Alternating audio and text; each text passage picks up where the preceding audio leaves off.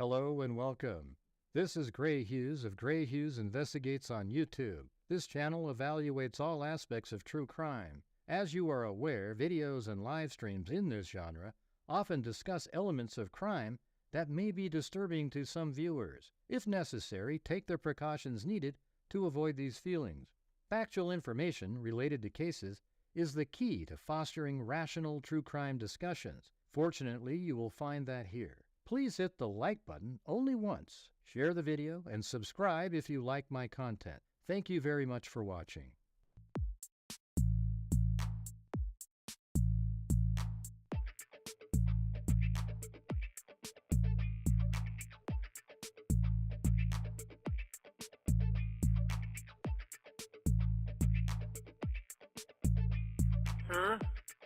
There's mosquitoes the size of bald eagles in that dadgum swamp.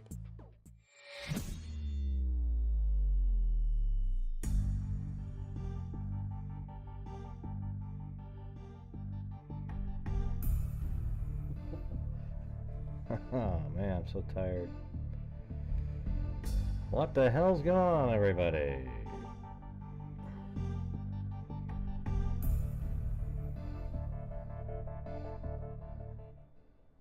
This is normally when I'm sleeping for another 3 hours. It's 6:41 over here. Yep, I think today is the day. We just hope it's the day that it should be.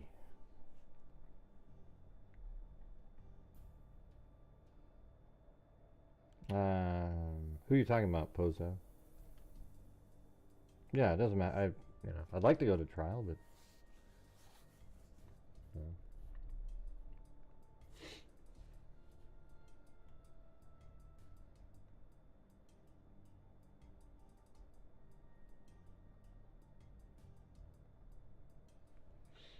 look at this comment that I just got on one of my videos. And it's an interview with Kelsey. Look at this, watch. This 7 minutes ago, watch. I'm watching this after what was revealed in court. Kelsey's hair was in Libby's hand. And why did she lie about the sweatshirts? Now claiming the girls wore her sweatshirts. Not buying it. Such a horrible case. Too many shady people in Delphi. The girls did not stand a chance. See what I'm talking about, you guys? I mean, just sick people.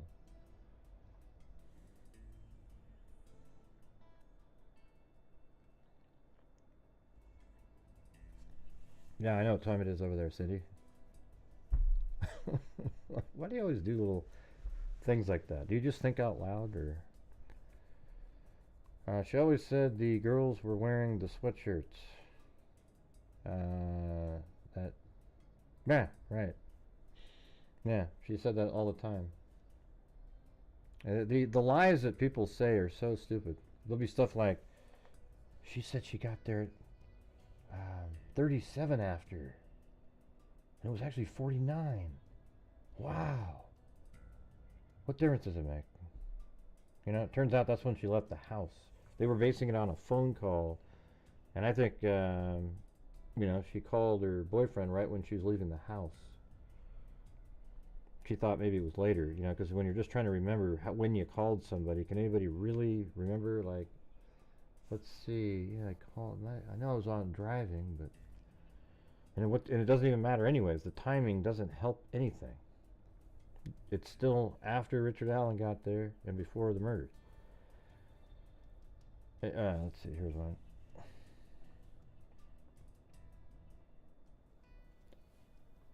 Oh, let me get rid of that. I made this extra thing on there. Look at that's unfortunate where it stopped there, but that was when I was trying to show the emojis the other day, so I had a larger. How different do you feel this case would be without Libby's courageous video? I think her video is. I think it's like pretty much the whole, not the whole thing, but like a 70%er, you know. Because then what it does is it ties everything together. Because it still would have led back to a tip. So let's just say everything was the same. Although maybe it wouldn't have, you know, because I think he came forward after he saw his own picture, and that picture wouldn't exist. He never would have came forward. You know what I mean? He wouldn't have came forward had that picture not been in the paper. Plus, it also shows that he was wearing... what do you mean audio is too slow? What are you talking about? Audio is too low. Okay. Too slow. It's way too early for me. Okay, hold on. I might not be on the right one. Just a second. Oh, look at that. There we go. Testing 1, 2, 3. Yeah, I guess this is what it had. Look at this. Watch. This audio level was right there, like that. To get set like that using StreamYard, it automatically... So there you go.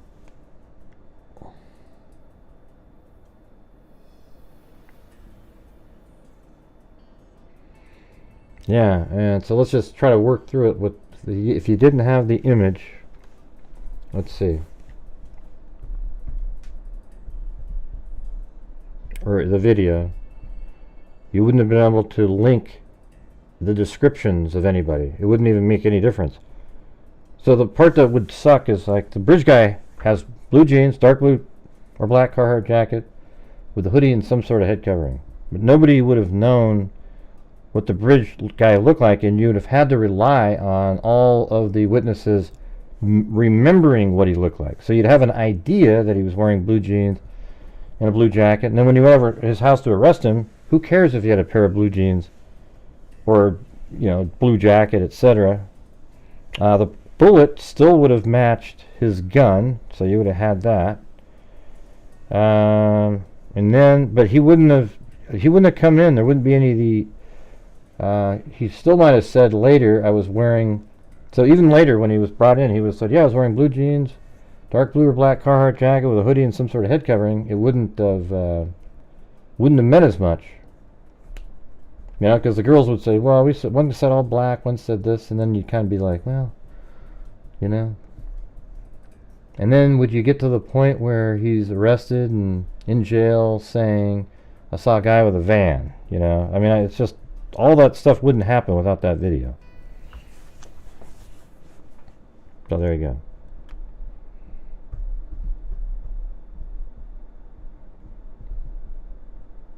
Yeah, that's what I'm saying. It's just it's a crucial piece of information.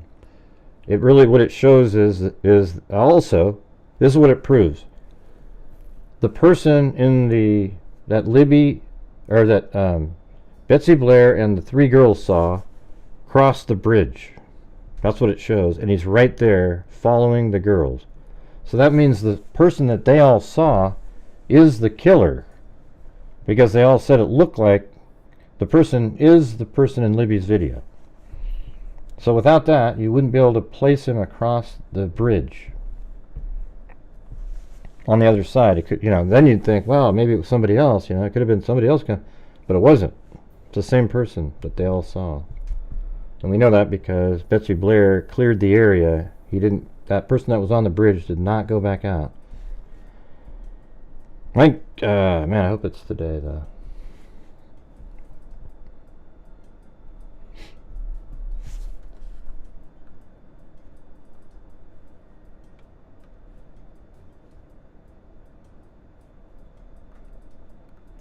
But don't forget to help support the channel. Early morning hours. Get the put a super chat in there. We'll get the question on the screen just like that one.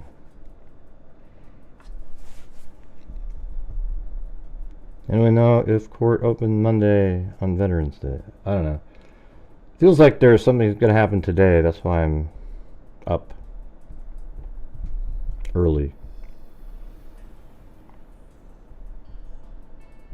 Yeah, they're just, people out there are sick. It's just so amazing. Here's what I would, maybe say this to the jury if you're Nick. This family has been attacked just over and over and over again by supporters of this whack job right over here who killed 2 girls. If anything, send a message to those people and find them guilty. Hey, jury nullification the other direction. Yay!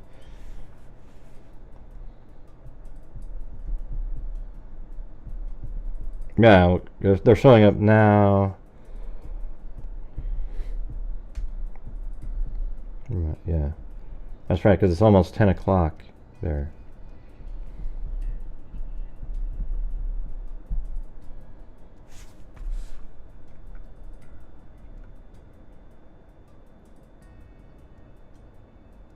Oh, someone asked. Okay. Well, you got it when you answer people's questions, Cindy. But you should tag them every time, you know, so they know who you're talking to. And also, like when you're in the chat, tag the person you're responding to or asking a question to, so I know that you're not talking to me, because you know I'm the one doing the show, and I read a comment that said, "Hey, so what do you think about?" Well, somebody said yesterday that the jury asked if they could come in an hour later. So to me, that sort of feels like they came to a verdict yesterday and then wanted some time to get their crap together in the morning and go to the courthouse. I don't know. Probably wanted people to sleep on it, think about it.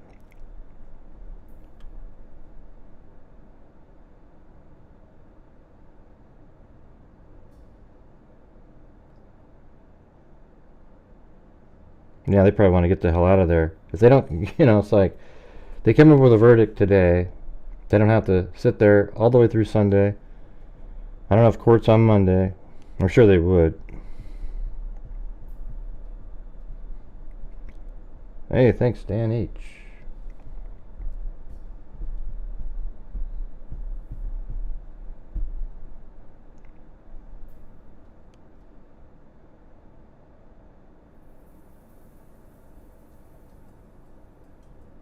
What do you mean you think they've been there? Who?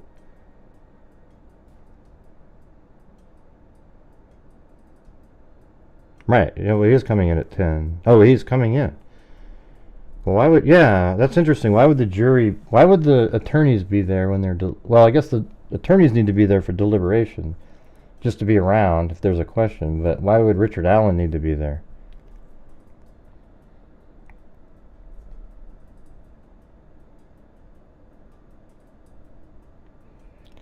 Right, isn't that sort of interesting that you know, they're getting there at 10 and then maybe, you know, there's only 2 hours of deliberation. Everyone has 2 hours. Who's 2 hours to get there after a verdict is reached? So do you think they called over and said, "Hey, there's been a verdict"?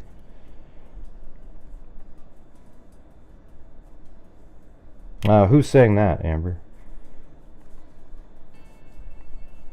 They can't film the jury, so how would we know?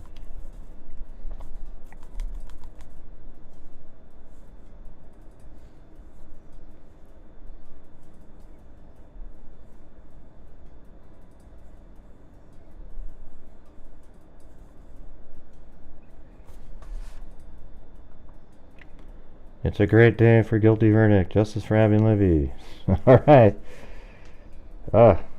Yeah.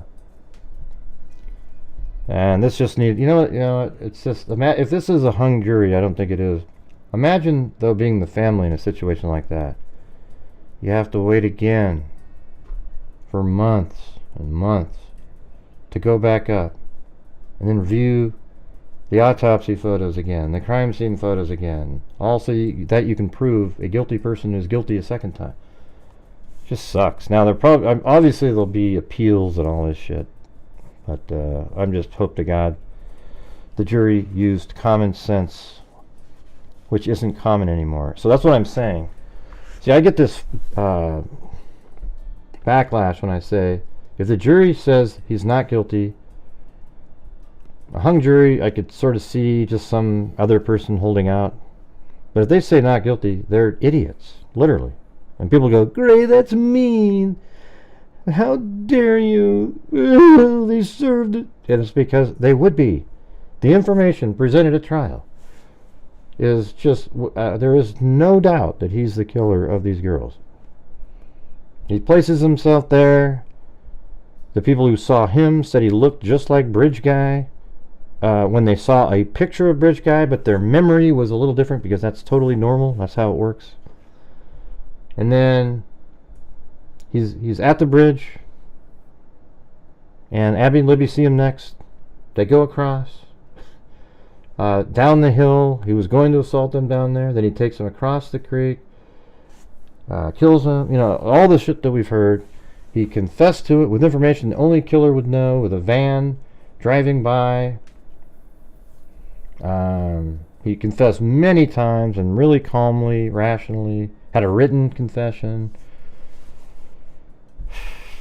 By the way, a bullet at the crime scene was a match to his gun being ejected from.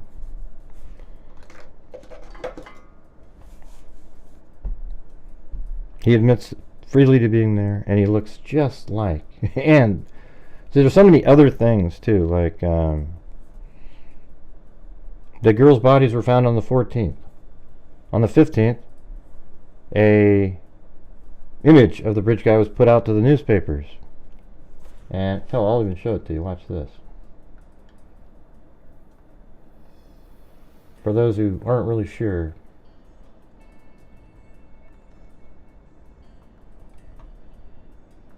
This is the actual... Here, let me clear that. This is the actual... and thanks, Lisa Lou 212. This is from February 15th, 2017 on Fox 59. They put this out there, and it says investigators want to talk with him about what he may have seen. The very next day in the morning, he's getting a hold of the tip line because he's doing what they're asking him right there. He gets hold of the tip line. He calls in and says, yeah, I was there. Never said, well, that was me there, but they should have been, you know, whatever the shoulda. He called on the 16th. 18th, Dan Doolin meets with him. Dan Doolin, he first said 10. And Dan Doolin is, you know, for all the stuff he didn't do, he did some good things, you know. Like, first Richard Allen said 10 to 1, and then he got him to say, well, no, it was 10:30 to 3:30. And that's really important. I mean, not 10:30, 1:30 to 3:30. Like, it's really important, right? Because that places that vehicle driving by, and that's really important. And then later on, when he was interviewed in 2022, he said he was there from 12 to 1:30. So it proves a lie there. His phone that he was using during the time of the homicides has never been found. He said he was on his stock ticker, and there was no evidence that his phone was anywhere near or even turned on that day. Right? I mean, what are the odds of that? Then when he was shown a picture of himself, and they said, hey, is this you? Well, if the girl took that picture, it can't be me. I mean, that's just all of that stuff together. When you just look at it, you go, yeah, no, this guy, he's the killer, man. There's no doubt. I mean, if you have doubt, you're weird. There's something wrong with you, you know? You know what I mean? Gray, I have doubt, and there's nothing wrong with me. I took an IQ test. Well, it means that your brain doesn't function correctly, you know? Something's not quite there. Just like the person a minute ago who commented on my video, with my interview with Kelsey. She's just saying, oh, it's so questionable. Do you think that person's brain is functioning correctly? The answer is no.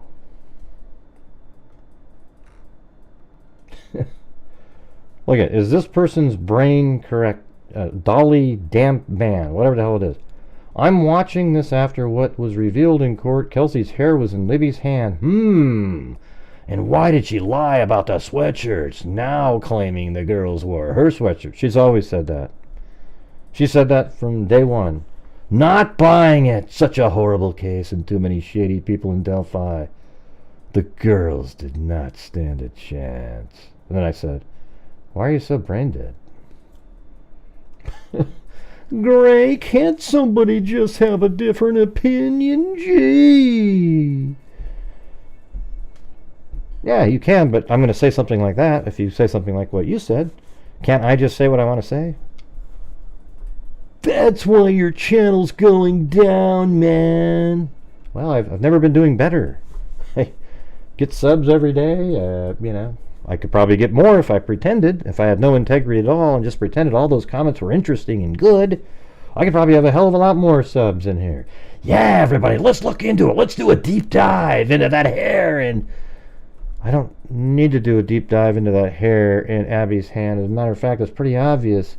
You see, because Abby was wearing, in effect, Kelsey's sweatshirt because Kelsey gave Libby the sweatshirt, and then Abby had to put her hands through the sweatshirt to put it on at some point. Do you get it?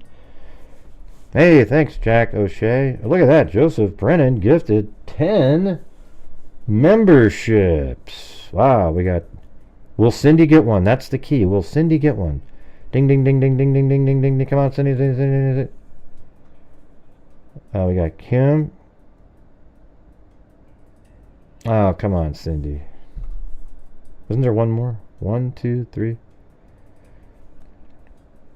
Oh, an interstellar trucker.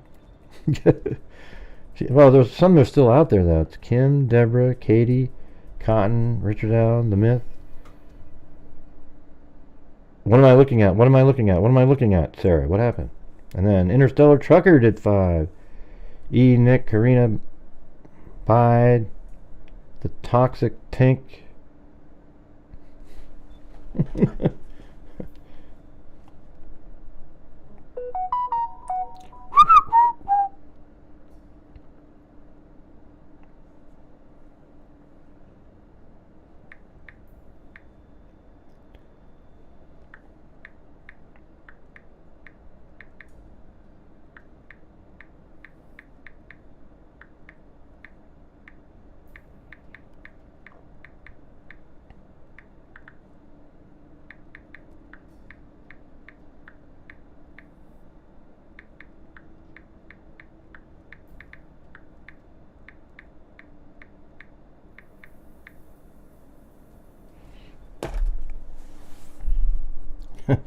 I don't know if she's actually got it set for that.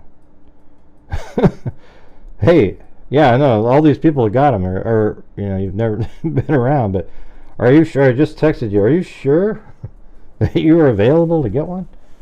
I mean, that seems kind of like, what are the odds of that?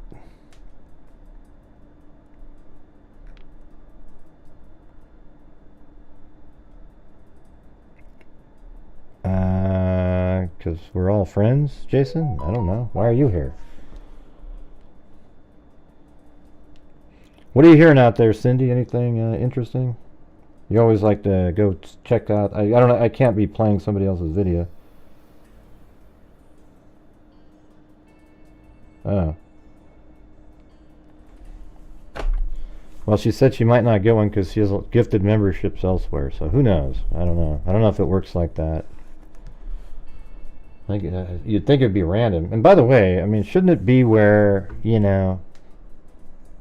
somebody gets to choose somebody at some point? Like, you can maybe choose, gift somebody in particular. Like you could have the random one people would probably do the most often, but there might be, well, you could just do one where you actually get to assign it to somebody. It's weird.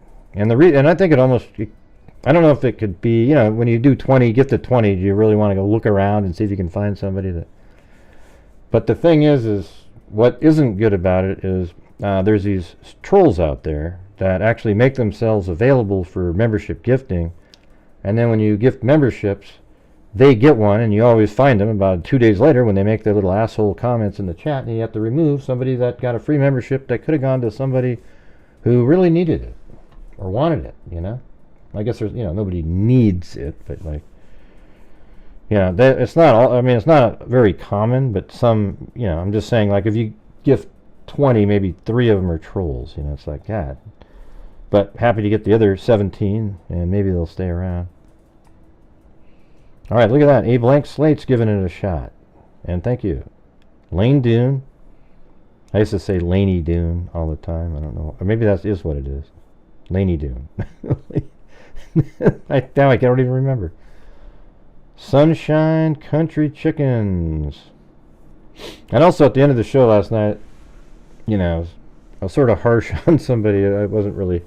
It kind of sucked because it was like we're sitting there. We watched my 20-minute long, you know, drone footage at the beach where it's really peaceful, and we're like 5 minutes to the end, and the person goes, "Hey, so how come?" And they just starts talking about the case again, and I was like, "Man, what an absolute buzzkill!" You know, we're just trying to relax after like 7 or 8 hours of streaming, and I was like, can you read the room? You know, I mean, it's just like we're all just kind of chilling out, peacefully watching, and then it's like, yeah, I just don't get it, man. I don't get it. There's a picture, the bridge guy, he's far away, and then all of a sudden, you know, and then how do we know there wasn't another person? I mean, Jesus, oh. And it's like, we've gone over it 1,000 times. The bridge guy video, he's only like 50 feet away, catches right up to him.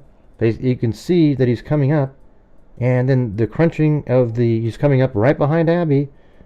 Then you hear the crunching of feet, and then, guys, down the hill. Now, it doesn't mean it's impossible there's somebody else there, but that person definitely made it across and took the girls down the hill. And as a person, there's only one person speaking, and they're the ones that said guys and down the hill. Law enforcement's already stated that a long time ago. CR's unique tape. Well, you changed it. You got rid of CR. You added to it.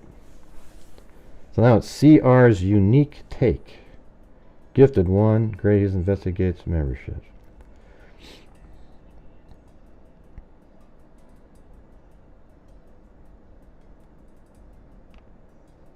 What does that mean? CR's unique take. I don't get it. Who else would have done it? Bigfoot, who lives in the woods there? No, well, it's called Sasquatch, Pozo. Come on. You're misleading everybody by saying Bigfoot, you know, sort of minimizing the importance of Sasquatch. Now, the Sasquatch that was at the end of the bridge, sure, that...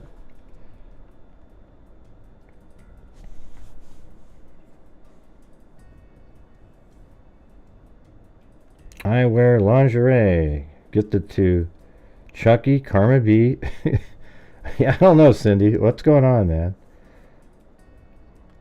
It's fine. There's another 5. You got to do it on a computer, then it's cheap. Cindy, you can get the $1.99 one if you want. Too many people had just CR. Oh. But what's your unique take? What is it? I believe there is a reasonable doubt. No, there is no reasonable doubt. Order in the court. There is none. That's what I'm saying. When people think there's reasonable doubt, there's something wrong with their logic and their brain ability. Yeah, there is no reasonable doubt. You're listening to people who really are, you know, see, the thing with defense attorneys, like all the defense attorneys that you're listening to, they're the ones that go out there and try to nuance some kind of thing to make you think there's reasonable doubt. But there isn't. There is none. Richard Allen is bridge guy. Richard Allen knew something that only the killer would know, the white van. There's a bullet at the crime scene that matched his gun. Now, you might be a little wishy-washy about that, but once you realize he is bridge guy, then you realize, okay, that is his bullet, because he even said he ejected a bullet. Yeah. At this point, if somebody says that, it almost feels like they are trolling, because there is nothing. Yeah, Wish TV gets so many things wrong, they're almost embarrassing. Okay. Yeah. Every time I read their blog and we go over it, I go through it and I go, huh.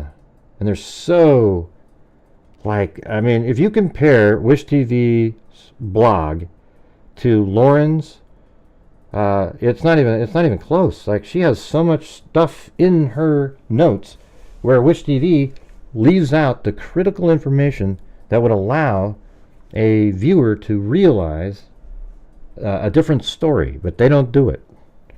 It's almost like they have like some sort of a Like they have a conspiracy themselves to try to get Richard Allen off. I mean, it's really strange. There is no reasonable doubt.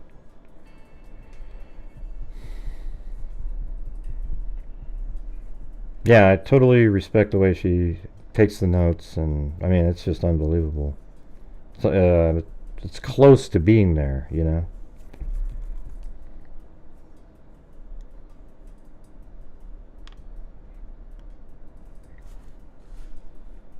Yeah, I think I'm almost there's other people, Frank Meister, etc. But we are, I would say less than 10% of the YouTubers covering this case are, yeah, it's obvious. Richard Allen did this. And it sort of shows you, so if the jury comes back and says guilty, what it shows you is, again, these YouTubers were really trying to sort of ride the winds of conspiracy because it sells. Every one of these people, when you go watch some of their other cases, it's always a conspiracy, always something, and people love it. They absolutely love it. Hey, thank you, Interstellar Trucker. And thanks for gifting all those memberships, you guys. That was very cool.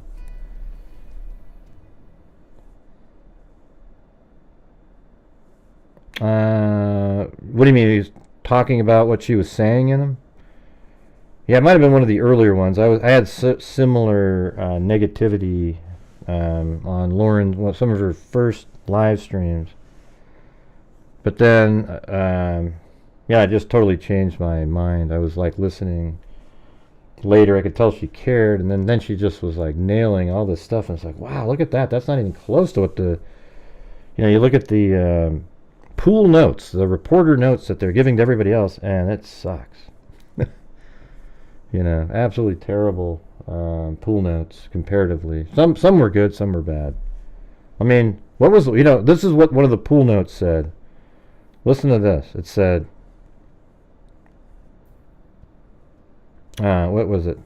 When the video came out, they said, today the jury watched the video. Then they asked some really great questions. Be back after lunch. Well, what was in the freaking video? Can you tell us what you saw? Like, can you give us a description of what? And how about the questions? And then Lauren had everything. Described the video and every single question. And, it's like, okay, well, how come they didn't do that? The pool reporter that's responsible for allowing the rest of the media to have something to give the viewers. Isn't that just ridiculous? It makes me angry just thinking about it. Almost feels like they're willfully leaving things out. I mean, it's almost like they feel like it's in their best interest to create a hung jury scenario. So, hey, we can do this again, yeah. I mean, the only thing that would be, like, it would be cool to say, oh yeah, there's going to be another trial, and then somehow it's televised, etc. But I just want it over right here for the family.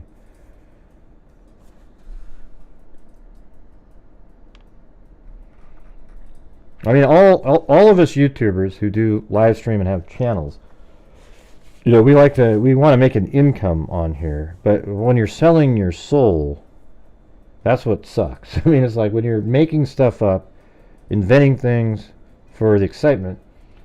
Man, I tell you what, with my ability with different things, I could sell something that wasn't true, And man, I bet you I'd be doing a lot better. Tell you that. On these live streams, I could probably get the 4,000 or 5,000 if I say, now look on the map here. Obviously, he could have went over, and invented stuff, left something out, a little crucial piece of information.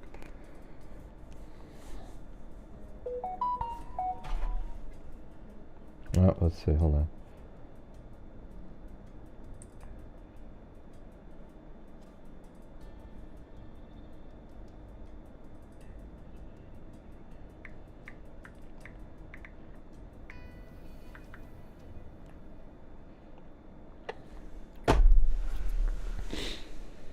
Big Saul said, got his fingers crossed. Let's see how it goes.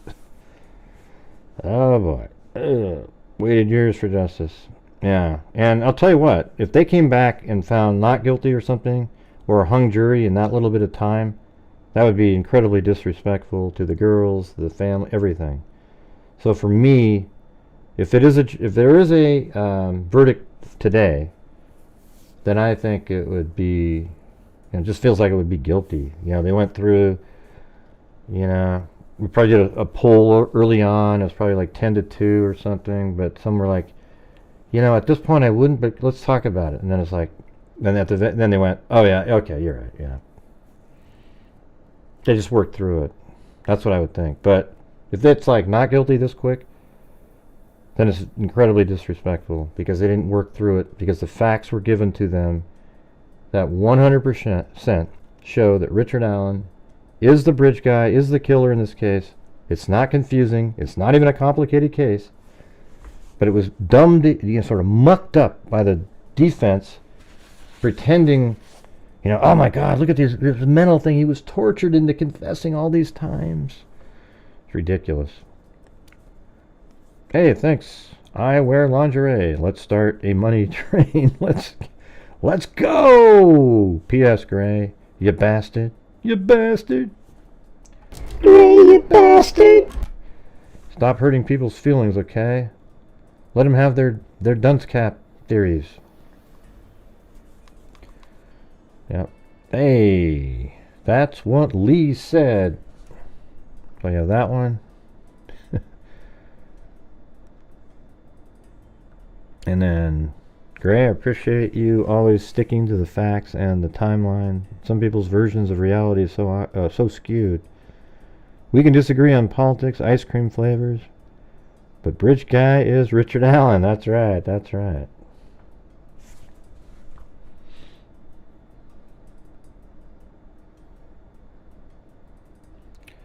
Wouldn't it be? Yeah, it would be, Matt. So Matt H just typed in, wouldn't be ridiculous if it was you? Hey, what? Hey, Matt, listen to this. Watch this. Guys, down the hill. Guys, down the hill. Guys, down the hill. Wow! Whoa! That sounded a hell of a lot like it, Matt. You got it, man. You nailed it.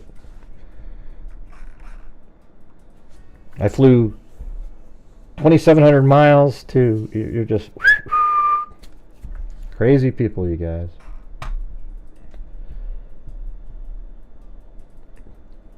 I'm 5...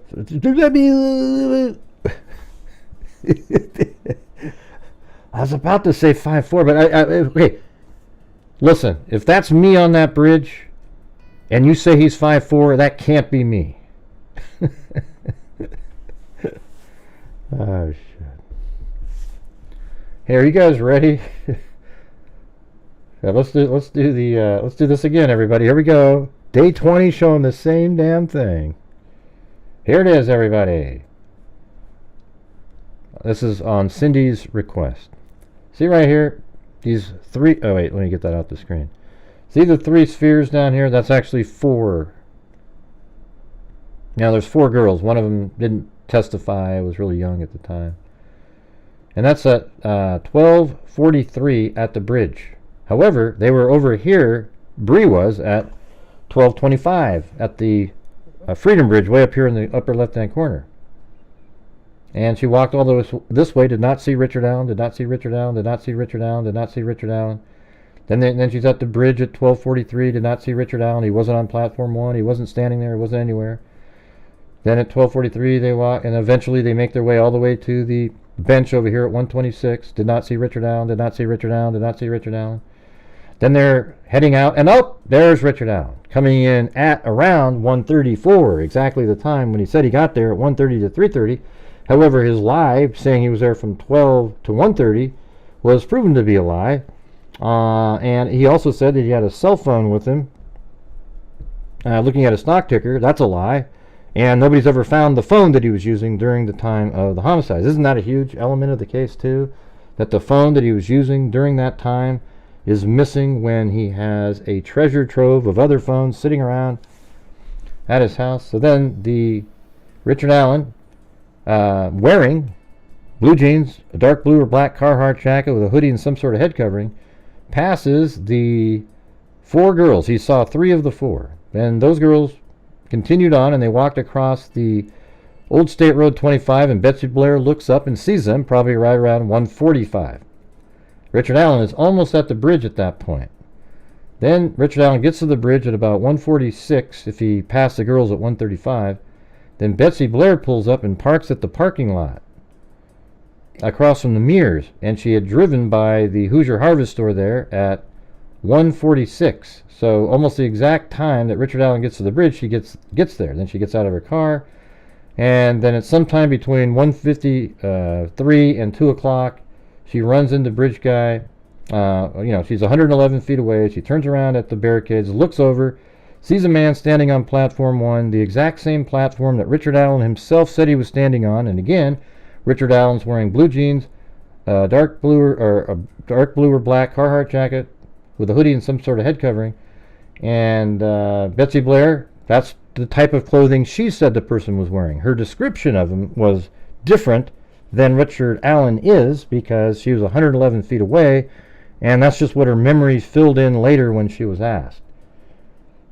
And I guarantee you, she wasn't thinking about the guy all day, locking in an image. It was just later she's like, I did see a guy there.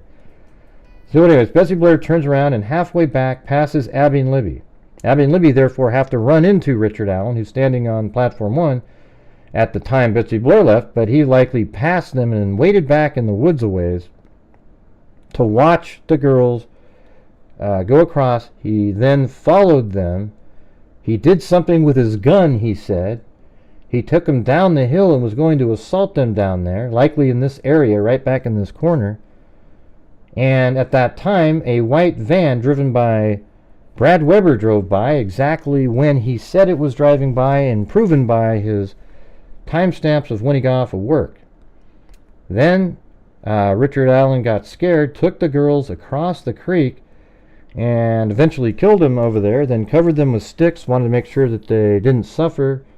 And he got out of there somehow, up to didn't go back on the trails, went up to the road somehow, and then perhaps Sarah Karbaugh saw him. I don't know. I don't really care. Sarah Karbaugh's testimony to me is, it's kind of like, I don't know. I mean, if it's true, it's true. If it's not, it doesn't affect anything. Richard Allen is bridge guy. He's the one that took the girls across the creek. And, oh, by the way, they found a bullet at the crime scene that matched Richard Allen's gun. All right? So if you can explain to me at any point in here, at this point, he gets there, his car is driving by the Hoosier Harvest store at 127, right there, right? See that black car? 127. And it had rims that particular year of Ford Focus, 2016 Ford Focus had. So that is his car driving by. And then he said he got there at 1:33:30. So those two things corroborate each other. Then a third thing that corroborates that he got there is these 3 girls saw him coming in.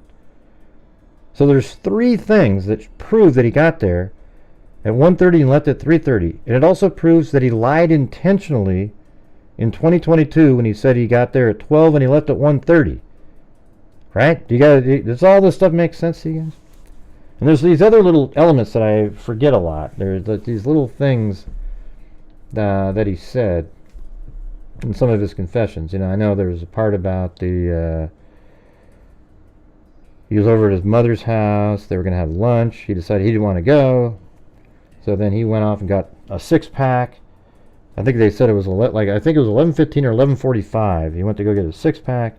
Then he went home and drank 3 of them, got his jacket, drove out, parked at an old building. He went to the trails, and we fills in the rest.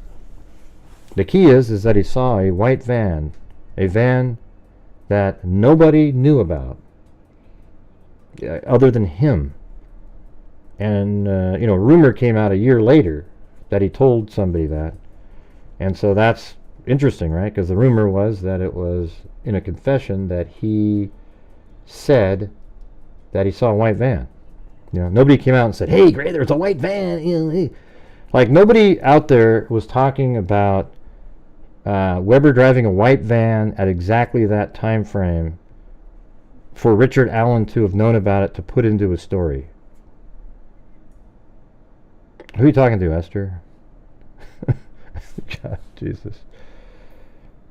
Screaming and texting, LOL, so dumb. Hey, can you just get rid of that Esther person? I don't know. I don't know who they're arguing. Well, maybe not. I don't know who they're arguing with.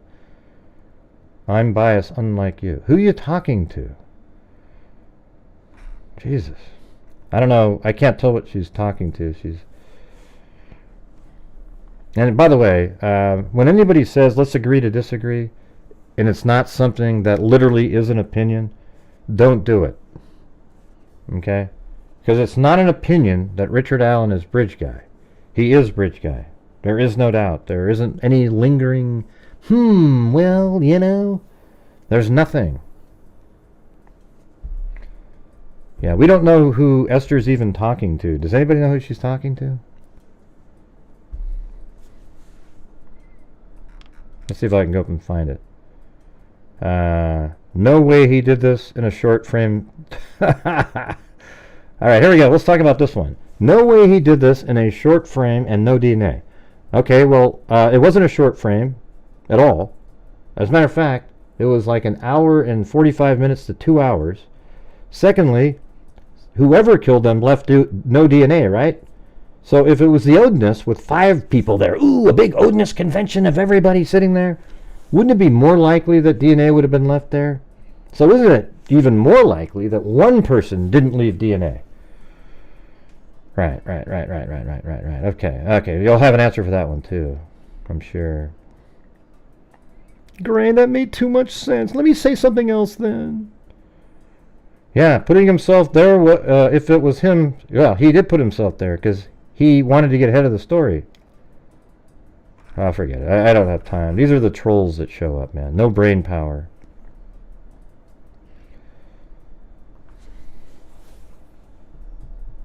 Oh, I didn't even know who she's talking to. Yeah. Let's see. Odinists wear capes, fur, heather wigs. Yeah, do you remember during the January 6th, that guy that had the big horns on his head? But Gray, you're not, Esther. If you're highly educated, you wouldn't be so stupid in your comments, okay? Let's see. I was on the fence until the confession. Right, but you shouldn't have been on the fence even when I show you this animation here. Because this is the exact timeline and what's going on here. Right?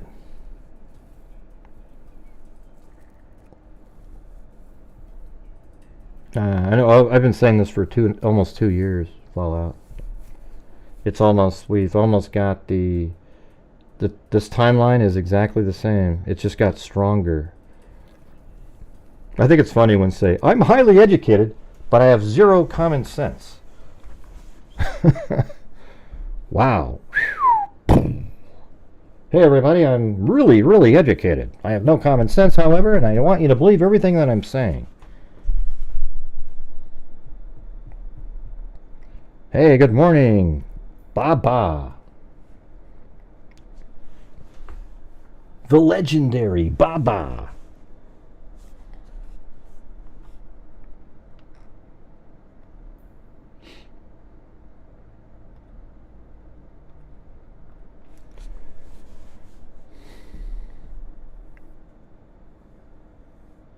But there is no doubt, Sunny Days. That's what I'm trying to tell you. There is no doubt. Okay? There is no doubt Richard Allen's the killer in this case. None. And to have it means that you bought into the conspiratorial nut jobs out there. Because there is none. Get rid of this person too. So it's the tag team. All right. And I don't know if they're actually stupid people, but you're really naive. I can tell you that. I'm high school educated, and so right. It's common sense, right? I think sometimes the more quote educated you are, your common sense goes out the window. Because you start thinking of, ooh, the nuance, slow, how, one of they describe them a little differently, and oh my God, it's just wild, man. I just showed you 3 different elements prove that he got there at 1:30 to 3:30, and he lied when he said 12 to 1:30, putting himself exactly outside of the time frame before. Georgina Stoliker said, good morning. Yep, we're starting this day off just like the others. All right. And then welcome Jill L. And then let's see. Yesterday when you were listing off people who saw Bridge Guy that day, you said Richard Allen didn't see him because he didn't have a mirror with him. I genuinely laughed out loud. Well, I can't take full credit. Somebody else made the comment a while back, and I thought, man, that's actually pretty good. It was in the comment section, so that was pretty funny. So whoever said that originally, you get the credit. Pretty funny, though. Yeah, it should be, why didn't Richard Allen see Bridge Guy? Well, he didn't have a mirror.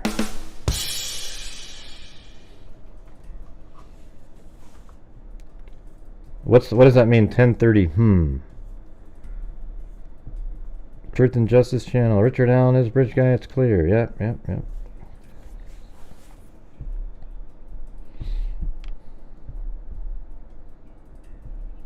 No, it doesn't. I think common sense is lacking in highly educated people. Like ones that are like, oh, I got a doctorate and yeah, man, they must be just conflicted on a daily basis. I'm not saying all of them. I have a college degree, but I'm not saying, oh man, I got this other degree and everything. Oh, let me think though. Let me try to use my arguing and, that's what I think is going on. They're using their education to figure out a way to free a double killer of kids. Right? So if Richard Allen's found not guilty, just know this, everybody. I want to let everybody know this. This is true. I've been saying it for a week now. If Richard Allen's found not guilty, there will be no justice in this case. That means the girls will never have justice for their homicides. There will never be any more investigations. They will never try to find anybody else because he is the killer. Okay? And how sick is it, right? Like Beth just said, that you have all these people out there trying to create a scenario in society. Because the thing is, all these people have been doing this for a while, so it sort of affected the jury pool in Indiana.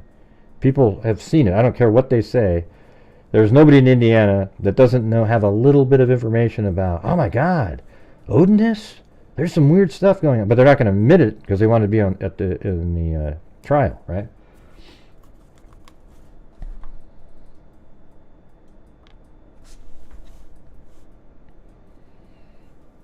Yeah, and it's not even, what's weird is people keep saying Occam's razor, but I think it's more than Occam's razor. That just means what's more likely is what's probably true.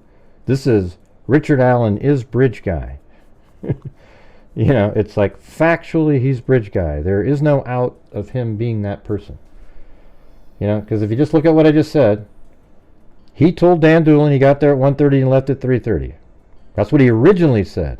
But he what's even more amazing? He said 1 to 3, and then Richard Allen changed it himself and went, no, actually it was 1:30 to 3:30. Because he thought they were going to look into him, and they never did, but when they looked into him, it would have matched the 1:30 to 3:30. Then a vehicle matching his vehicle drives by at 1:27, corroborating that he got there at 1:30 to 3:30. Had the same rims, special rims. Then it parks. And then these 3 girls were at a bench at 1:26, I mean. Then they start walking out, and about 1:35, they pass him. Again corroborating that, because he also says he saw those same 3 of 4 girls. Then walking this direction, he says he goes right to the Monon High Bridge. Takes 11 minutes. So look that's where he goes. That's 1:46. Betsy Blair drives by the Hoosier Harvest Store at 1:47. Notice how I don't talk about all of her other trips there earlier in the day. Like the caller last night. Everything's important. No, it's not. It doesn't matter that she went there 2 other times during the day. This is the time that matters.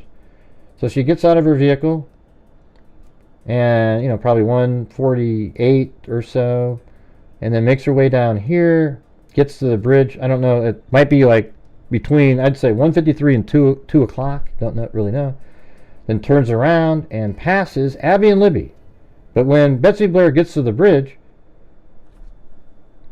she sees Richard Allen standing on platform 1, and you know why it's Richard Allen? Because that's exactly where he said he would be at that exact time. He said he got there at 1:30. He walks to the bridge. Boom, boom, boom. He's down there. He's out there, and he had no chance to get away or hide or do anything before Betsy Blair got there. There wouldn't be. He couldn't have passed her before she got there. So she got there, and then she turns around, sees a man standing there, which is Richard Allen, wearing blue jeans, a dark blue jacket, and she said, oh, he had brown poofy hair. Okay, well, he had a brown hat on. And she was 111 feet away, and when she was asked to remember what the guy looked like the next day, it just wasn't incredibly accurate. However, when she and the other 3 girls were all shown a picture of the bridge guy, they said, yep, that's the person I saw. That's more accurate. Then Betsy Blair passes the two girls on the way out, and then she saw their pictures in the paper as being missing, and she goes, oh my God, I walked by those 2 girls. And guess what? She's walking by them exactly when they would be there, because they were dropped off at 1:49. Look, go back up here. Betsy Blair gets out of her car. Then here comes the white car of Kelsey, drops them off. She turns around, comes back, and passes them exactly where she would pass them. Therefore, Abby and Libby are going to run into Richard Allen, who was just seen on platform 1 by Betsy Blair, standing on platform 1 exactly where he said he was standing. Richard Allen was wearing exactly the same clothing in his description of what the bridge guy was wearing. And all 3 girls said that all 4 witnesses said that the person they saw is the person in Libby's video. And then it's just, they're going to run into him. Richard Allen never says he saw the girls. And you know why? Because that would implicate him. So then he goes back and he watches them. That's why he's not in Abby's picture, because he went back into the woods on the trail to see both directions to make sure nobody was coming from where Betsy Blair went. And then he follows them across the bridge, and he does something to his gun. That's when he ejected the bullet, he says. Then they were taken down. He was supposed to assault them down here. And then a white van drives by, driven by Brad Weber. And the only living person on the planet that knew that white van drove by at that point, other than the driver of the vehicle, the only person outside the vehicle seeing the van driving by that's living is Richard Allen. Then Richard Allen then takes, and he's admitting all this, takes him across the creek. He panicked after seeing the van, took him across the creek. He kills him at some point, and he does it, and I think they believe like right away. So I don't know, I don't know, the timing of everything, but it could have been right away. It could have been 2:32. The phone stopped moving. Could have been right away, and what he was doing for that other hour, God only knows, man. There's a missing pair of underwear and a sock. What did he do with that? Did he self-pleasure himself using those items, and that's why there's nothing there at the crime scene? You never know. Then you've got and he likes to do that shit because that was in his little tapes in court. Goes across, and then he made sure that they were dead, and we heard at trial, and this was something the prosecution should have brought up, and look at what he said right there. He made sure that they were dead and that they didn't suffer. Well, I mean, those extra stab wounds in the same wound, that's a little kind of similar to that, right? And then apparently he leaves out and gets on to 300, and Sarah Carbaugh sees him. I just don't really care about, however that worked, it worked. If it is him, he would have been walking like this. I'll show you. So he maybe came up through the cemetery, or came up like this. Who the hell knows? He makes his way to the road.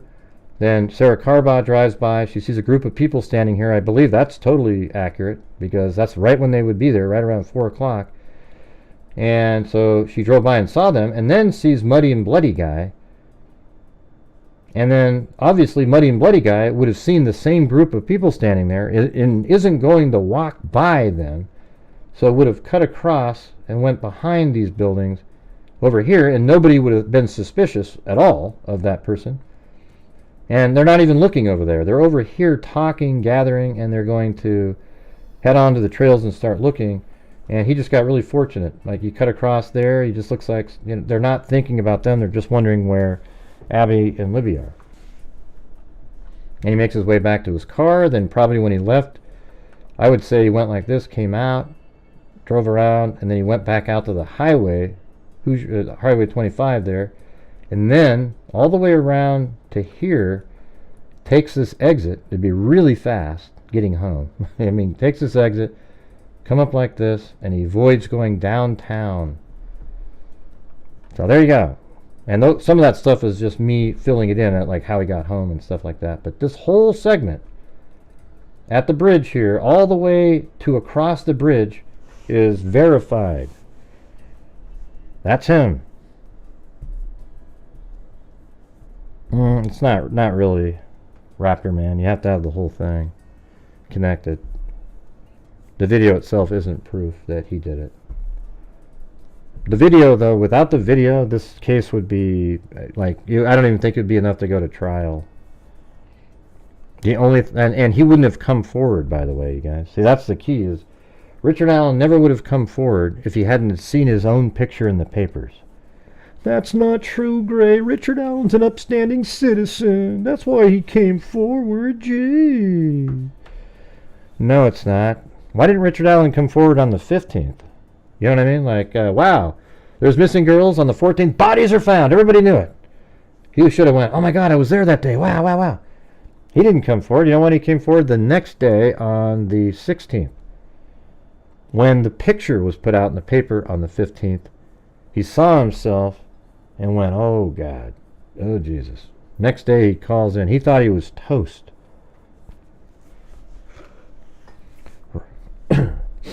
Right? Saba? Yeah, only a wish prosecution used.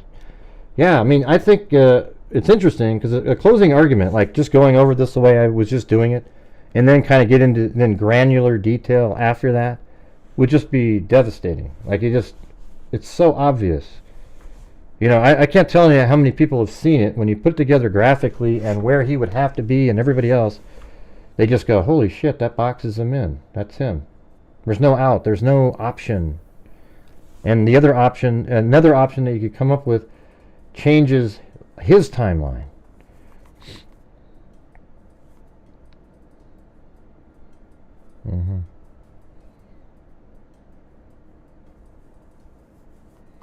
So what's the word out there? What are people hearing?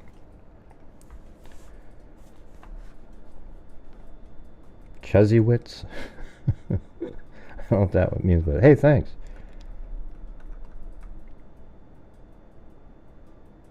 Oh, it was Cat Keeps On Cats, the mirror person. All right, there you go. She's the one that said, you didn't. I saw other people type it too, you know, but maybe they got it from you. I don't know who originally said it, but maybe it was you. Alan is the man on the bridge missing jigsaw piece, right? I mean, you can go back to Doug Carter's 2019 press conference. We want to know who the driver of the vehicle that was parked at the abandoned CPS building is. They've had the bullet at the crime scene. They wanted to know whose gun that bullet was ejected from. They have the bridge guy image. They want to know who the person in that picture is. They want to know who the person that Bree and her friends passed. They want to know who the person is that Betsy Blair passed. And guess what? See, they had that whole timeline. I mean, this is what I was saying yesterday too. It's hard, you know. The thing is, I'm repeating stuff because that's what it is, you know. One news source is starting. Jury is asking to review evidence. Oh, really? Well, if they're reviewing evidence, then it's not. There's nothing ending today. Yeah, I thought it was just going to be, if they're reviewing evidence, it's not ending. It could just be they want to see something one more time, and they'll go in there and say they have a verdict. We'll see. But if they're reviewing... So think about how crazy this case is. Since the beginning, they knew that there was a car parked at the abandoned CPS building. And they thought it was significant because the three girls had seen somebody coming in from that direction. That's why they thought it was significant. These three girls saw somebody coming in from that direction who matched the description of Bridge Guy. So they thought, okay, that's great. Then they also had Betsy Blair, who was at the bridge, who saw somebody who also said the person they saw is Bridge Guy. Her description of it, though, in her mind was different. You know, so it was like, well, I think you look at, and then she saw the picture. Oh yeah, that's the guy I saw. That's much more accurate than trying to use somebody's memory. When you see a picture of the person, then, so they had all this, right? They had that. They had the bullet at the crime scene. And then one day, while digging through, and they had Richard Allen from the very beginning. In fact, Doug Carter even said, we've probably interviewed you before. Well, they did. You know, so they, you know, eventually in September of 2022, his name popped up again, and Richard Allen answered every single one of the things that I just said. Wow, so he's the driver of that vehicle that parked at that building. Holy shit, he's the same person that Bree and the rest of the girls saw. And he said he went to the Monon High Bridge. So that's the same person that Betsy Blair saw. And he's wearing exactly the same clothing as Bridge Guy. And then the girls, Abby and Libby, would have had to run into him based on the timing. That means that the same person who's Bridge Guy, that everybody said they saw Bridge Guy, is Richard Allen, and he's across the bridge, and he confessed with that same information in it. And the bullet at the crime scene matched his. Can you see that, you guys? There is no reasonable doubt.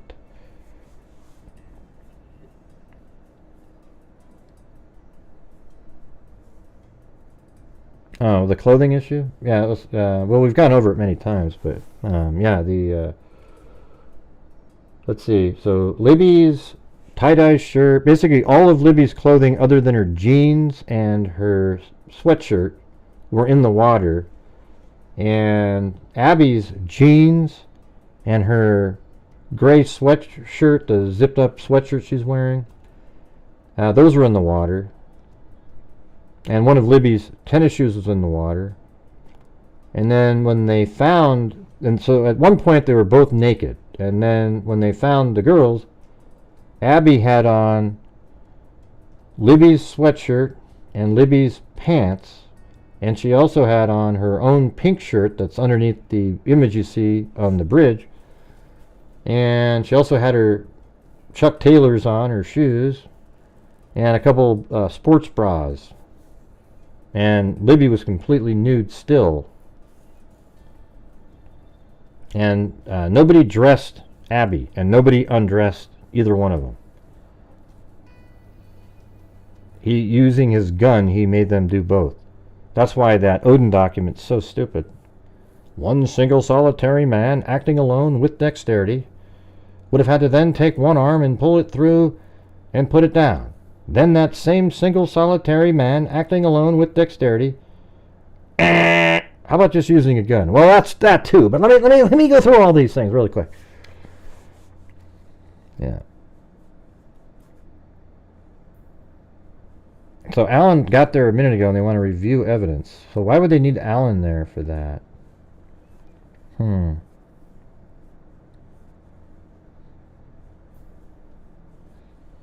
The psychologist juror is going to have a major influence. Well, I hope it's the right direction. Oh, he's totally faking it, right? Look at that. And yeah, she could have, and then she might have been saying stuff like, yes, you can definitely tell the truth during psychosis. Yeah, and by the way, she could have said to the other jurors, you don't magically become psychic when you have psychosis. Like, it wouldn't allow you to have visions inside the eye of the actual killer, knowing that van was there. Isn't that amazing, everybody? You don't suddenly become psychic when you have psychosis. Let's see. No.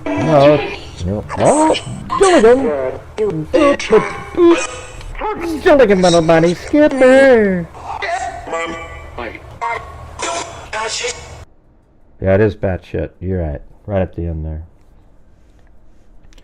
Put a 1 if you think you become magically psychic once you have psychosis. If Zozo was here, she'd hit the 1. Because she just does that. No matter what. Yeah, it doesn't happen, okay? Sure you could. People have ran away when they're naked. Nobody wants to do that. But a gun keeps people from running away. Right?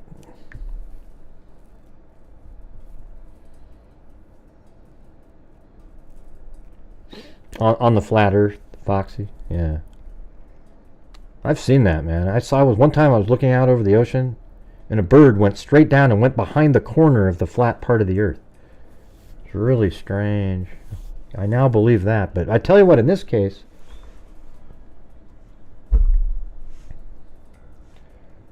bollocks. You must be from the UK. Did they ever give Richard Allen a polygraph? I don't know. He probably refused because he lawyered up before they got to that point, I think.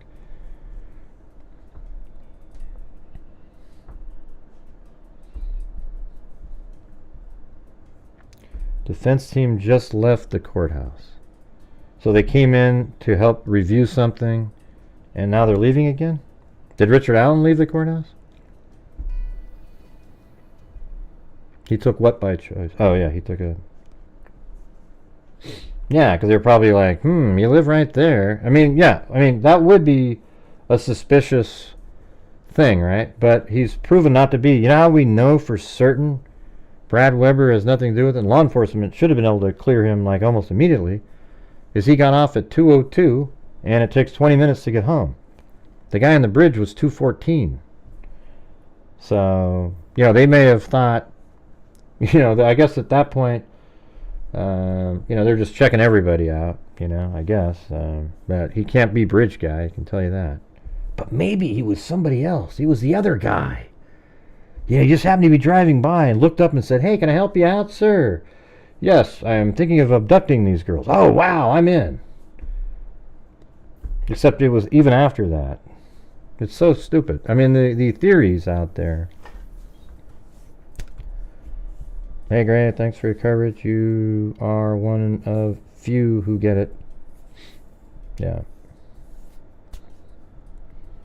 Are they stopping? Yeah, I think noon's the end of the day. So it might have been something like somebody overnight when they were sleeping, I just want to see something one more time. Hopefully they looked at it. They asked for it to come in an hour later today, and I wonder what that was for. I think they may have thought, oh, and then somebody woke up going, you know what, let's look at something one more time. That's what I'm hoping.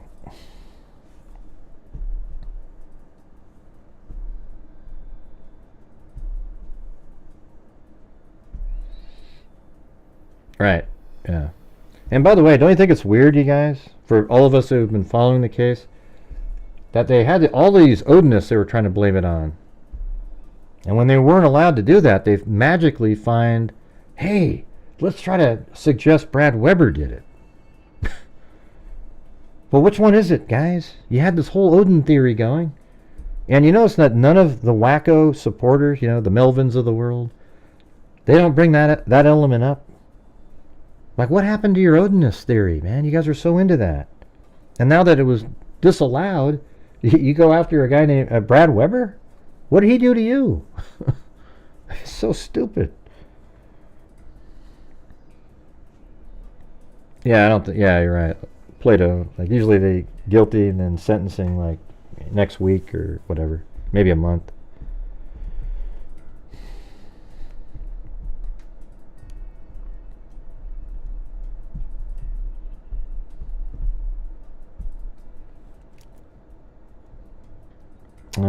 I watched the movie 12 Angry Men. I like that one. I just hope there isn't a not guilty who is. I don't want that same scenario to happen because it's bullshit. And in that case, it was right, but not this one.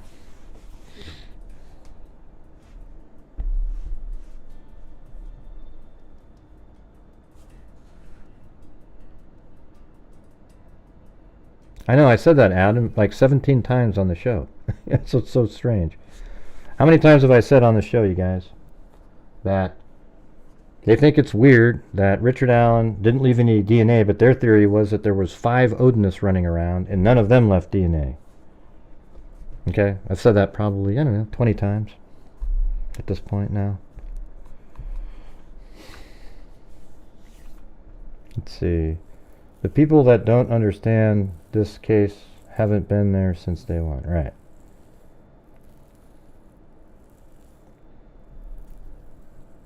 Well, he was attacking the people in prison.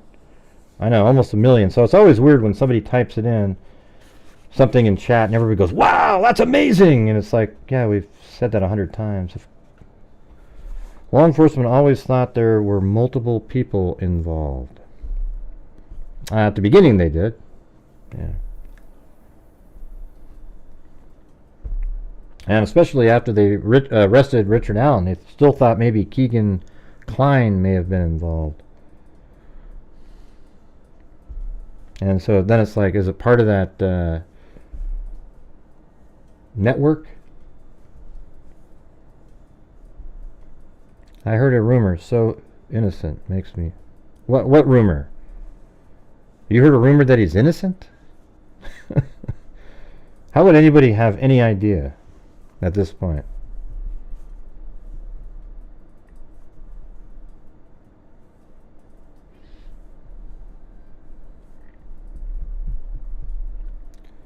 It was the birds.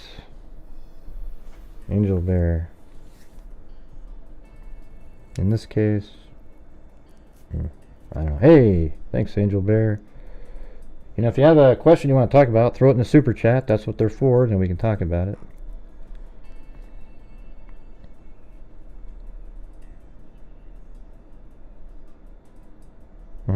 Well, no, he changed it intentionally, though, Yonder. So this one right here. See, he changed it from 12 to 1:30 because he knew how important it was. And actually, he said at 1:30, it went like this. He said 1 to 3 to Dan Doolin, and then he changed it again to 1:30 to 3:30 because that was the actual accurate time. He thought they would look into it and wonder, hey, he lied. Why did he lie? So he changed it from 1:30 to 3:30. And then only when he was arrested 5 years later, remembering what he had said before, I think he's a lot more aware than people think. Thanks, Kami.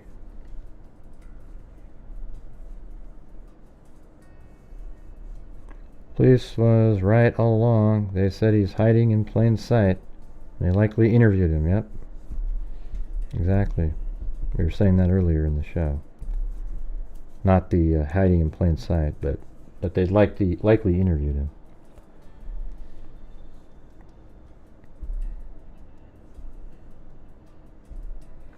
Why did Patty think it was Brad Holder at first? Well, we don't know if they thought that, Green-Eyed Pie. That's what you're saying they thought.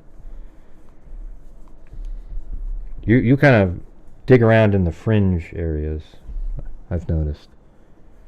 Bella M, if he is found not guilty, what do you think his life will look like? I don't know. I think anybody that has a brain at all, and I'll continue to like support that fact. I wouldn't care if he goes, ooh, I'm gonna do a civil set. Oh man, God, get me in there. I'll show this thing in court based on the evidence that was given, and at that point he'll probably be liable for a civil suit, wrongful death suit for the family, because he is bridge guy. There is no doubt. Well, we don't know if he made that statement, Brittany. Yeah, we don't know that. That's what you're claiming.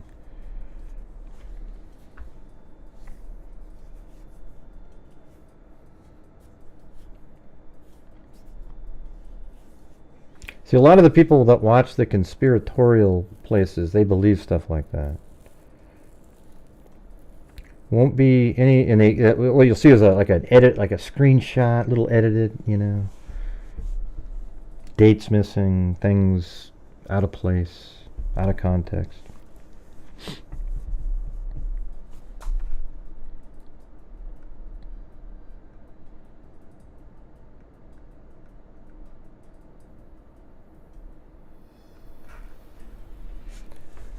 Declines lunch with mom and stepdad, but grabs some beers and bundles up. Yeah, yep.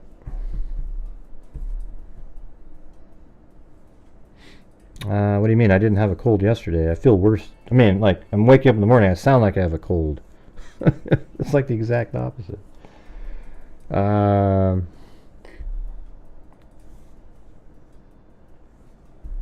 Right. They're overeducated. Like, I think sometimes the smarter you get, the less common sense, as we said earlier, that you have.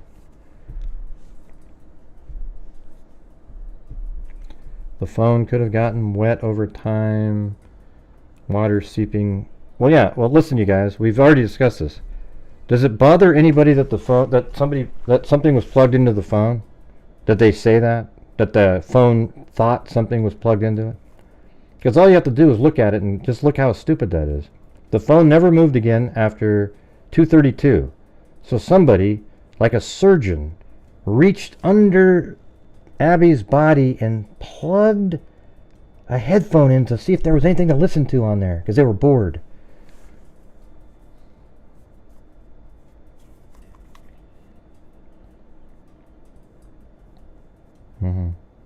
Doug Carter hid evidence for a reason. We don't know. No one knew but Bridge Guy. Right. It never moved. So isn't it more likely that water or something, when the phone was still, sort of dropped into it? Wouldn't that make a little bit more sense? Yeah.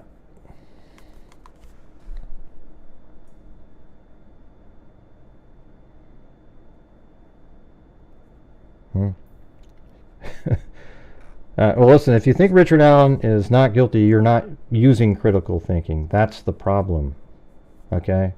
Richard Allen is 100% Bridge Guy. He is the killer. You know, he's at least the kidnapper, but there's no evidence there was anybody other than him, since his bullet was found at the crime scene.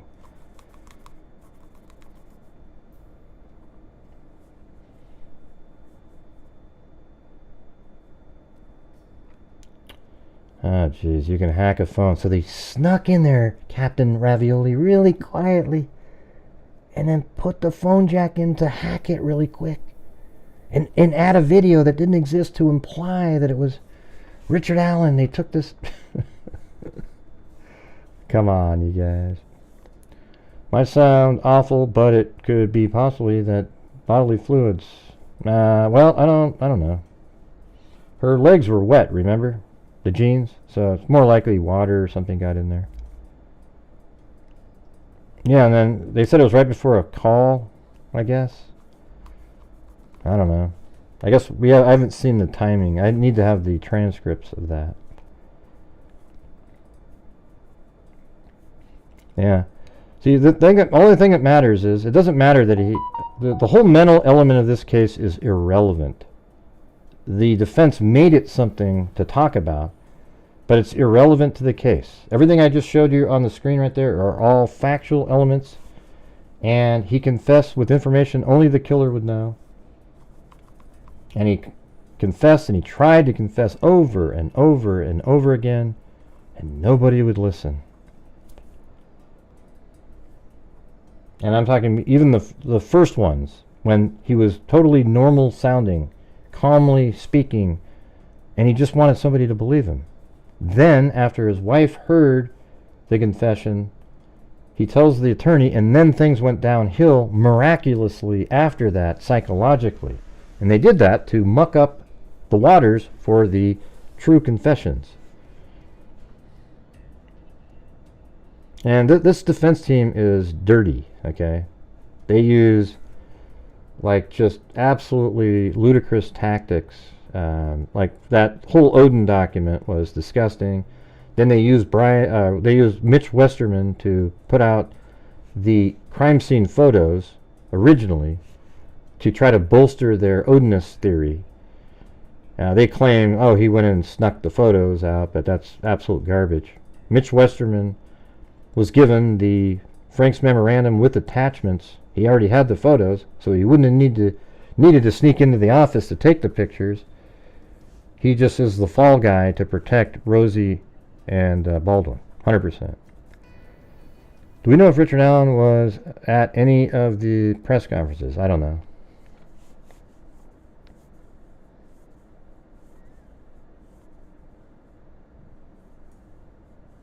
And how come Richard Allen never told his wife that he was there that day? The phone he had in 2017 is missing. It's never been found, yet he has 100 other phones sitting around. He never did that. And he never told his wife, and somehow that phone's missing, and he never told his wife he was on the trails that day, yet it was so significant that he called the tip line. You'd think he would have gone home and go, God, honey, listen, I was out at the bridge. And you know why he didn't do that? Because he didn't want her looking at that picture of the bridge guy and going, you know what? That's you. That's you right there. You know, that's why he didn't say that. And then it was like years later, and now she's probably going, holy shit, that is him. I thought it kind of looked like him, but I didn't say anything. But now I know you were out there.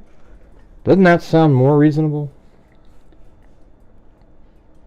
He didn't tell his wife because she would have looked at the picture and thought, well, that's you, right? Instead, he said he wasn't there, so she didn't think it was him. She might have even thought it kind of looked like him. Like, yeah, that kind of looks like you, you know? But since he wasn't there, it can't be. Just like, well, if she took the picture, it wasn't me. Man, I hope these guys have common sense, man. It's just everything in there points right to it.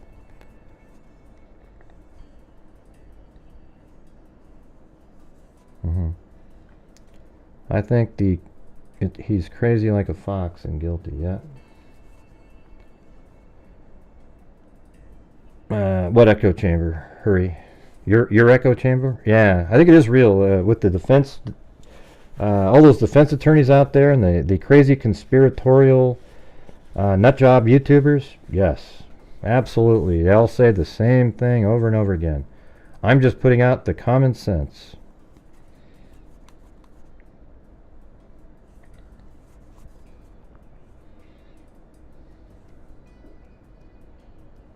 I know, isn't that amazing, you guys? Isn't that almost enough? Like, just things like that. The phone that he was using is nowhere to be found, but all of his other phones are. Like dozens of phones. And then you got, he never told his wife. And then when he was showing a picture of Bridge Guy, which is himself, he said, well, if the girl took that picture, it's not me. Which means, if something else took the picture, it is me. Because that is me. I mean, just look at those kinds of things. It's wild.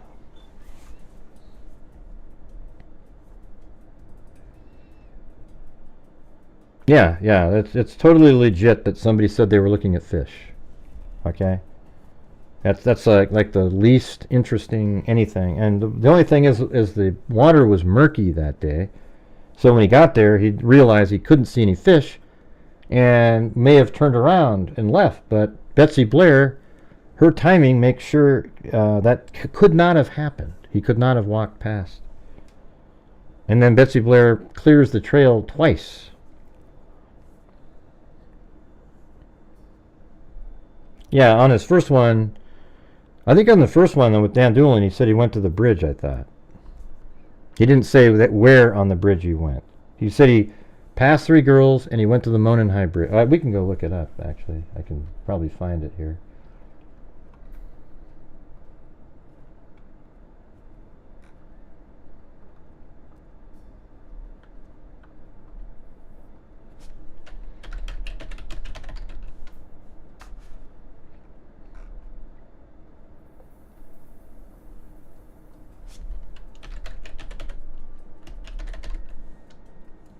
Oh, you think the wife said that?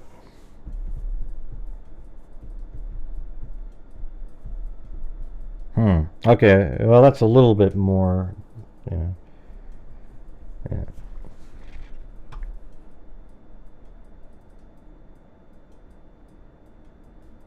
So he told his wife, I don't remember reading that. Did you hear that somewhere? He said he was on the trails, but he just didn't say he was on the bridge.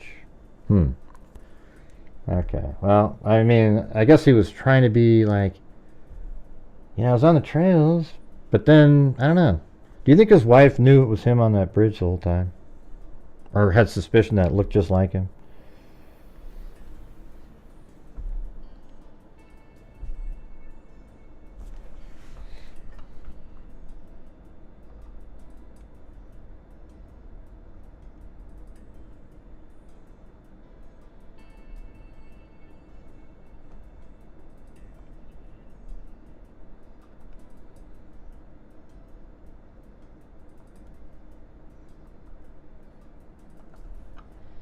Look at that, huh?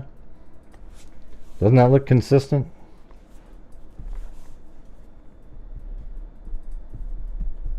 That's where they play pool.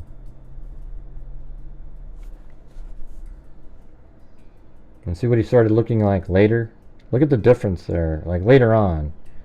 This is what he looked like at the time of the murders, like this, strong, That's probably why he seemed a little bigger to people, because he was, sturdy person, kind of bigger, and, even though he's short, people might have thought he was a little bit taller, right? Is that the first time you've seen this? It's so funny, man. I've been showing this picture for like weeks, and then I've even shown it like, months ago. That's crazy, you guys. Yeah. Isn't that wild, you guys? For those in the chat that have been here a long time, isn't it strange when you see people in here going, whoa? And by the way, this face picture there isn't his, that's not the one, that's his real face playing pool that I put in the image to see if it was consistent with what Bridge Guy looked like, and it is. Okay? It wasn't like there's nothing weird, like it's not elongated or anything.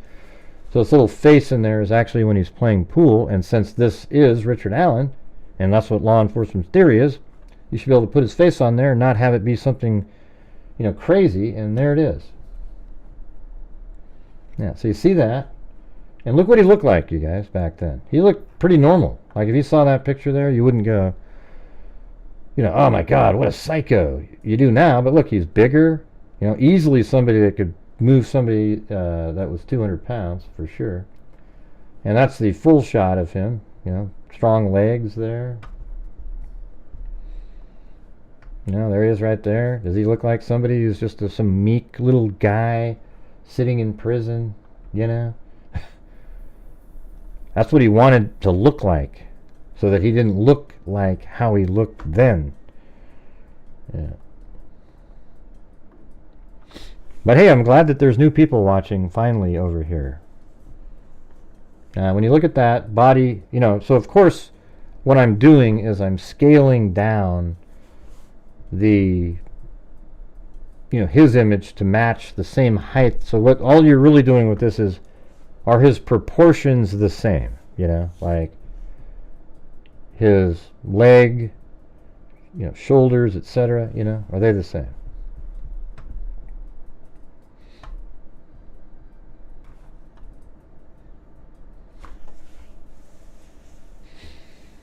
I can't believe there are idiots out there that think Richard Allen is innocent. Yeah.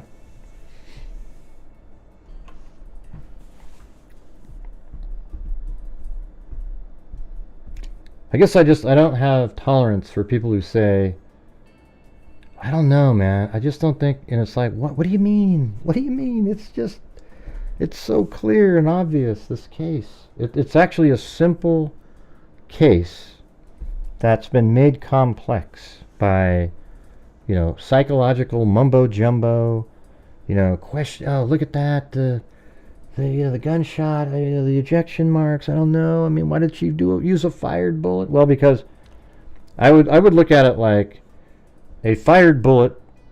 So there's this bullet that they had ejected at the crime scene, and when you fire a bullet, it has more pressure. So it's sort of like if you have a stamp. I was explaining it the other day. A stamp, and you just, well, hell, I could probably just do an example. Hold on.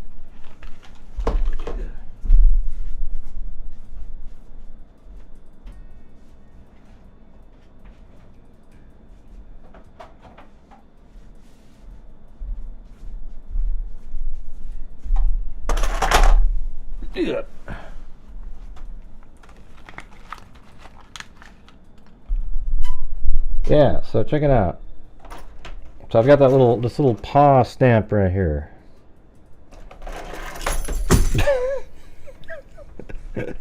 My keys just fell off. Anyways, all right, watch this. So you got the stamp right here, and let's say when a bullet's ejected, it's like I'm just going to let it sit on the paper. Maybe like that. And see how, well, that's not a good example because it's not wet enough. Hold on, let me get. All right. So let's just say it was like, you got something like that when you, like this one right here, right? So let's say that was the first one. That was when a bullet is just ejected from a gun not fired. And then, when it's fired, there's more pressure on it. And it looks like that, So you get a much clearer for somebody to go through and kind of analyze and see all the different little spots and then go, okay, it's got that one, that one, that one, that one, that one, that one, like that. I don't know. Seems kind of obvious to me, but it's not to some people. So when it's fired, it puts out, it's more pressure on it, meaning it makes the stamp on the ejection marks on the bullet clear to analyze and compare to the original sample. And they think, no, you got to do the same thing. You got to eject. Well, if it's not, they're just trying to see if the marks they can see are consistent.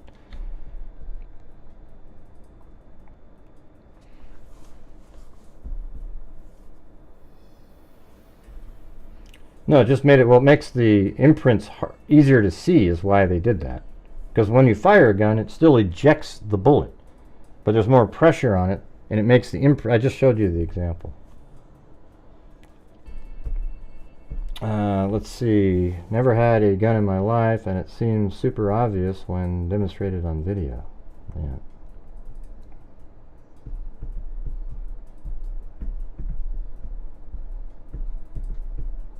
Yeah, and it might actually, when there's more pressure on it, like it could be when you eject a bullet normally, just kind of like cocking it and ejects a bullet, cycling a bullet. It might be that you get the marks on there, but it's not, you get like, let's say one time you get 8 over here and a little one over there, next time 1 over here and 1 over here. When you fired, it probably puts all the marks on there that would be, you'd see from an ejected, from a fired bullet, you can see it better. So then you can go in and say, oh, look at that. I can see that point, that point, that point, that point, and they're all there. So you could take 9 or 10. I bet you could take other .40 caliber bullets ejected from his gun, and there'd be significant matches to other parts of the same fired bullets marks, if that makes any sense. Because I bet you when you eject it manually, it doesn't imprint as much. It's harder to see certain elements of it, I would think.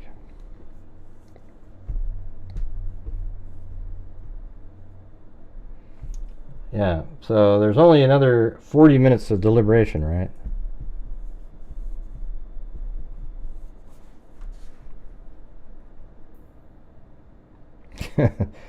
Nah, I mean, they'd have to make their own animation or something. But they really should have had something close to it. I think even like pointing out on a screen doesn't really show it quite the same.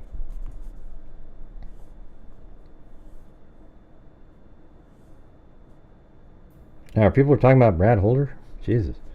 Brad Holder has nothing to do with it, you guys. I mean, what about your Odinus?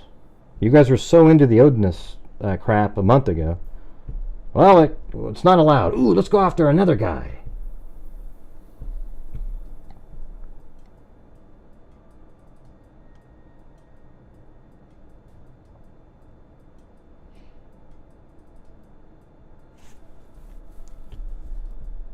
I actually offered to do this for free to them like 2 months ago, 3 months ago even.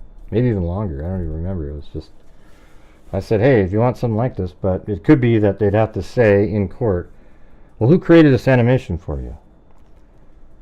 It was Grant Hughes Investigates. Well, you know that he believes Richard Allen's guilty, so don't you think he's biased when he made this video? Well, he's just putting the facts and the timing. Why don't you analyze it, and we'll show you. Look, here's this car driving by here. This is what our theory is. It should be able to be used as a demonstrative aid. That's what I'm saying. Well, I'm not biased. Here's the thing. I mean, I guess you could call me biased because the facts have proven, like I am biased that 1 + 1 = 2. How about you guys? All right, I know I'm biased. I'll admit it. 1 + 1 = 2. I'm biased. I'm sorry.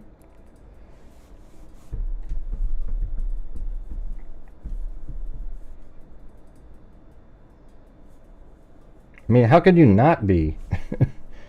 It's like it is what it is. It is the answer.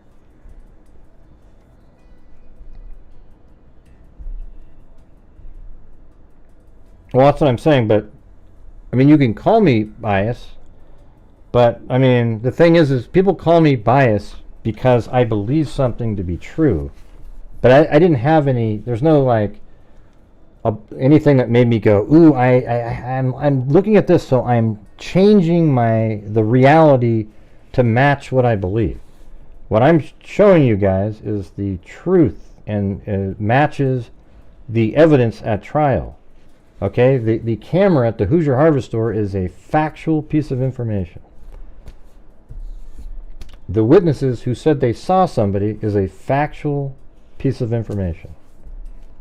What Richard Allen said he was wearing is a factual piece of information, and where he went and where he was standing is a factual, he said it, so that's factual according to him.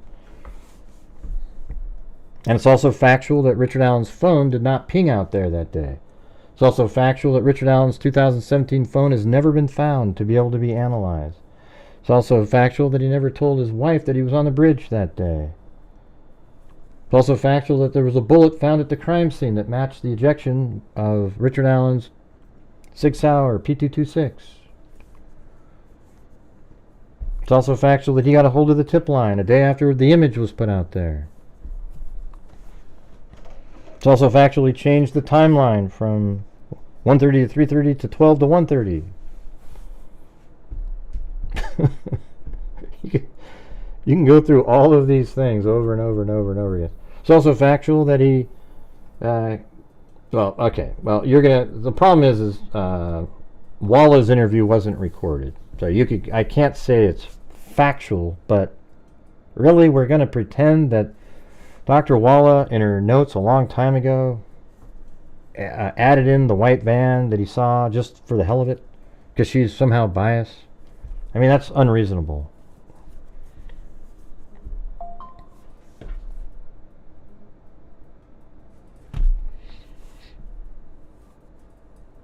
Here, I'll be back in a second. I gotta get something, like an orange juice or I don't know, something.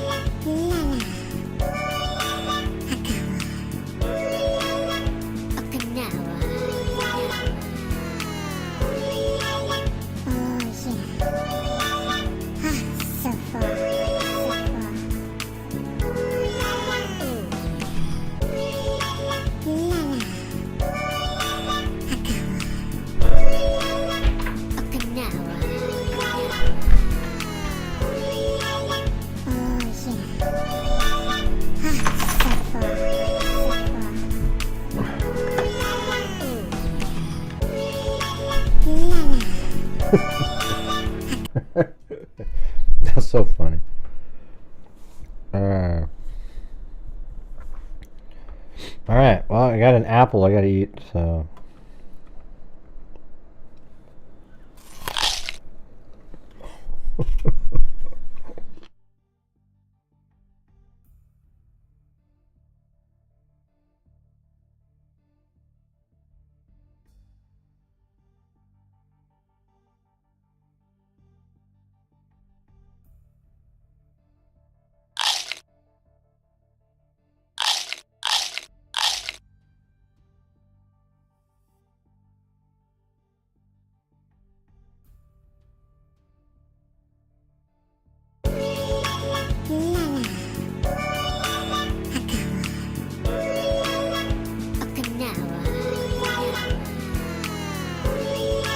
All right, Seba, he loves this song, man.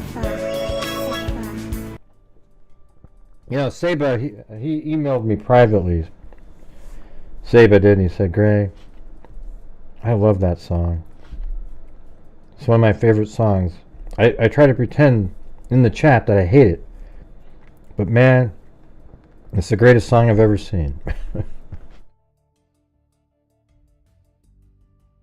See? I knew you would say that in the chat, right? But man, those emails about how great the song is. Yeah. Here, you know what's amazing? Even when I bite my finger, it sounds the same. Watch this one.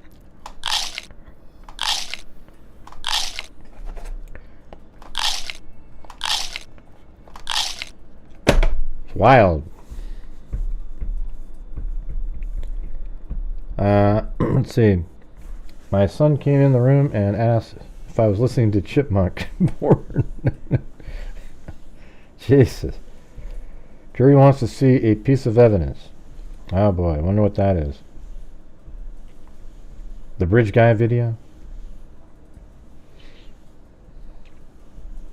Yeah, it's not unusual for the jury to want to see something. Breaking news, everybody! The jury wants to see a piece of information.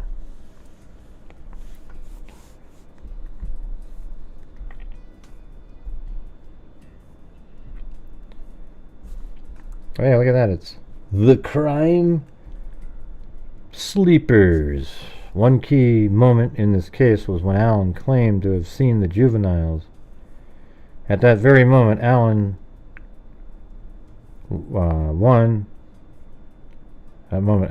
created 3 alibis. 2, locked in his timeline. 3, and became the key eyewitness by identifying himself. Yep.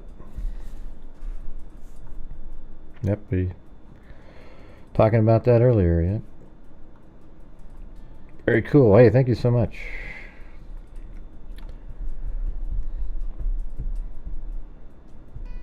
I created 3 alibis. I don't know what that means. The part about he created 3 alibis. Alan claimed he had seen juveniles at that very moment. Alan created 3 alibis. What do you mean that 3 girls had an alibi that they saw him somewhere? I don't know if he was thinking about it was an alibi. He was like, oh shit, I didn't want to pass anybody.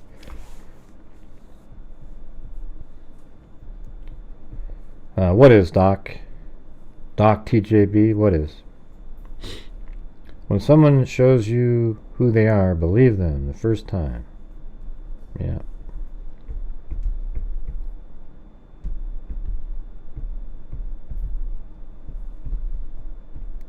Richard Allen's song, Copra Fagia Cabana.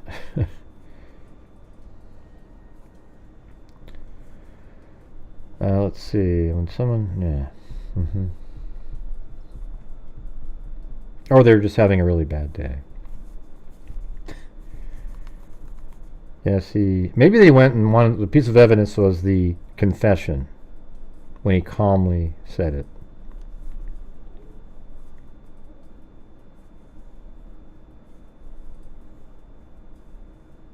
But they're not really alibis, though, the crime sleepers.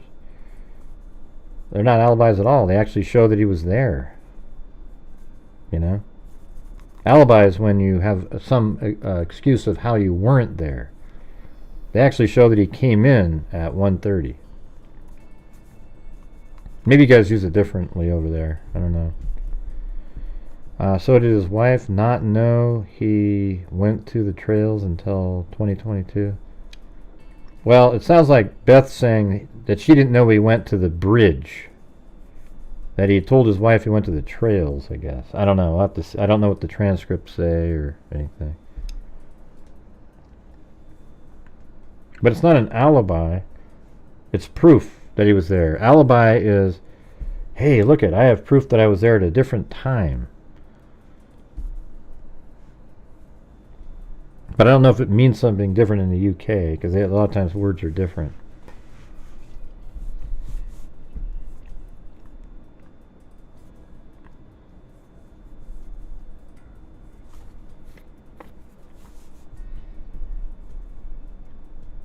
Well, he's at the end of the video. Yeah, that's Richard Allen.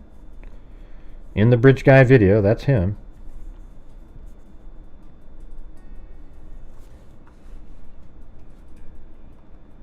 Yeah, but they still have another 8 minutes.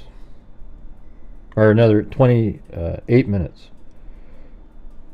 See, when you look at that, you guys, is there anybody out there that says that is inconsistent with? Now, that face I put on there, because that's Richard Allen's face playing pool. And it's consistent with the face that was already on there. But when you look at that, you just kind of, well, you know, very similar. I wouldn't be shocked at all if he's wearing the same damn shoes.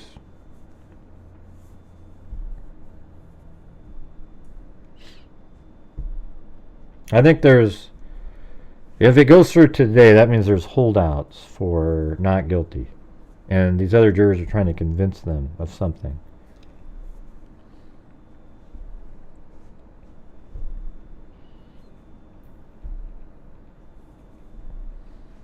I mean, there's no way somebody's going, they're trying to convince. So here's what the reality is.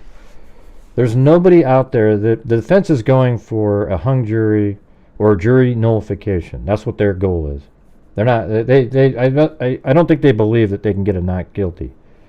They're going for jury or they get a jury nullification not guilty. So that would be not guilty. That's what they're going for. And I think that there is the fact that it's taking this long means that there's enough people that are like, no, he did this, you guys, and they're trying to convince. Like if it makes it through this day and there's no verdict, they're trying to convince holdouts of the guilt. I guarantee you there's nobody out there. It's not like everybody's saying not guilty and they're all just feverishly trying to convince this one other person that he's not guilty, given the information that's out there. Because you'd have to be a pack of absolute nimwits or numbnuts or whatever the hell you want to call it, to have that many people think he's not guilty with the evidence that was produced at trial.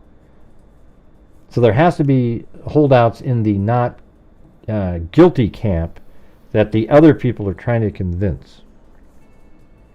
If it goes through to today and it goes all the way to Monday, all right? Isn't that the only thing that makes sense? I can't imagine that there's this 11 people that are saying not guilty and they're just trying to get through to the one person who said. That doesn't even make any sense. I mean, how do you explain it to that person? Well, look at the way he talked at the, he was treated. But you never know, man. Like I said before, common sense isn't common anymore. They should call it rare sense.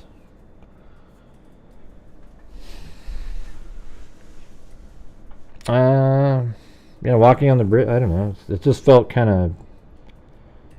It doesn't. It's pretty out there, but it's not. It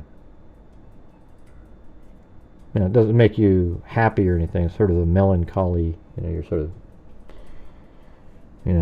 This is where two girls were, and then they got killed. And you walk through the woods to get to the crime scene. It feels weird.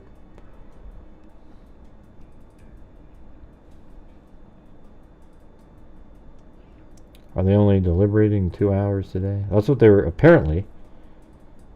But they were going to do 3, but they said they come in an hour late, so that seemed to indicate something. And maybe it did, because maybe when they all went to sleep last night. They all were on the same page, but they said sleep on it. And there might have been somebody that was a little wishy-washy. And then they wake up in the morning and they go, you know what? I just want to see something one more time. So they were shown that piece of evidence. They're going back right now. And now they're going to look at it again. And maybe now they're filling out the papers that he's guilty. Okay? That's what my hope is.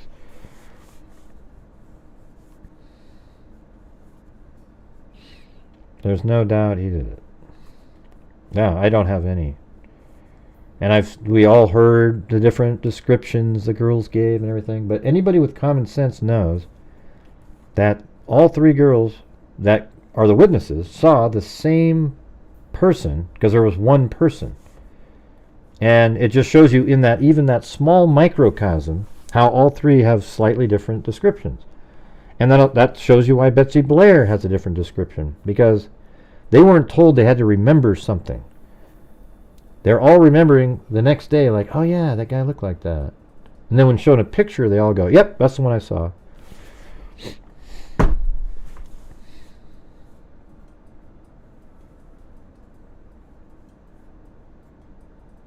That comparison's bad? What a dumb person. Hey everybody, this comparison's so bad right here. Yep, it's so bad. You can't tell looking at that if his body is consistent. Nope, everybody. There's nothing to see here. The droids you're looking for aren't here.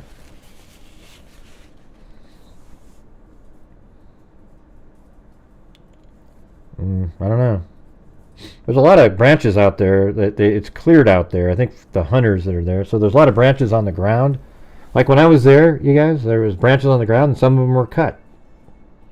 Now, there isn't like a Odinist convention back there, but somebody probably clears the paths out there, like deer paths and so forth.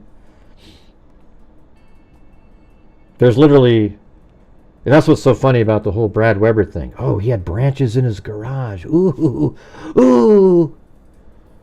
Yeah. Maybe it was kindling, for God's sakes. You sure as hell wouldn't need to bring branches to the crime scene, because it's covered with branches out there.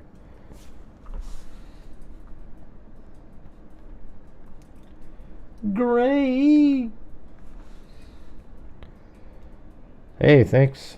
Faza's Super Babies.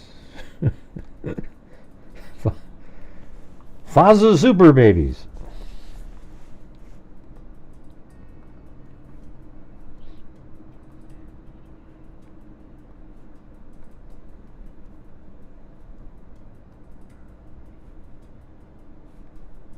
Alright, here we go. This is out there. This is a 360-degree camera. So you can actually see, right there you can see the water. It's clear when I was there in the summertime. Oh, there you go. This is the first time using this. See, there's Kelsey and my wife, and she took us out here. And you go over here, and this is, see right, that little path right there? You can walk up around the cliffs, so I'm just moving it forward through there. Let's get into the woods over here. See, look at this, you guys. Look at it on the ground. Look how many just branches and twigs. And, I mean, look at this. Must have been an Odinist convention out there that day. Yeah, look at that. It must have been a month's worth of partying Odinists, just putting branches everywhere. Oh my God, look at that. It's the sign of Omega. I saw that in a tarot card the other day. It was amazing. Look at oh my God, look at these two over here. They're crossing right there. Can you see them? Oh, at a hut. Do you hear that? It said at a hut. Stupid little bunny skipper. Look at all these. Look at that. Look at. Wow, look at. I mean, my God. If you fell down in that area right there, how many antlers would you see on somebody's head? My God, it would be a 12-pronger. Look at that. That's what the ground looks like out there, you guys. Covered with branches. Wow.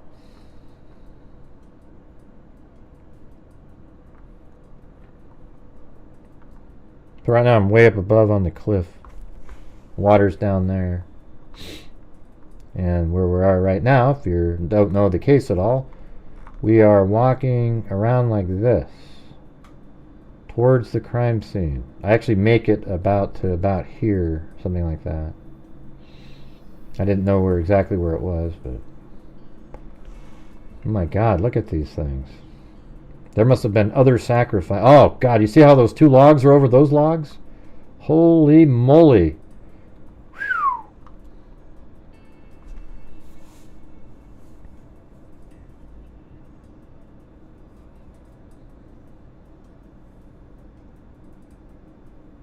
Yeah, you had goatee back then, yeah.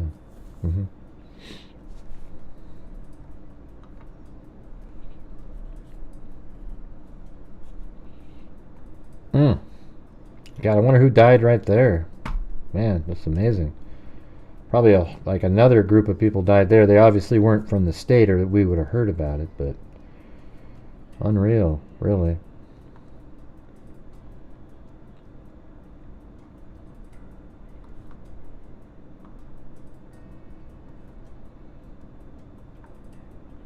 Isn't that cool, these 3D cameras, man? You can just look wherever you want.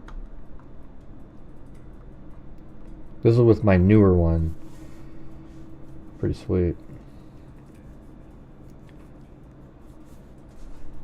They have another one now that's 8K. This one was 5.6. So that means the whole image is almost 6K, but it's a whole sphere, so it looks like that.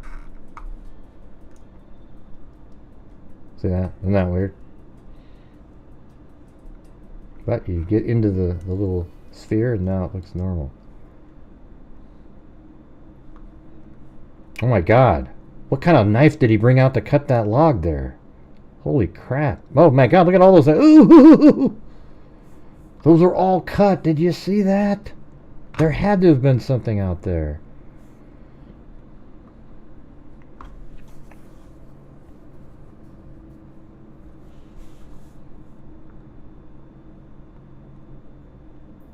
Wait, let me do it again. Guys, down the hill. Guys, down the hill. Oh.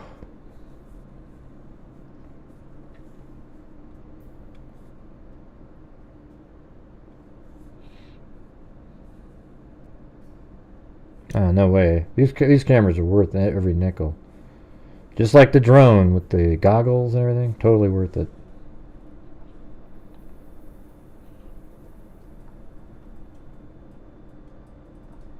Yeah, this is a really steep hill right here. That's how steep it is. Look at that. That angle.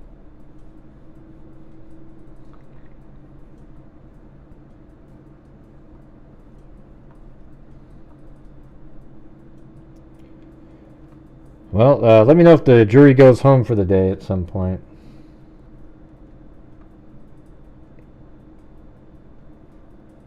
So here's this little, like a valley, not a valley, but like a, I don't know, water probably comes rushing down here. I just want to see. Oh, let me go back a little bit.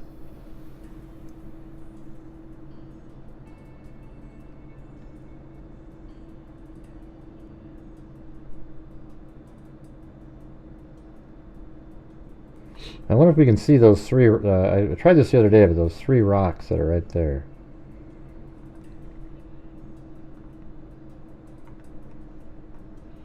Let me go to a summer month somewhere.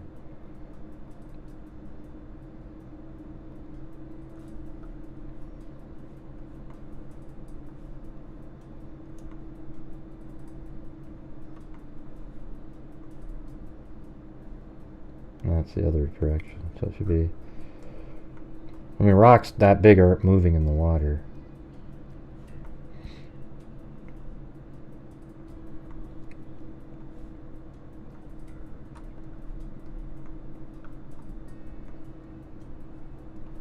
Yeah, so that's the thing that comes out, and I'm right there, and I'm looking. Is it right there? That looks pretty good. I don't know. Like right there, is that this? Maybe? And just a little bit more water in there. That's the exact spot. The wash that I'm in is right there, and I walk about to here.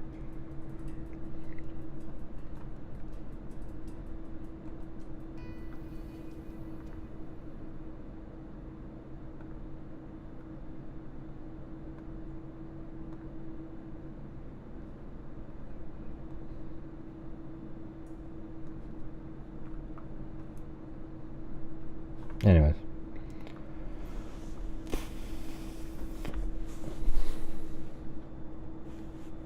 Looks about right.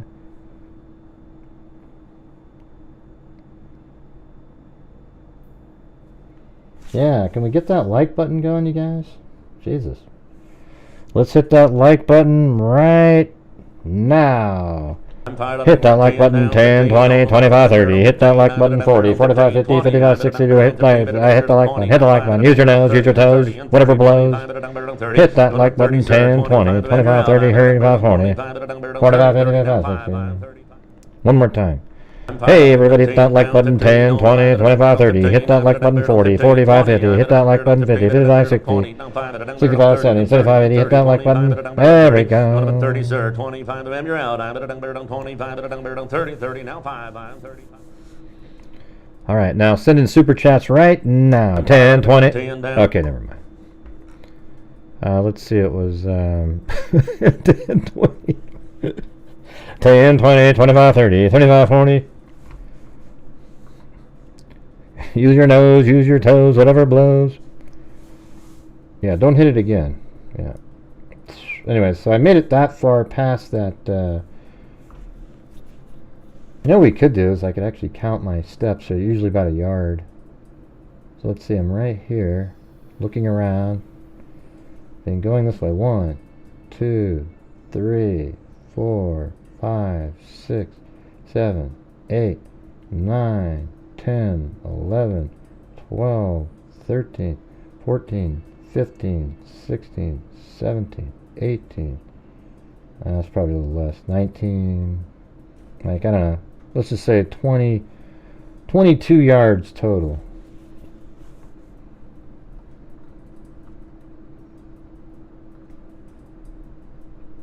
Use your toes, whatever blows.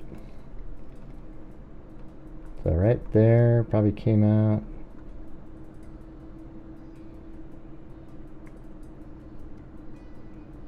Yeah, see it comes out right there. So I was here, and then I went 20 yards. So I made it to about like right there. So I was right here, pretty close. I was about 85 yards away. Hey, thanks Fallout 1066. Hit that like button.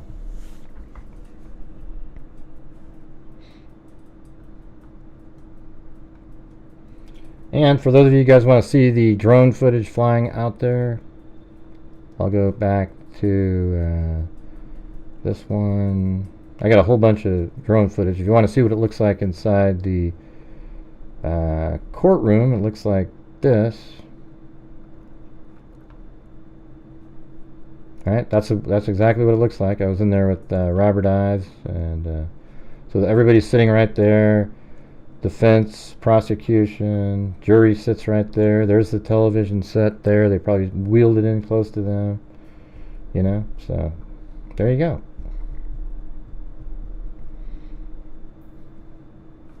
Really beautiful courtroom, actually. Really old school. This is so nerve-wracking. I'm crossing my fingers and anything else that needs to be crossed. And then, let's see. Is it that one?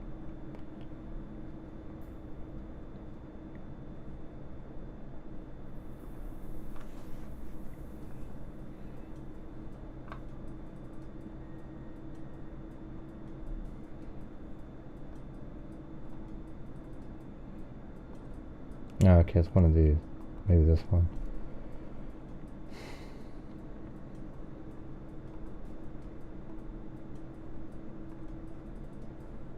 Yeah, there we go. See, the water is clear. Like if you're up on top, you could see fish if there was fish. Looks like I might have even spooked a fish right there, because there's a ring that showed up. Do you guys see that? Let's see. Wow, what was that? There was something that moved. Watch right there. Watch.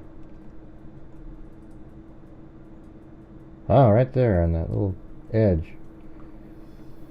What the hell was that? Let's see. Let me zoom in.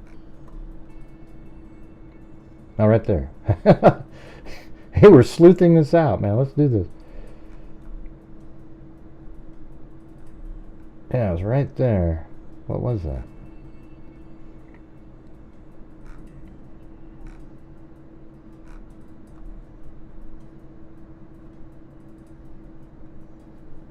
Yeah, something right there, like, moved in the water.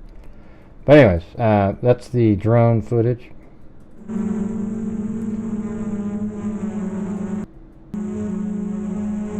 And a minute ago I was walking up there, all the way up around, like that. Yeah, it's probably a frog or a turtle or something, I don't know.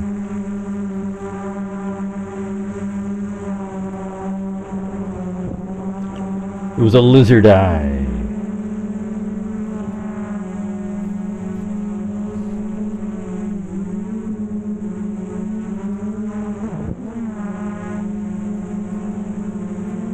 I put that 360-degree camera on top of my Mavic 2.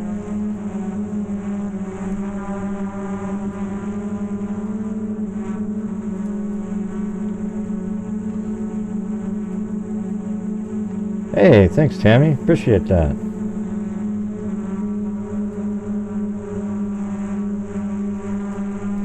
Oh, and by the way, this tree is still there. Like if you go to 2017, or it was there at the time, it's right there. I think another branch got stuck on it, but that right here is exactly where I am right now. So you should be able to look that way and see some of the shallow area. And there it is, see? Right there. So that branch is still there in the water.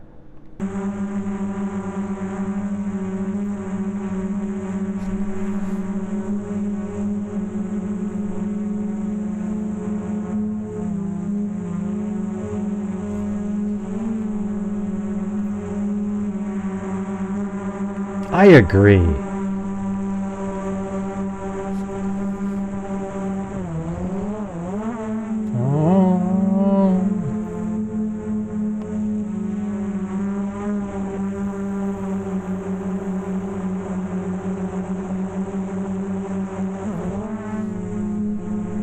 Yeah, so I actually didn't keep going because I was nervous I'd knock, but so basically during the winter months there's none of this grass is there, might look kind of like that ish or something, but the girls were right over here when they crossed, and they may have just gone straight across, but if they'd come further down it'd be easier, and there's no bank over here, so he may have had them walk over here and then up like that, don't know, but over here there's this really tall bank, but over here you can just walk right on up and make your way to the crime scene. And this tree, so let me show you guys. See how that tree right there has those white branches and it hangs out over the water? You see that? And you see how this tree over here has branches and they hang out over the water? That one over there is actually where the crime scene is, back behind it. So if you look at it on a map and you go up in the air and you're looking at the crime scene, basically my drone is right there. I even put it, drone made it here. And look, here's this one hanging out over the water with the white branches. And then here's the other one. And that's where the crime scene is. So when you go back to this, you can see the girls crossed, and then there is the tree where the crime scene is right back over there. Does that make sense to everybody? Just checking in.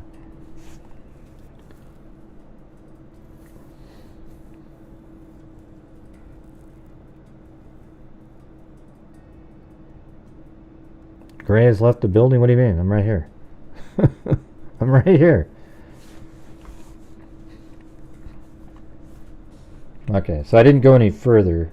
This drone is like a $2,200 drone with a $500 camera on top of it. I wasn't sure. I should have.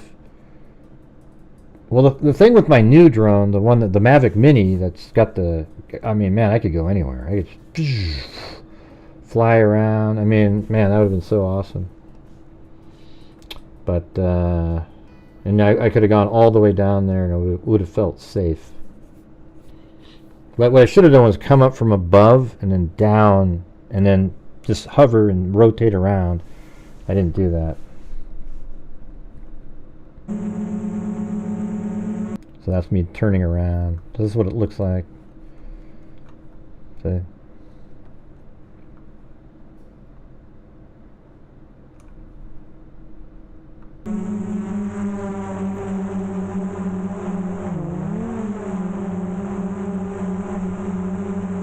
So wait a minute, Justy. So are you saying that you have an Odinist community as well with all those branches in the woods?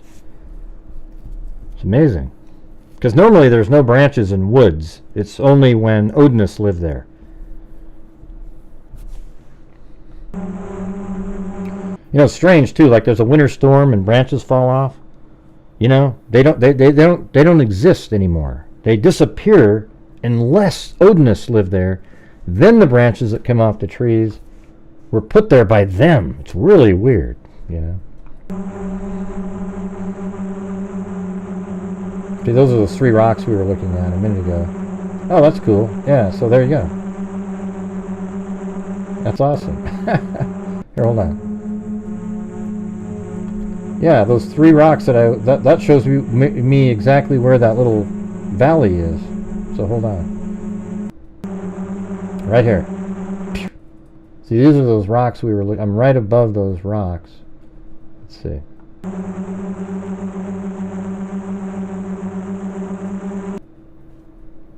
Yeah, right here. So that means that little canyon thing is like right up there, maybe. I don't know. Jeez, is it right? Maybe it was back further. Let's see. Maybe it was these ones. 1, 2, 3. That makes more sense. I don't know. Who the hell knows?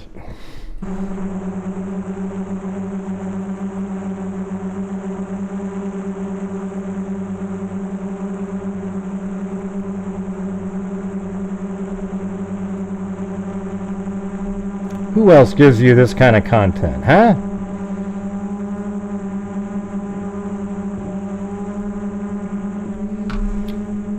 Well, Gray, Sarah Burkhart, or what? Not Sarah, whatever the hell her name. Andrea Burkhart told me that okay. Yes, everybody, you might want to ask yourself why the defense attorneys at a young age are on YouTube. And why are they spending all their days trying to free a child killer? Isn't that weird? Weird stuff.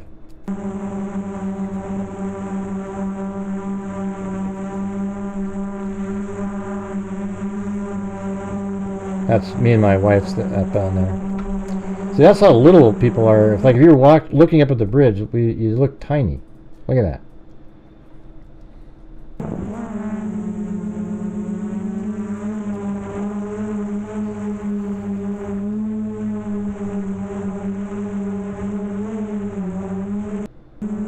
Oh yeah, that was kind of cool.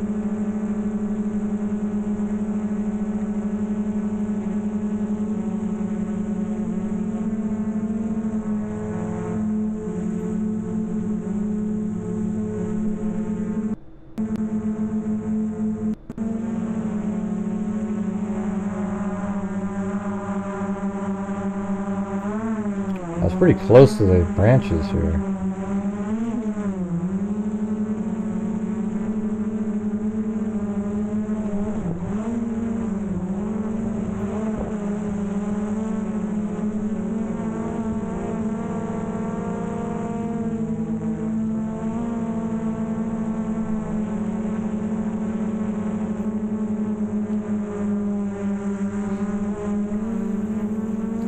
So what was the thing? They're done for the day? They just went home or what?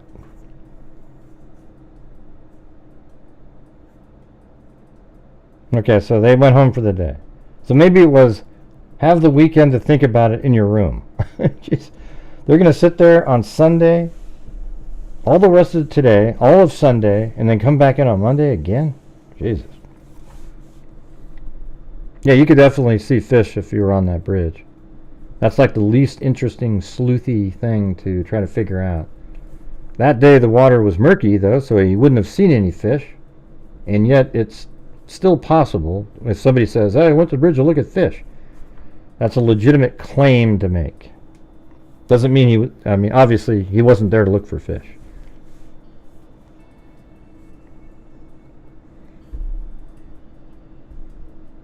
Okay, but has anybody said anything about, let me go on to Twitter.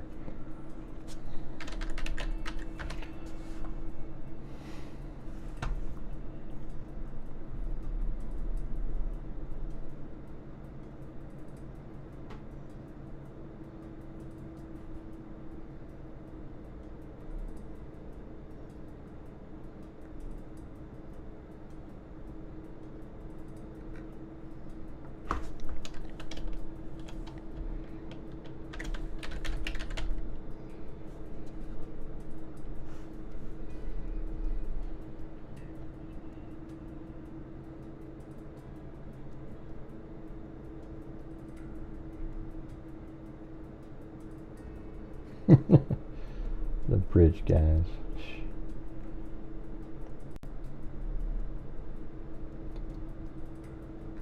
This is kind of funny. There's this picture, look at that one. What would their band name be? Their band is called the Bridge Guys. Yeah.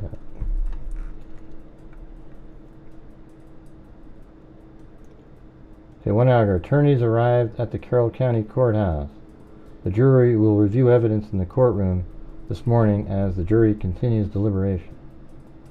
Yeah, so there's a picture of them going in right here.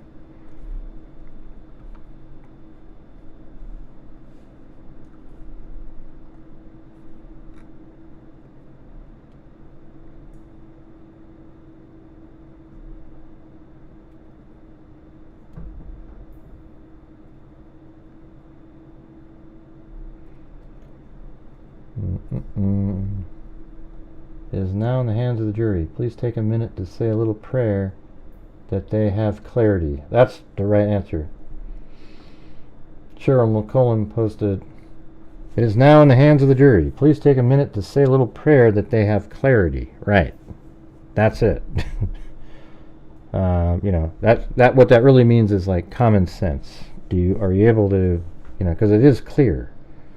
The defense team spent time trying to muck things up with psychological mumbo jumbo, but yeah, it's just a second. Oh, 9-2. Really? So they're going to be deliberate. Oh man, 9-2. Jeez, I don't know. 2 more hours sitting here. That's so rare, man. I was going to go back to sleep for a little bit if they were done for the day, but. So maybe it's 9-2. Well, if it is, I'm going to have to get something to eat.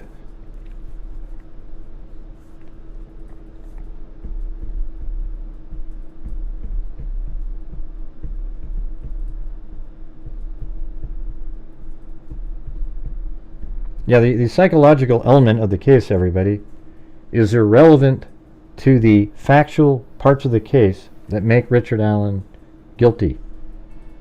Because the confession that he made that is so damning wasn't done in a psychotic state. So what they're trying to do is like look at all these other things. They made him this way, so make him not guilty to punish the state, and who the hell cares about the girls? That's what they're saying, I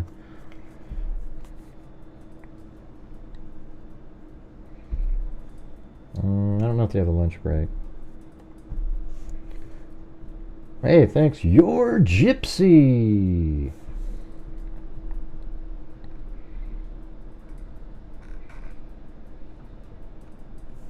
What is Tina Essex? That's exactly what it is. You hit the nail on the head. Yeah. We'll let you play one of your longer video flows and have a break. Yeah, maybe I'll do the, that's a good idea. The one that I just made, the animation one. That I put together. How about that? Alright.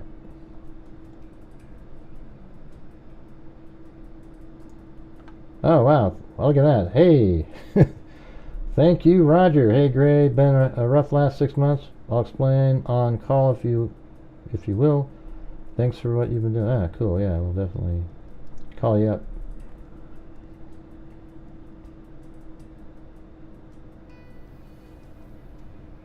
Is this from today, or what's today?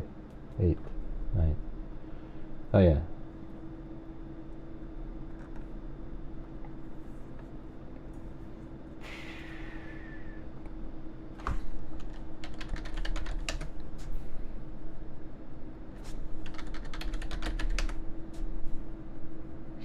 Alright, so there's probably people out there that haven't seen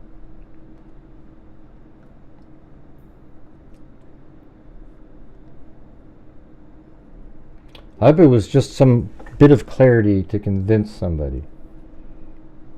That's all I'm hoping for.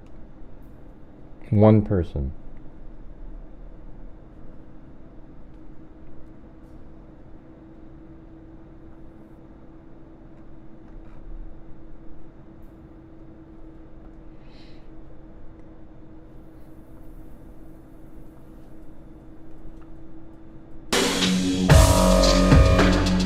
The only problem is there's ads in these videos, so it's hard to go step away. Maybe I do I have this somewhere?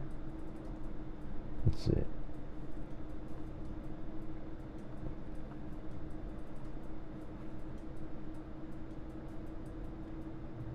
What day was this video put out? October 23rd. Let's see.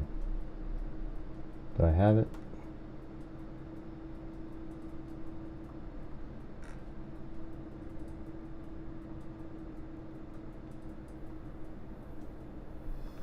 Is this it?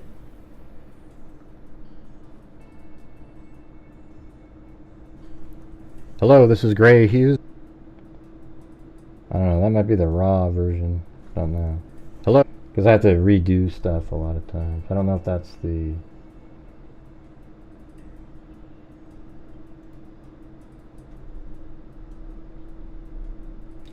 I don't know. If it plays ads, though, I want to go eat something, but I don't know where the... Well, here's what I can do. Alright, I'll just download this. Here we go. Yeah, there we go. There's always an answer for something. Got my 4K downloader software. Hey, thank you so much. Butler with the candlestick.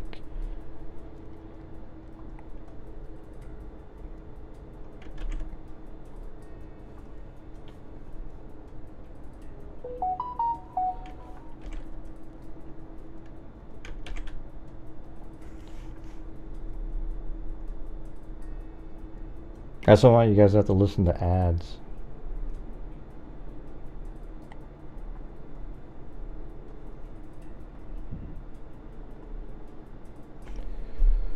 Shouldn't take that long.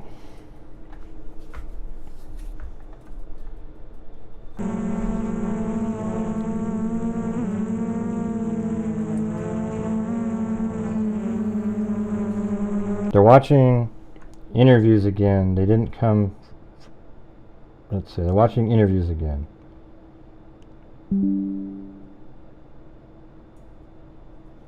Interesting. I guess they're watching interviews again.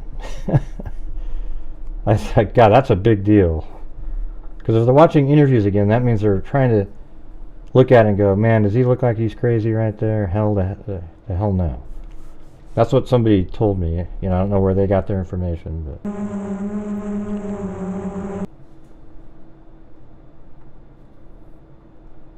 Alright, here we go. Years ago, I made.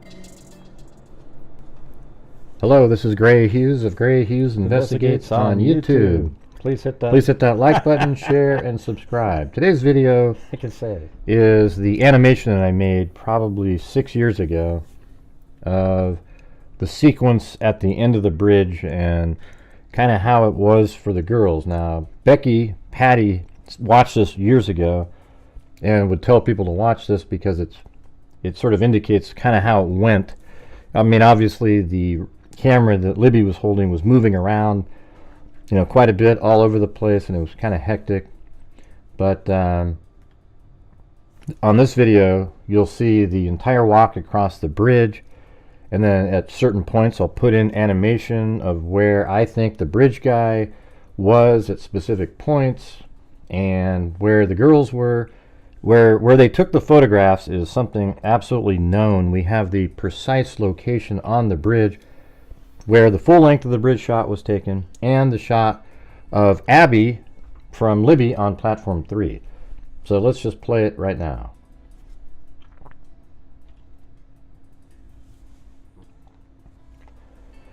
So this is just a video that I believe it's Bonnie Raitt filmed this.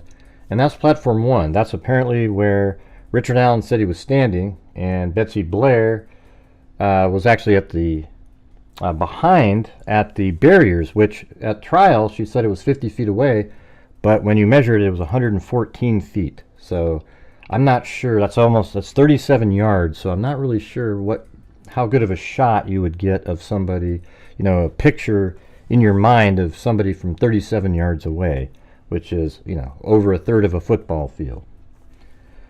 So this is what it looked like, and this is likely what Libby's video looked like in terms of quality. I think it had a very similar look to this. And coming up here is platform 2.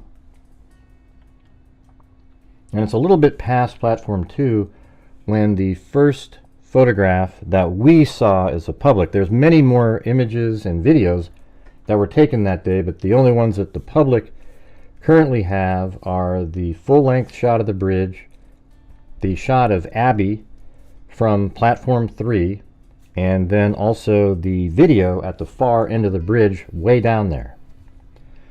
All right, so we're approaching platform 2.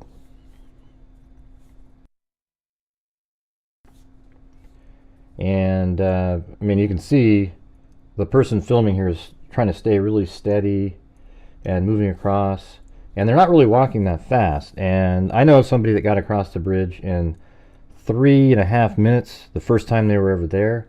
So somebody that was very confident, they could probably get across the bridge in, you know, right around 3 minutes, 3:15, 3:30. And I think that's how fast Richard Allen was moving. I mean, he was on a mission.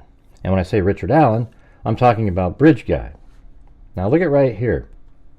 See this vine on the ground right there? You can see it on the bottom of the screen, and also look at the damaged railroad tie right there. You'll see that coming up here. So just remember this vine though. And this is the same spot. There's the damaged railroad tie. She bends down, and you'll see it here in the picture. And see the picture, there's the vine and there's the damaged railroad tie. And so that's exactly where that photograph was taken. And that vine is actually right between her legs right there. And then there's platform 3 up there. And what I'll do is, after we go through this with me talking, I'll just play this entire thing again with, you know, just some music in the background, so that you can just watch it without me saying anything and observe. But this is platform 3, and I kind of edit things differently in this video where I switch to animation. So here we go. You'll see platform 3, and then in just a moment you'll switch over to Libby about to get on the platform, and this is kind of what it would probably look like from her point of view, looking. And she's getting ready to take the photograph. And if you look right there on the ground, if I hit pause here, see how it's damaged right there? Abby's standing right next to this. And you'll see her, I think her foot's on this railroad tie. We're about to see the full shot here. Right there. And then she takes a picture, and the picture looks like that. And there's the damaged railroad tie, and her right foot is on the railroad tie behind the damaged one, just like I showed you. And then they'll continue to move down the bridge. Now, in my original animation, I just kind of would switch to where they were, but I want you to see the full walk. This is her getting off of the platform 3. This will be the full walk of the bridge. Now, if you can see that next platform up there on the left, that's platform 4. See the tree on the right that kind of looks like a V? That's actually the forked tree that you see behind the suspect in the suspect video. So the bridge guy video, there's a forked tree in the background. Those are some of the trees that make up that look. And it's amazing how spread out everything really is. Because the camera is down low and it's a wide angle lens, it just has this look like the tree and that platform number 5 are right behind bridge guy. And in this case it's Richard Allen, but it looks like it's right behind him, but it's really quite a ways back. Now here's where I think is about where Richard Allen or bridge guy started coming towards the far end of the bridge. And this is them walking. They were just about at platform 4. And they're looking back saying, oh God, he's coming. And so they're able to get almost to the end of the bridge. Libby makes it off the end of the bridge and is standing there. And she's holding the phone, as I've been saying for years, in a way that is sort of clandestinely filming the suspect. And it's, you know, filming in different directions and so forth. And there's only a small portion, like maybe 2 seconds, that have the bridge guy in it. Now right here, here's that forked tree right here on the right. That's what's making up the forked tree behind the bridge guy, and there's the platform that you see behind him in the images released. And believe it or not, the bridge guy is actually past platform 6 and is really about like 60 feet away from the end of the bridge when he's being filmed, or at least the still frames that we saw and the two seconds of video that was released. He's about like 57, 58 feet away from the end of the bridge. He looks small in the background though. I just did an example last night on my show, and that's because, you know, it's a wide angle lens and he's cropped out of a much larger picture. Now this is much more stable, I'm imagining, than Libby's video.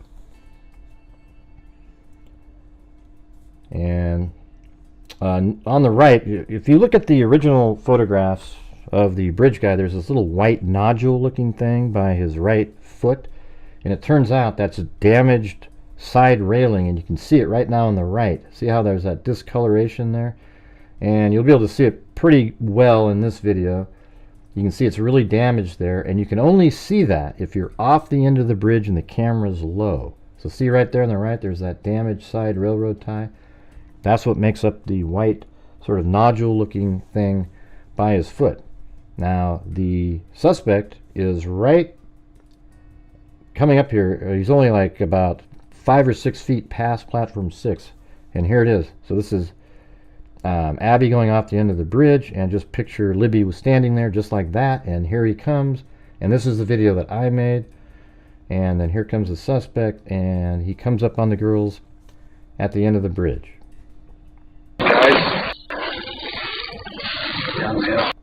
And that's the audio that's on the ISP website for Delphi. So I put that in there, okay? So when you watch this, you can just feel how horrifying it must have been for them that there's this guy that they saw earlier, obviously. They walked past him, and he probably walked down the trail a little bit and watched. He wanted them to feel comfortable getting onto the bridge, so he got back into the woods a little bit. And let me show you what I'm referring to. I think he walked back to maybe back in here. So here's the start of the bridge. And he walked back to maybe back in this area here and waited and watched the girls cross the creek, or the bridge even.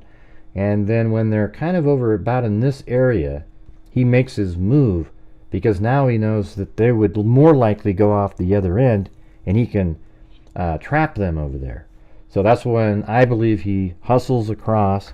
He gets across in 3 minutes. It took them, if this image here is at 2:07, and then Libby started filming at 2:13 and 51 seconds, then, you know, that's almost, that's 6 minutes later when Libby started filming, and she's off the end of the bridge, but Abby's still on there. So they're walking, Abby's walking about a quarter the speed of the bridge guy, all right? So he gets off the end of the bridge, as we heard. There's a sound where it sounds like he's racking his gun, and he tells the girls to go down the hill, and, you know, Abby and Libby are wondering which way they can go, and there's nowhere to go, they were saying. And it's just absolutely horrifying. It's always felt that way. We've all had that feeling in life where you're absolutely terrified that something's going to happen. They had that same feeling. For the rest of us, a lot of times the horrifying feeling goes away when you realize that your fears were unfounded. In this case, it got worse and worse. A gun gets pulled out. They are forced down the hill, and they were forced to do, you know, disrobe at some point. One of them saw the other one get killed. I mean, it's an absolute nightmare. Okay, it's a nightmare that actually happened to Abby and Libby. Now I'm going to play the video without me talking, so you can just watch it and sort of have your own thoughts about it. And let's get started on that right now.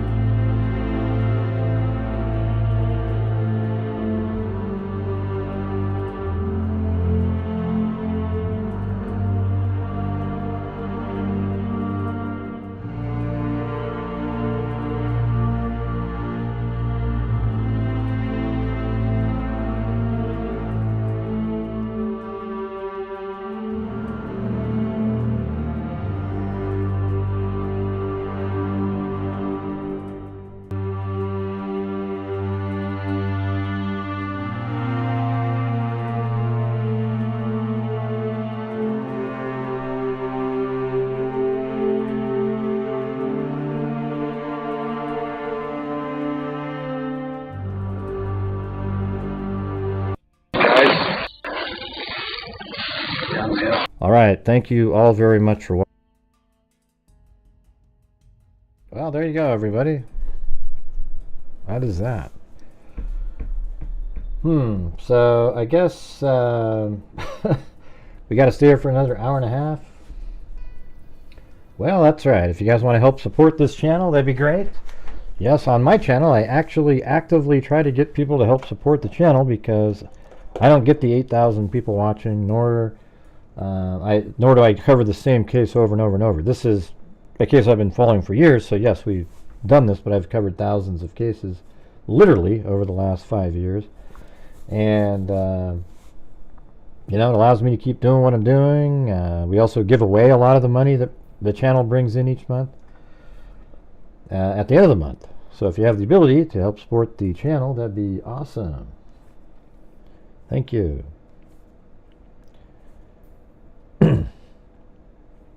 Well, 700 likes is 745. That means a lot of people have filtered in and out. As a matter of fact, I've had 7,678 views with 700 likes. So there should be like 1,500 to 2,000, I would say.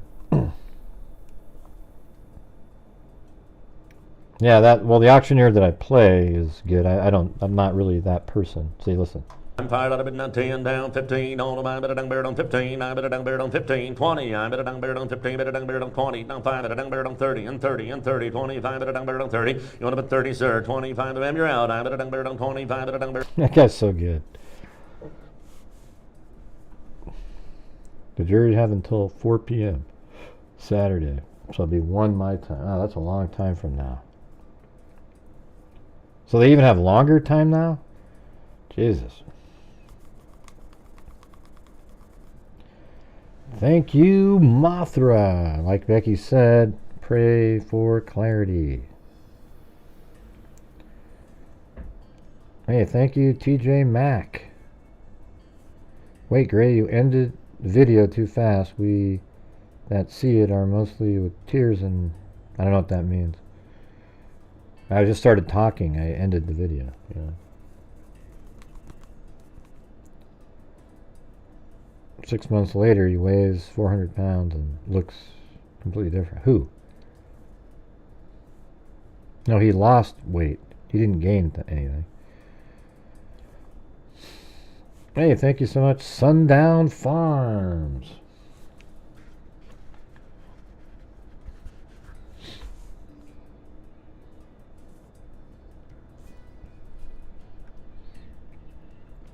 Have you guys been deleting a lot of trolls today? Gray, they're not trolls just because they have a different opinion. Right. It's the way they have their different opinion. Defying all reasonable logic, they have opinions. No, sir, 1 + 1 does equal 2. It does not. I was watching the special on... No, it's 1 + 1 = 2. No, it really doesn't, because I had this friend that... No, sir, it's 1 + 1 = 2. Well, let's agree to disagree. No, we're not agreeing to disagree. I'm not agreeing to disagree on it. I'm just saying you're wrong, and that's how it's ending. That's not cool, Gray. I have a right to my opinion, too. Hey, you know what? You're right. You have a right to your opinion, and I have a right to think your opinion is idiotic. By the way, everybody, if you're out there, let me ask you guys something. Let me ask you guys something. You ever heard that phrase? Put a 1 if you've heard this before. Listen, you have to respect their opinion. Put a 1 if you've heard that before. Yeah. 9%. Wow, what? What does that mean? Right. So everybody's heard that, right? But I think that's a ludicrous statement. It should be. You have to respect everyone's right to have an opinion. But I'm not required to respect the opinion whatsoever. Right, Sunshine Susie? Right? I mean, that's absolutely true. Why do you... Nobody's required to respect an opinion. It should be you're required to respect their right to have one. That's freedom of speech. But to say you have to respect their opinion, I think is one of the most idiotic comments ever made. Because there's lots and lots of opinions people have that I don't respect at all. You know, like I literally listen to them. You know, for example, if a Nazi was sitting there trying to explain to you why they believe what they believe, I would think they're an absolute idiot, and I don't have to respect it at all. It's insane. Just like in this case, when people say, you know, they talk about Odinism and stuff, I don't respect it at all. I think they're lunatics. Especially the same people who said they were Odinists and now are blaming Brad Weber, who has absolutely nothing to do with anything. Well, maybe he was an Odinist too. Great. Oh, there we go. Well, maybe Brad Weber was an Odinist. Here we go. What do you mean, why am I invisible? Why not?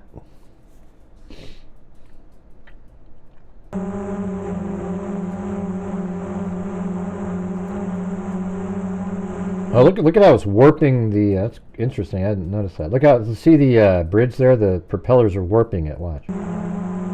Huh.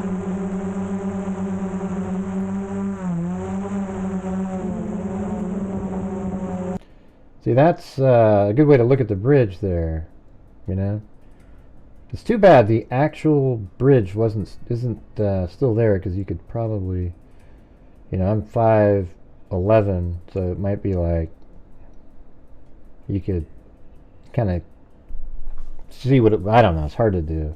It's really hard to determine the guy's height, but I was able to use AI, and I created a overlay where the right rail was in existence, and it was cool because it said use pixels, so you had to actually count the number of pixels from point A to B, and then another one for his height, and then depending on the angle the camera was at, he was 5 feet to 5'7". The bridge guy. So it's pretty good. It's pretty close.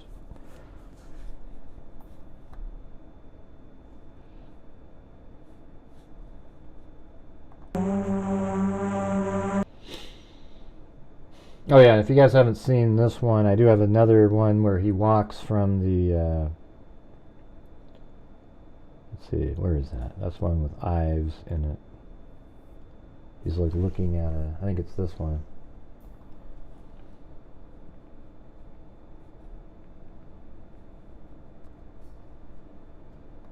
Yeah, this is actually kind of funny here. Okay, there. Now I can start walking. Okay. There's my wife. Now look at this is what's funny. Watch this. Last time I was here. See how she's... And there was nobody. See, I'm filming and stuff, so she was totally like, I'll carry this stuff. But look at her. She's got like so much crap in her hands. And then I was just filming because that's what I got to do. I got to hold this camera up in the air. Now listen to these people over here. Watch this. Watch. Listen to this. Watch. Is it always pretty windy out here? Listen to this. Oh, a little bit. This is the time of year where it tends to be windy. What's wrong with this picture? She's carrying. She goes, what's wrong with this picture? She's carrying everything. I know. I know. You can give me this one. It is. It's pretty sexist. Yeah. She's the bag lady, man, at the weddings. That thing explains what the bridge is. That was actually kind of funny, right? Yeah, she was awesome. This one right here? Yeah. They moved this bridge. You kind of need somebody to help when you're filming stuff, walking around with the camera. Just to cross the corridor on the new Highway 24. Yeah, she looks young, but she's like not much, you know. She's only about 6 or 7 years younger than me. Google Earth, I think this got put in like 2018 or something. This 2020. That's just sort of what it looks like on the map.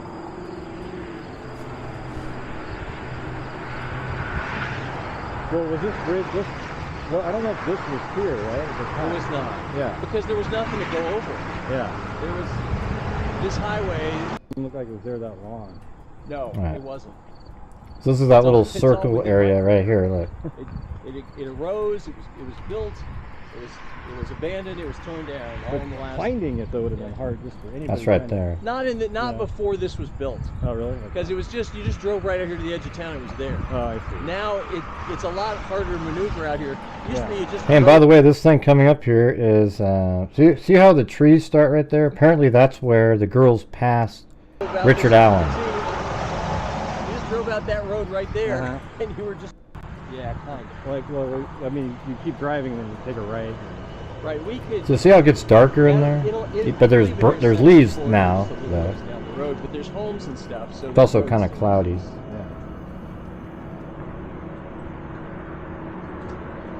Yeah, and at the time, it's such a vast difference between the foliage. Now these people up here wouldn't let us pass because they were trolls. You know, they were just waiting.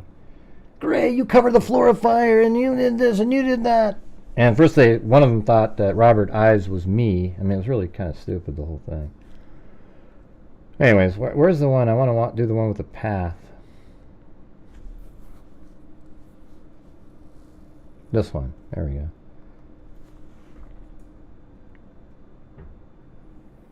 Yeah, so this is where the abandoned CPS building is. Right back here is where the building was.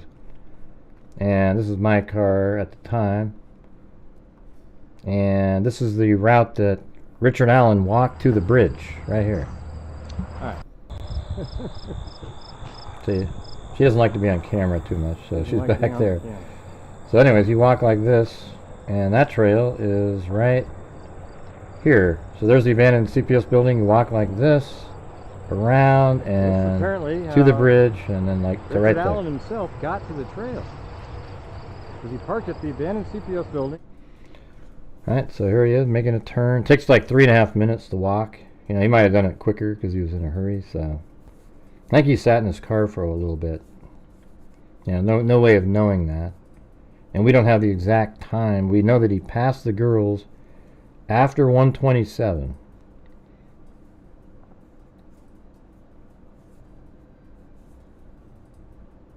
And before 1:45 at the worst. Although it had to have been way before that because the girls were 1:45. They were going over Old State Road 25. So the latest would be like 1:38 or something, you know. And that would mean he would run into Betsy Blair as he was walking. He has no out, you guys. I mean, every single conceivable angle. He's in there.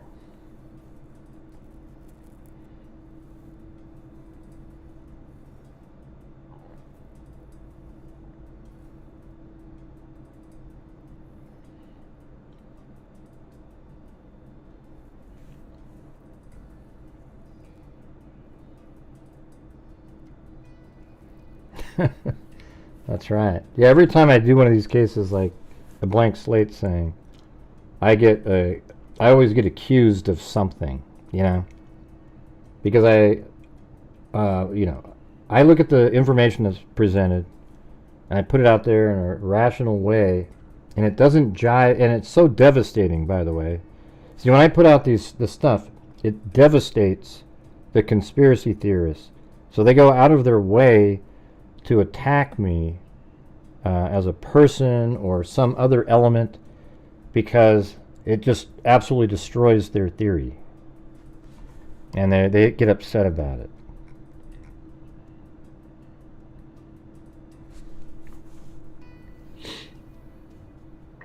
And I don't know if you were here earlier, Sunshine Susie, but at the beginning of the show I was talking about, like, I was at the end of our show last night, we were listening to like 20 minutes of sort of this new age music with my drone flying around the beach. And this lady came in and just started asking all these questions. And, you know, it sort of ruined for me, it kind of ruined the you know, just kind of relaxing into the evening. But, you know, probably should have just not cared what she was saying, you know. Then we got the virtue signaling. Well, I just care so much more than you guys. I care way more than you. That's why I'm still caring, even though you're playing that. I don't have time to relax for a couple minutes because I'm just, you know, I'm not really into that stuff. Yeah.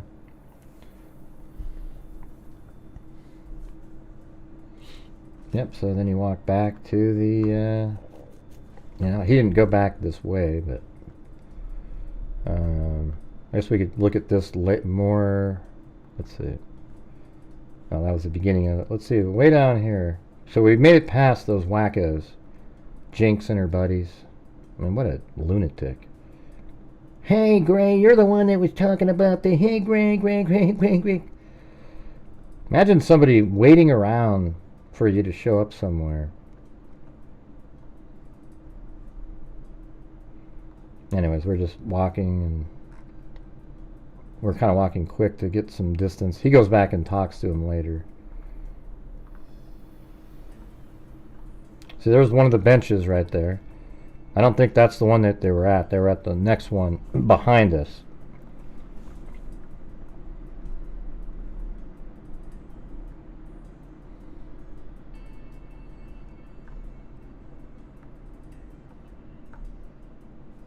Oh wait, we just passed the...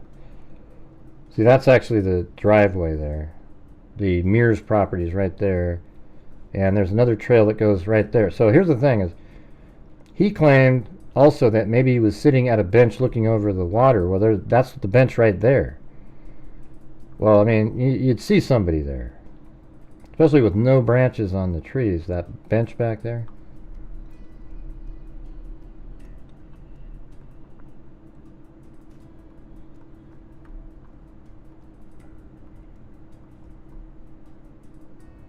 And so we just walk all the way down, and eventually... So I think Bridge Guy, a.k.a. Richard Allen, that he was right. He probably walked back to somewhere around here, and I'll show you why. Watch. So you can see the bridge there. There used to be barricades up there. But I think he walked back to somewhere just right around about... Not even here, like right... Like back here somewhere, and he watched the girls cross the bridge, and then he could see behind, and he knew that Betsy Blair had already left, and he doesn't see her. So then eventually he goes towards the bridge, and you don't see the guy. Let me show you, because it's not clear enough. That's the problem. You don't see him in the image. I wonder if they had the original, if they could have done something with it. They don't, Gray, because it's not a real picture, man. It's a fake picture. It was manipulated and created to make it look like they were on the bridge, but they never were. And somebody put out a fake Snapchat with a... Yeah, see in this picture? It's too blurry to see anything. I have a better version, maybe... Nah, that's not that good either. Now here's one that was kind of clear. I put Bigfoot right there. I don't know if you'd see that, but notice how you wouldn't be able to see anybody back in the woods there. And so that's the problem. And then here's the bridge now. It didn't used to look like that, obviously.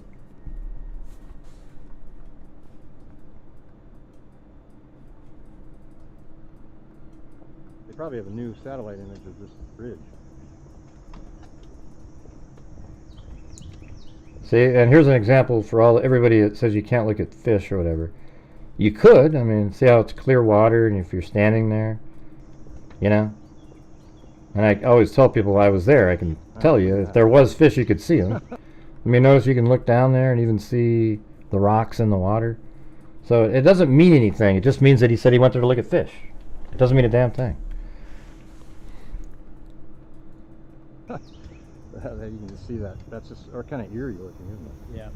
It just disappears into the foliage now. Yeah. I almost know all the railroad ties. That's true. Yeah. Sadly. See, there's a platform, so I'm sure you can get... That's the third platform, I think. Because this one, there was like 1 and 2 would be right like here where we're at maybe. And then 3 is up there.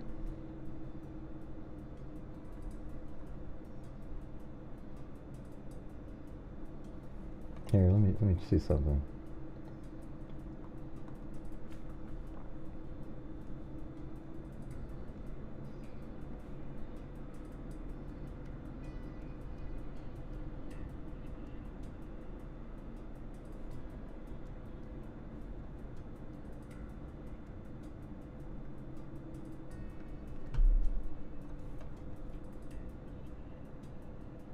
Ah.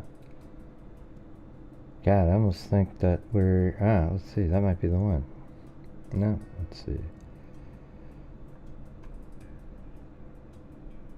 I'm going to see if I can see where these are in that picture. Just checking out. Looking on the side over here. Bearings from that. That's probably...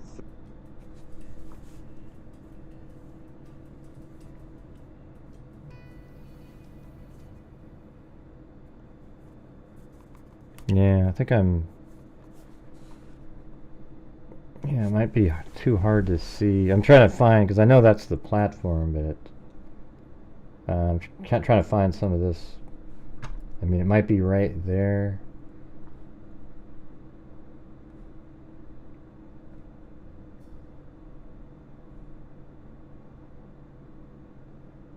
It's hard to tell. But you obviously saw in the video, we know where it is, but now it's all destroyed, so... Don't know.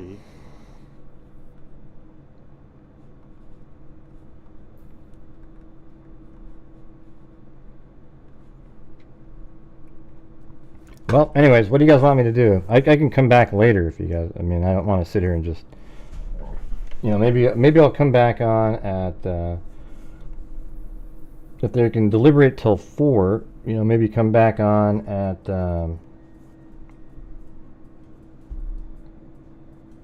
let's see...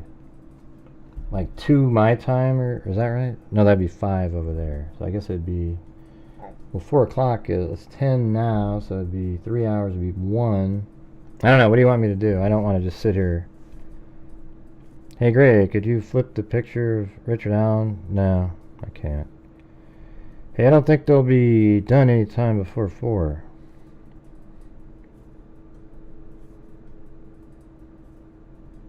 No, it wouldn't, it doesn't make him, I can't flip him around to see his face, so it wouldn't make any difference.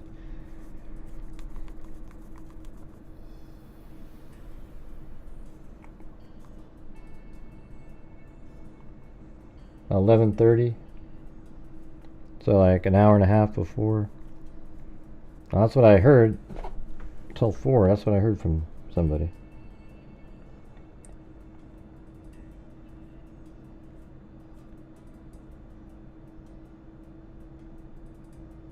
Where did I read that a minute ago?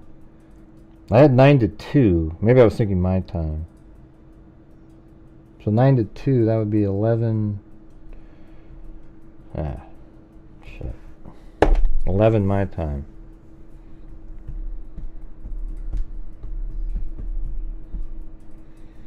Central time, I believe Richard Allen is 60. Right. I don't believe all of his confessions, because I think he was told to throw some inaccurate stuff in some later ones to cast some doubt on the original ones that were calmly, precisely said. So then he was like confessing, throwing things in there that were provably false, like knowing that they could bring witnesses up to say, nope, never happened.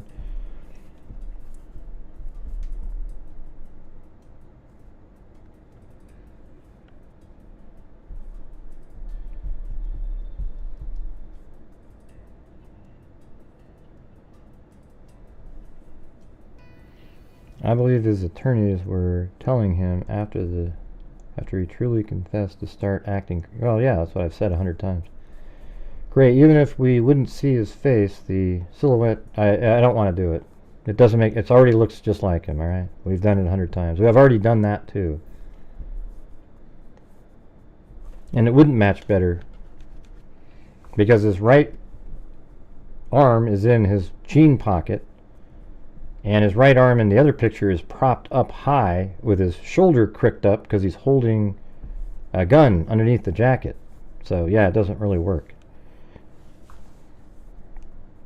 I thought through it. That's why it looks the way it does. Let's see. George W. Lipinski used to go fishing in lakes and ponds. We used to watch them to see what kind of catch is possible. Yeah, okay. Good for him, Lisa. All right. Hey, everybody, there's somebody else that looks at fish. What would make you think of looking something like that up? You know what I'm saying? Or even saying it. It's like, hey everybody, people look at fish in the water sometimes. It's amazing. I mean, hell, I used to do drive around and use your Polaroid glasses. You can look right into the water and you'd pull over and see if you could see a fish in there. Anyways, I gotta use the restroom now.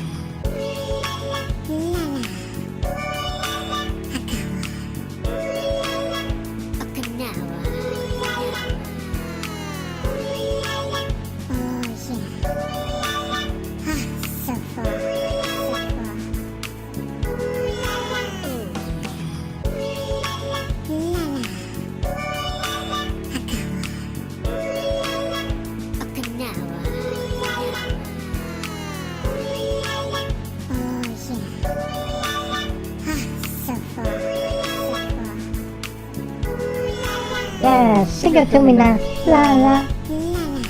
Ooh la la. Ooh la la. Okinawa. Ooh la la. Ooh la la. Ooh la la. Ooh la la. Ever now, sing it to me now. Ooh la la. Ever now. You guys know it doesn't say Okinawa, right? I mean, it says Effinawa. You know, like there's something going on in the background we're not quite aware of at this point. Yep. Ooh la la.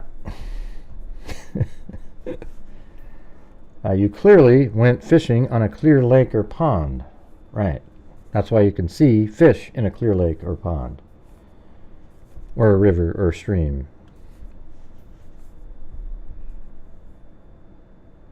Yeah. What is taking the jury so long? Well, probably trying to convince one stupid...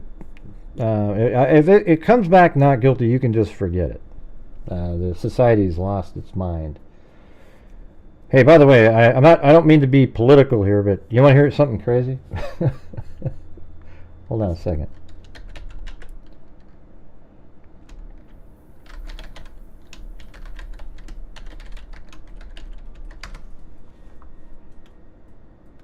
How about this? What do you think of this?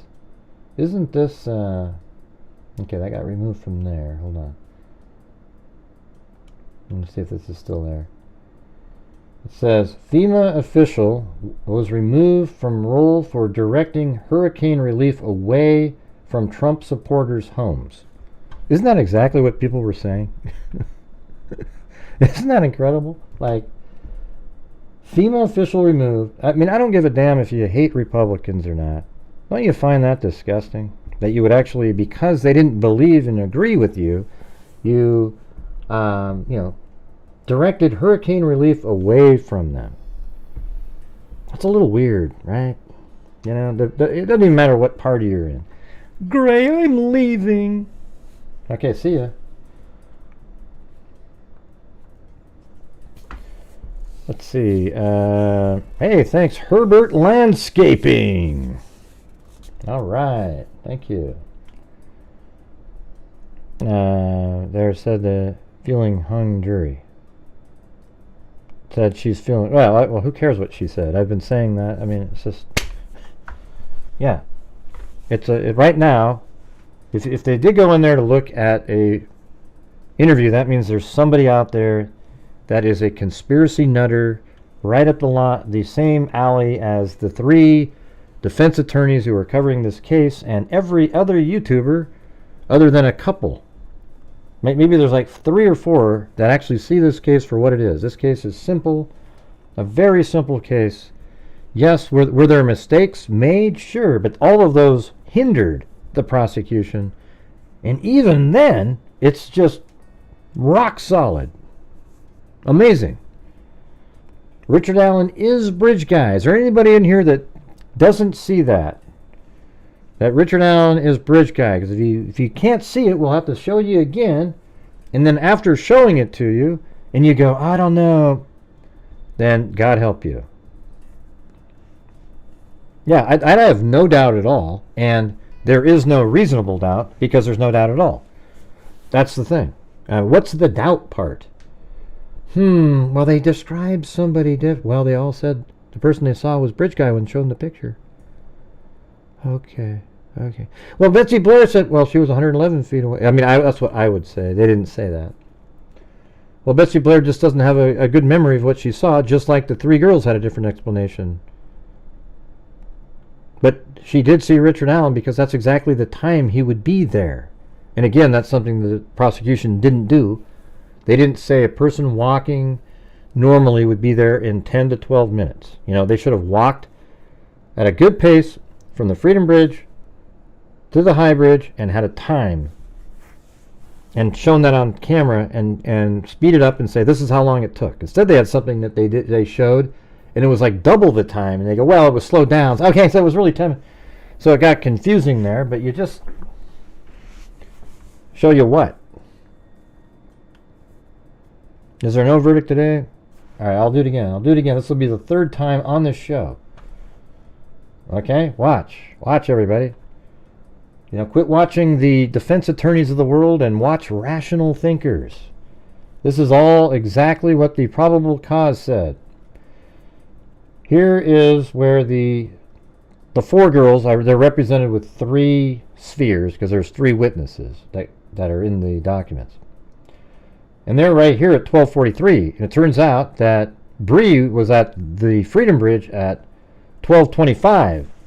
And Richard Allen's second story was, remember he told Dan Doolin he got there at 1:30 and left at 3:30.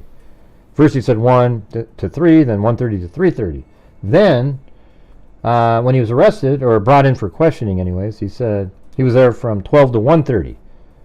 And the 3 girls actually proved that that is a lie, and his phone was never in the area, and they've never found that phone. And his phone didn't ping when he said he was looking at stock tickers, so he lied there. So there's 2 lies there. So Bree was here at 12:25. She walked this entire trail and did not see Bridge Guy. Then they took a photo at 12:43 at the bridge. He wasn't there either. Then they walked this way. Eventually at 1:26 they take a picture at a bench right here. And they still haven't seen Richard Allen. Then 1 minute after that picture at the bench at 1:26, the Hoosier Harvest Store camera picked up a black a vehicle with rims that you could see through, which were consistent with Richard Allen's 2016, and it actually, matched his car, 2016 black Ford Focus. They couldn't see the license plate or anything, but the car's driving by the Hoosier Harvest Store exactly when he said he would be getting there. And then he said when he got out of the vehicle, he walked to the Freedom Bridge, and then entering the trail, he passed 3 girls, so he saw 3 of the 4 as he passes them. These 3 girls, and all 4 of them, said that they saw somebody too. And their descriptions were slightly different, but when shown a picture of the bridge guy, they said, yep, that's the guy we saw. Richard Allen describes himself wearing exactly the same clothing as the bridge guy. Today is Richard Allen's day off. It's on a Monday where almost everybody's working. How many other people do you think were at the bridge that day on a day off at 1:30 wearing the same clothing that he had on? Probably not many, but I digress. So after Richard Allen passes those 3 girls, they saw him and he saw them. We know for certain that this blue sphere at this point is Richard Allen. There's 3 corroborating factors. The camera here, these girls and him saying he got there at 1:30, right? So he passes the girls probably at like 1:33, 1:34, and it takes 11 minutes to get to the bridge. So he's over at the bridge at 1:44 to 1:47, just giving you a range. And then Betsy Blair, you can see right here, she drives under Old State Road 25, looks up and sees the 4 girls, verifying their time there. Then she drives around and passes the Hoosier Harvest Store at 1:46. Gets out of her vehicle, probably 1:47-ish, maybe 1:48. Then right after that, Abby and Libby are dropped off by Kelsey. They're just there taking pictures and having fun, so they're not moving as quick as Betsy Blair because she's exercising. Then she makes her way to the bridge, and when she gets to the bridge, she doesn't actually make it to the bridge. She makes it to the barricades, which is 111 feet from Platform 1, which the prosecution should have brought up, because I would explain why she probably didn't get a great view of him, but the overall picture, she said, looked like the bridge guy. Then Betsy Blair turns around, and by the way, when she saw him, he was standing on Platform 1. She said the person was wearing blue jeans, a dark blue jacket, and she said he had like poofy brown hair. Well, he's got this big hat, a brown hat on his head, right? So that's what her memory was. But it's Richard Allen, because that's exactly where Richard Allen should be given the timing he got there. That's exactly where he'd be. And he was standing on Platform 1 just like he said he was. Then Betsy Blair turns around and passes Abby and Libby, who therefore have to run into Richard Allen, but he never says, "Hey, I saw the girls." But he had to. And he never saw a person looking like himself. And he never saw the bridge guy because he is bridge guy and he didn't have a mirror, as somebody else said earlier.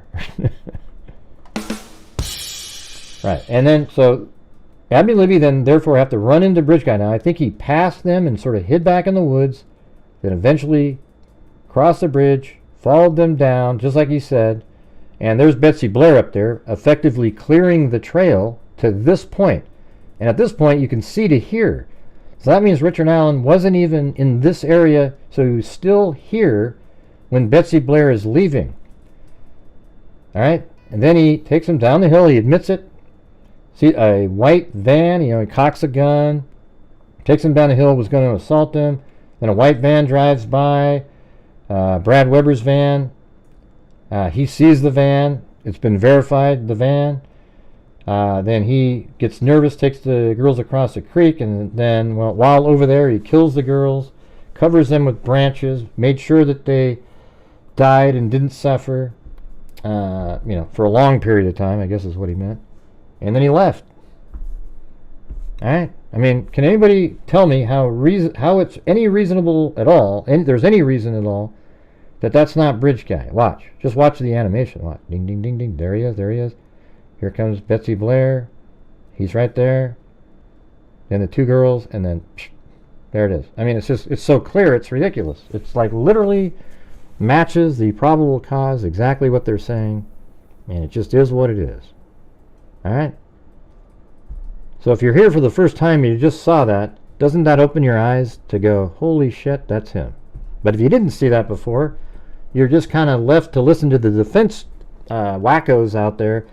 Well, they described 3 different guys. Hey, this one said this and this said that one.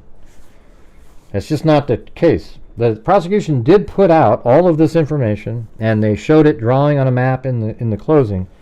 But the animation is what would really, seal the deal. It's just like you see it, it's done. Richard Allen is the bridge guy, therefore. Now you might think, well, I don't know if he killed him. Okay, that's good for you. But he at least kidnapped them off the end of the bridge. All right, exactly. That's it. It's Rick Allen. He committed the crime. That's it. I mean, it's just that simple, everybody. It's a very, very simple case. Oh, and by the way, see how that right there, you got it's convincing what I just showed you, right? And I even forgot to tell you about the bullet. So that's what I'm trying to tell you. I've done this so many times. I never even would use the bullet in the story, because he's bridge guy without the bullet. And now the bullet, once you believe what I just told you, the bullet is way more believable because they've already proven it, but you might go, oh, I have some doubt. You have no doubt once you realize he is Bridge Guy, and he admits he ejected a bullet.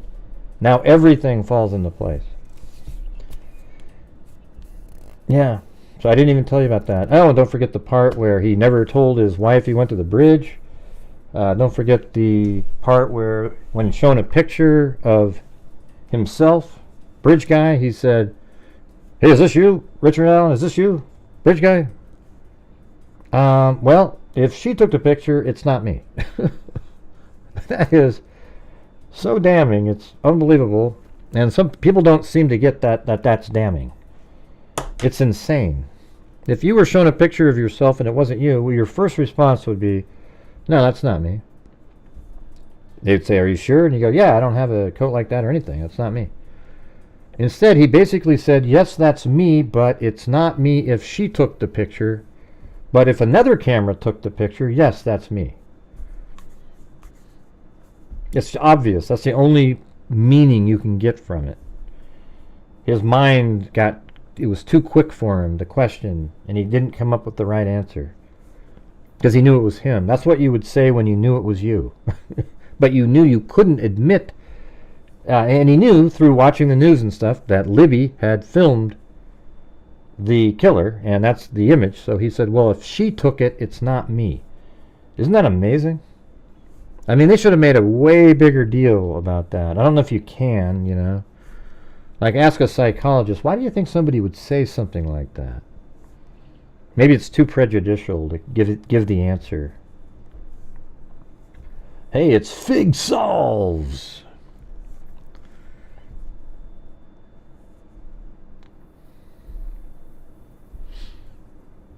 Yeah, like Fig Solves, Frank Meister, you know.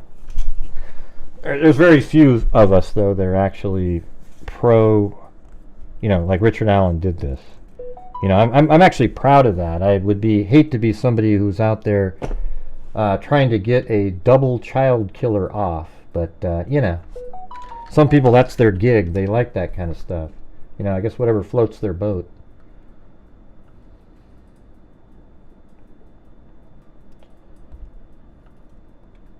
Imagine your whole day is sitting around these idiot defense attorneys going, hey, ooh, good stuff, man. We can really make this one work today. We can free this bastard. Yeah. All right, let's see. What do we got here? They just want a fair trial, Gray. Do you really think that, listening to these guys? They don't want a fair trial. They want to free Richard Allen, a killer of 2 girls. Yeah. Lady Justice, something. I mean, some of the comments that are out there are sick on this wall. They should call it the wall of shame. And I'm not sure, if I was there, I'd be tearing down half of them. I'd just be ripping them up. I don't understand why nobody's doing that. You got these idiots posting this vile stuff on this wall right outside the courthouse. This doesn't mean there's any... Okay, Richard Allen arrived at the courthouse at 9:50. Should the jury request to see any evidence? At the end of the court Thursday, Carroll County Prosecutor Nick McClellan said he did not have to be present when the jury wanted to see evidence. If the defense is present for evidence, it is believed that the prosecution will also be in attendance. There is still a crowd waiting outside of the courthouse, awaiting a verdict. Many have made signs that have displayed on vehicles and around the edge of the courthouse lawn. Right. What?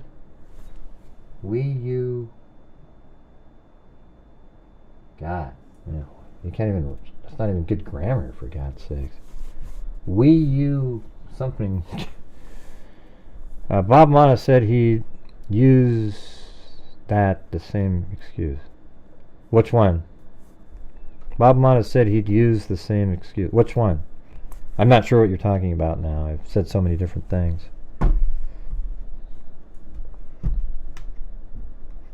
What are you referring to, Ruben? Ruth, hopefully we find out. I listen to those guys for about 30 seconds a day just to see where they're at, and they're still the same place. But Gray, if Rick identifies as 13-year-old girl, it would be normal to be out there trying to make... You know what? We hadn't thought of that yet, but it wasn't a big thing in 2017. Weirdo. What I do is I see Bob Mana and them talking about stuff, and the second I hear something inaccurate, I type something in, then I get attacked, and then I leave. Now they go, "You're a troll, Gray." No, I'm just correcting what he said that was incorrect. It's pretty easy to do, you know. It's like a pretty... They want attention like Rick.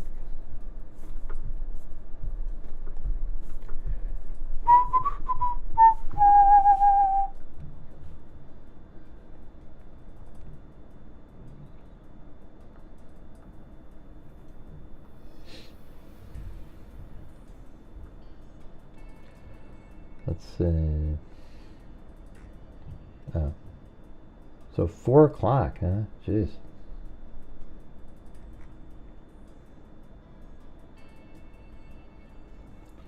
Reviewing the following evidence. Interrogation with Holman. Oh, they're reviewing the interrogation with Holman and the video from Libby's phone. Oh, yeah. See? Ah, that's interesting. Because the interrogation with Holman is the one that the defense team tried to throw out.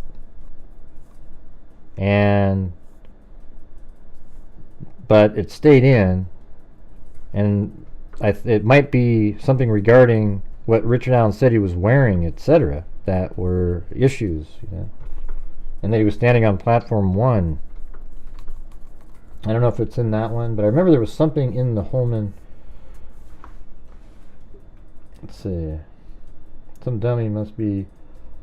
I wonder how people know what the jury was in there looking at. How do the people know that?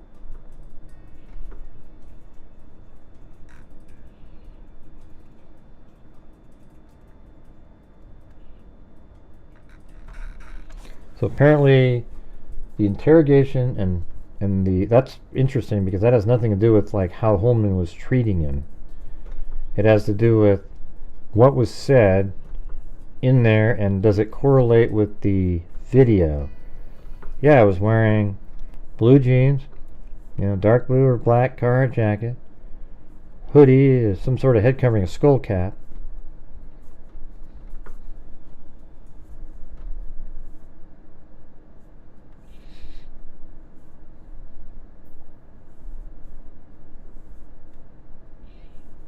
Okay, please remember, Gray, your coverage has been incredible all these years. Well, thank you. Yep. But I've noticed in here there hasn't been, let's see, the same support today as yesterday. It's kind of been dead as a doornail, and yet I'm still here. So I don't know if I should come back on later, or, like, what should I be doing? You know, have a whole new show, maybe the fresh people. Hold on.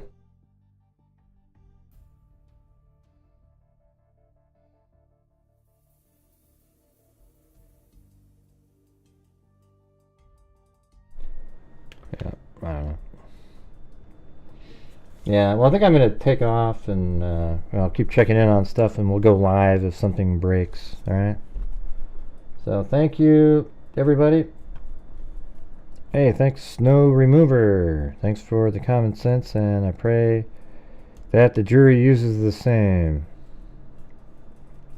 Yeah, well, that's what we can all hope for. But maybe I'll come back on, so if it goes to 4 o'clock, if I came back on at like in 2 hours, that should be kind of near that time frame, I guess. Oh, you heard, well, I guess what they're saying is their time. Okay, so if they said 4, so maybe it is 2.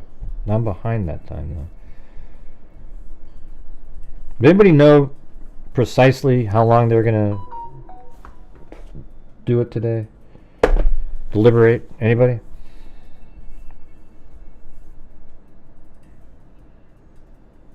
$2 p.m. their time. Okay, so I gotta stay on then. Sorry. That means in 40 minutes. Wait, now it's 4 p.m. Eastern? What are you talking about? You just said it was... A blank slate said 2 p.m. their time. And then people are saying 2 p.m., but some people are saying 4. So I need somebody to say, give me the precise time.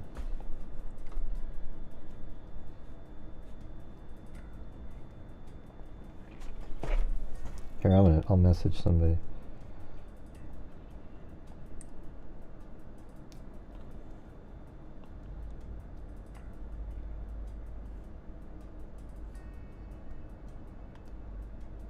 What do you mean she knows his sources? What does that mean?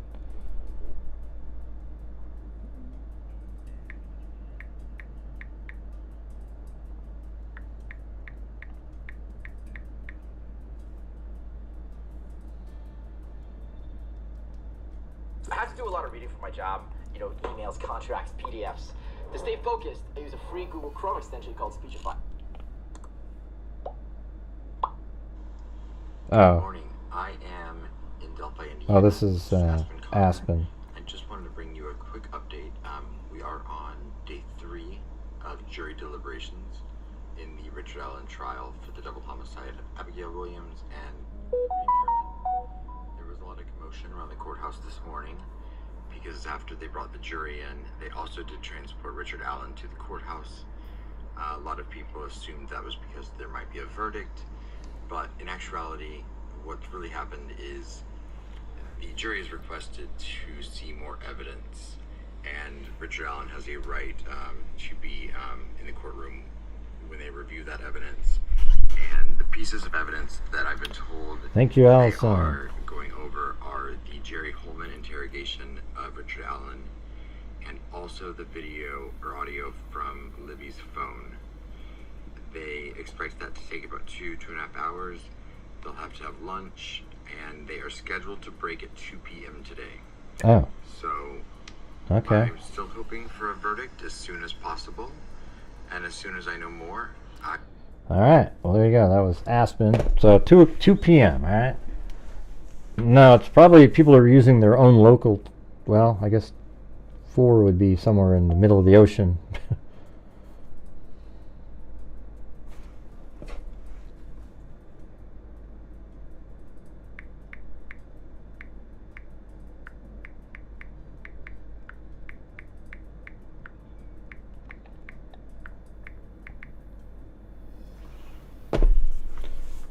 Yeah. Here, let me try something. Yeah, Susan Hendricks knows that person, hangs out with that person right there a lot. Let me see, maybe I can just...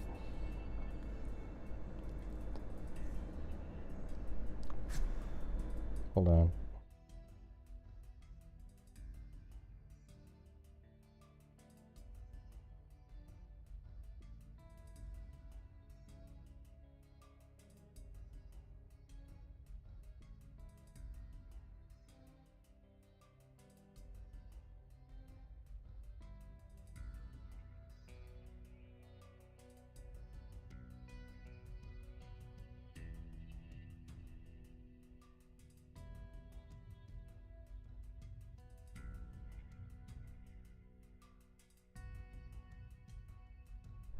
Yep.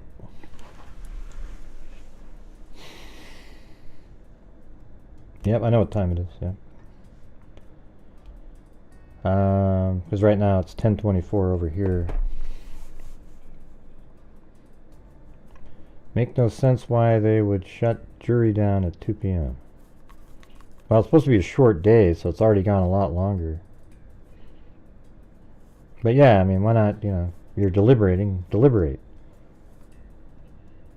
I think that's good news. They want to watch the Holman interview again. And what was the... That's when he said something about... what did he say in that one? Oh yeah, it wasn't the Holman interview the one where his wife came in? And he gets her to say... You know, like, hey, you know I wasn't there, you know, whatever it was. Like, he tried to manipulate her. Isn't that one? Okay. So maybe that's what they're looking at. Hold on. I just heard back from Susan Hendricks. Hold on. I think they're wrapping up at 2. She said 2.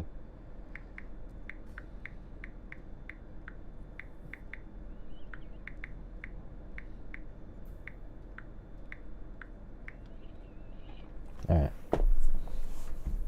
Yeah, definitely guilty, everybody. Richard Allen is bridge guy. Richard Allen is bridge guy. Richard Allen is bridge guy. Yeah, we just make a rap that's just Richard Allen is bridge guy. Richard Allen. He thought he was hiding on, come up with a rap. Richard Allen, hiding on the sly. Yes, he's bridge guy. For years. He sat and played pool. Turns out he's a damn fool. I'm sure somebody could put some better lyrics together. I kind of like There Will Be a Verdict Saturday. Yeah, that's today. Yeah. B's 9, that's today.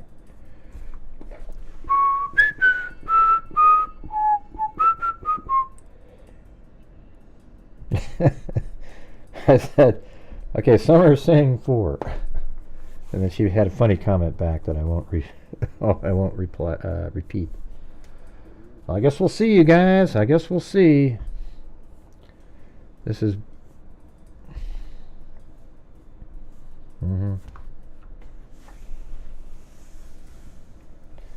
might take a month to spell it out to the 1 or 2 holdouts. I'm not going to cave in. I was watching the I was just... Yeah. I think a question you'd ask, have you ever been arrested, sir? What do you feel about law enforcement in general? And if there was any inkling of distrust, they're out of there. Forget it. But Gray, sometimes they are. They do things. Well, that is true. That is true. However, if you have a bias like that, you're looking for an out for the defense person. Yes, again. Who are you talking to?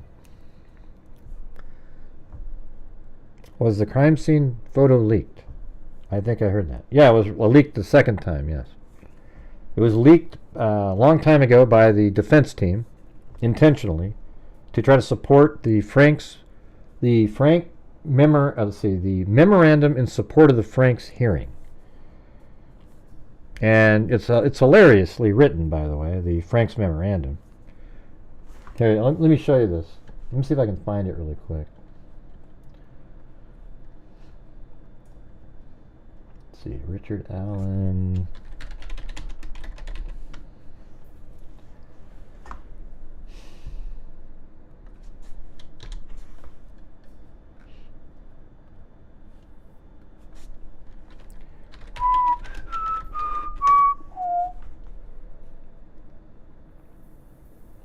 Push it. All right.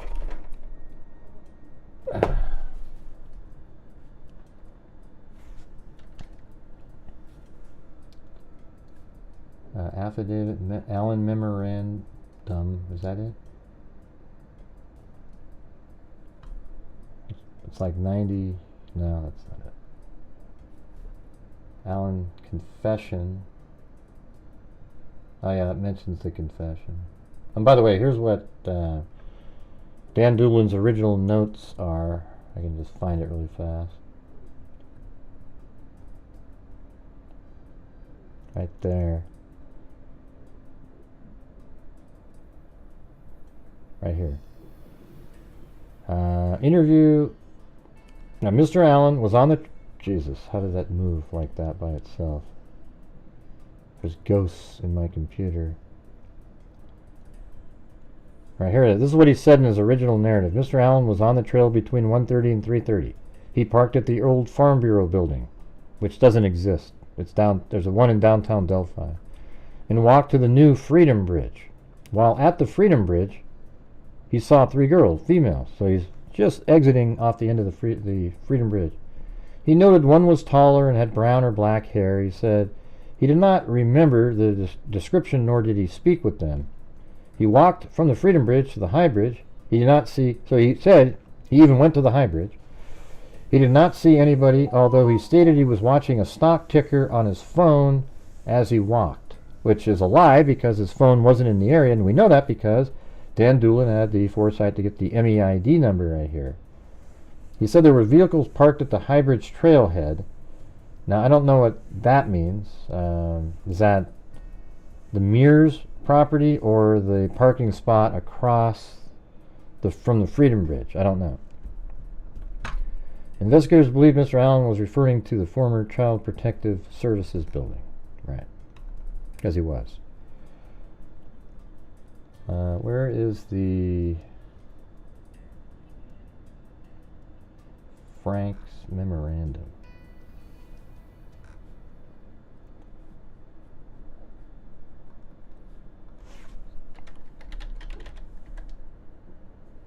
There it is. Is that it?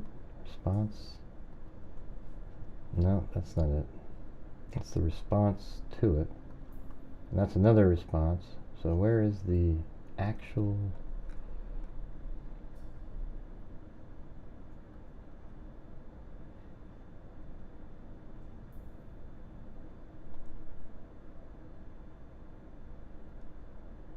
How many pages was that document?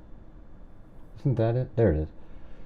Memorandum in support of the motion. So this thing right here was just a load of absolute garbage, the whole thing.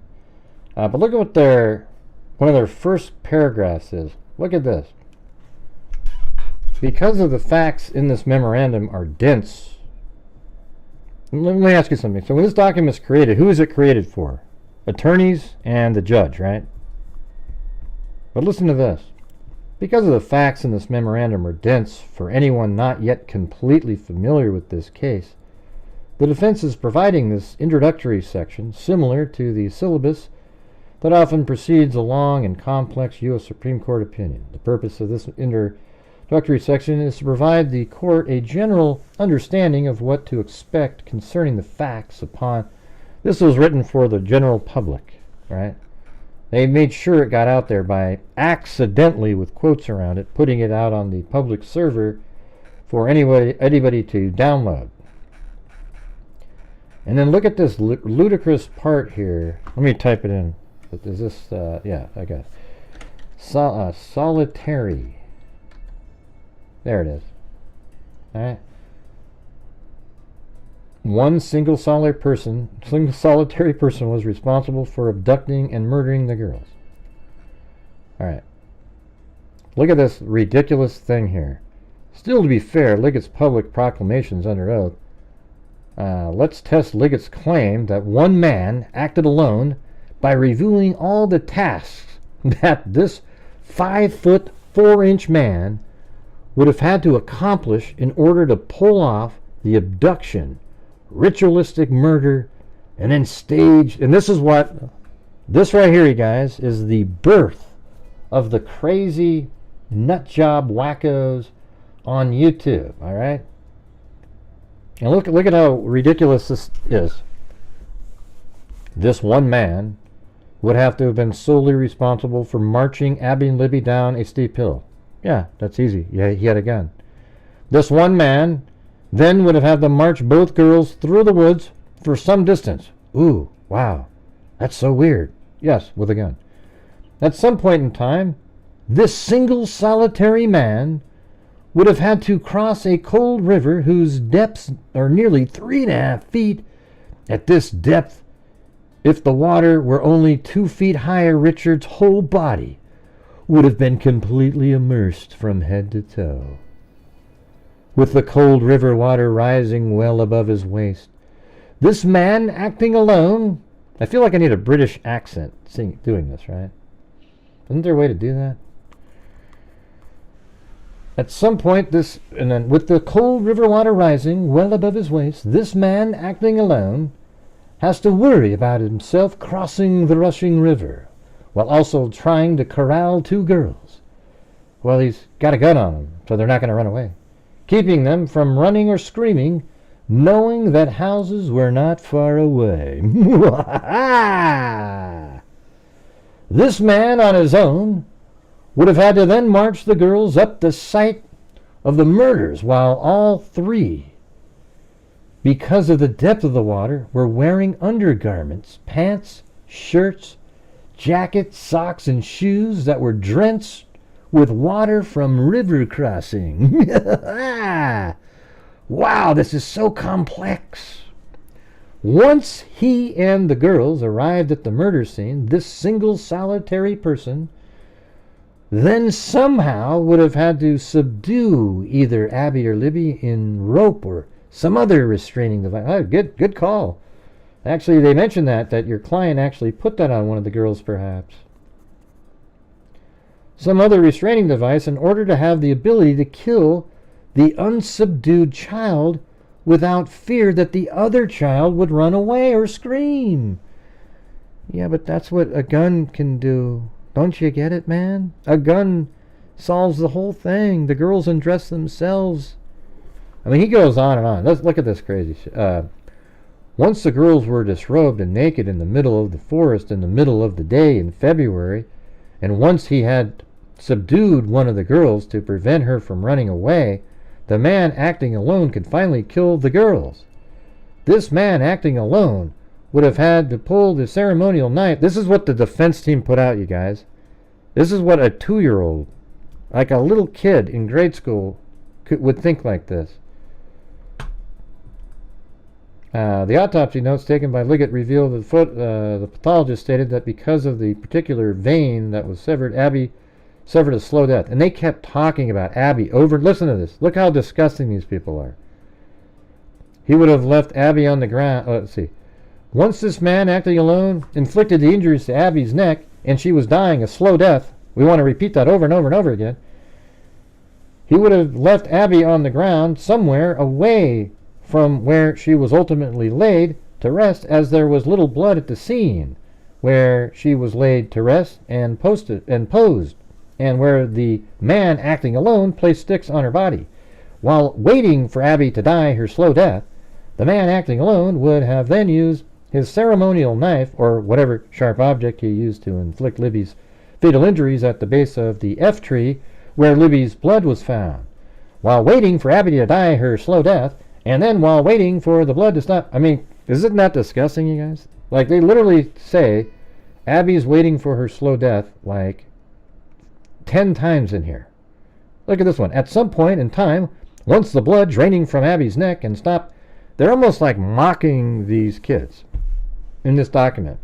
It's one of the most disgustingly stupid and just disgusting documents ever written in the history of legality. But Bob Motta thinks it's one of the greatest documents ever written.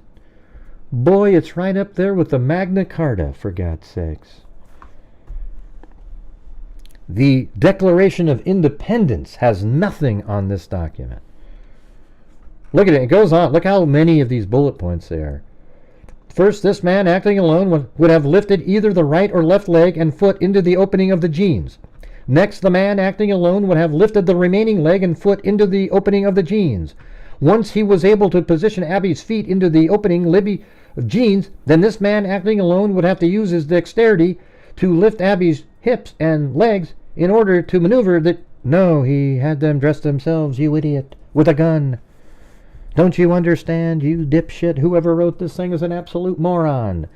The gun would have allowed the girl, or forced the girls to undress themselves. They would have dressed themselves. This is incredible, man. Gray, I hate it when you whistle. Ooh, Jesus. Yeah, I don't even know where my Mr. Rogers. I gotta play that again though. You know, it's so good.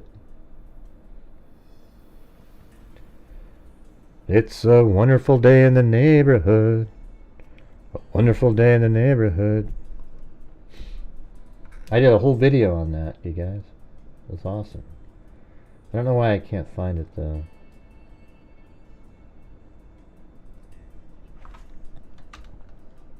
What if I typed in Mr. Rogers? Is that gonna work?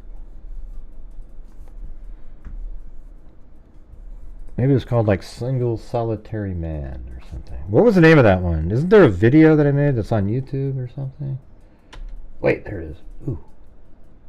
Oh, I think I found it. God, I just typed in Single Solitary Man. Here we go, everybody. Here it is. You want to see you guys want to see a work of genius? I made this on November 1st, 2023. All right, here we go. A year ago.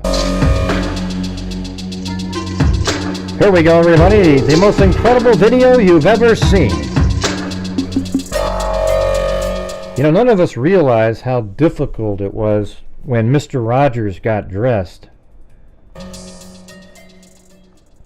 Life is hard. Life is difficult.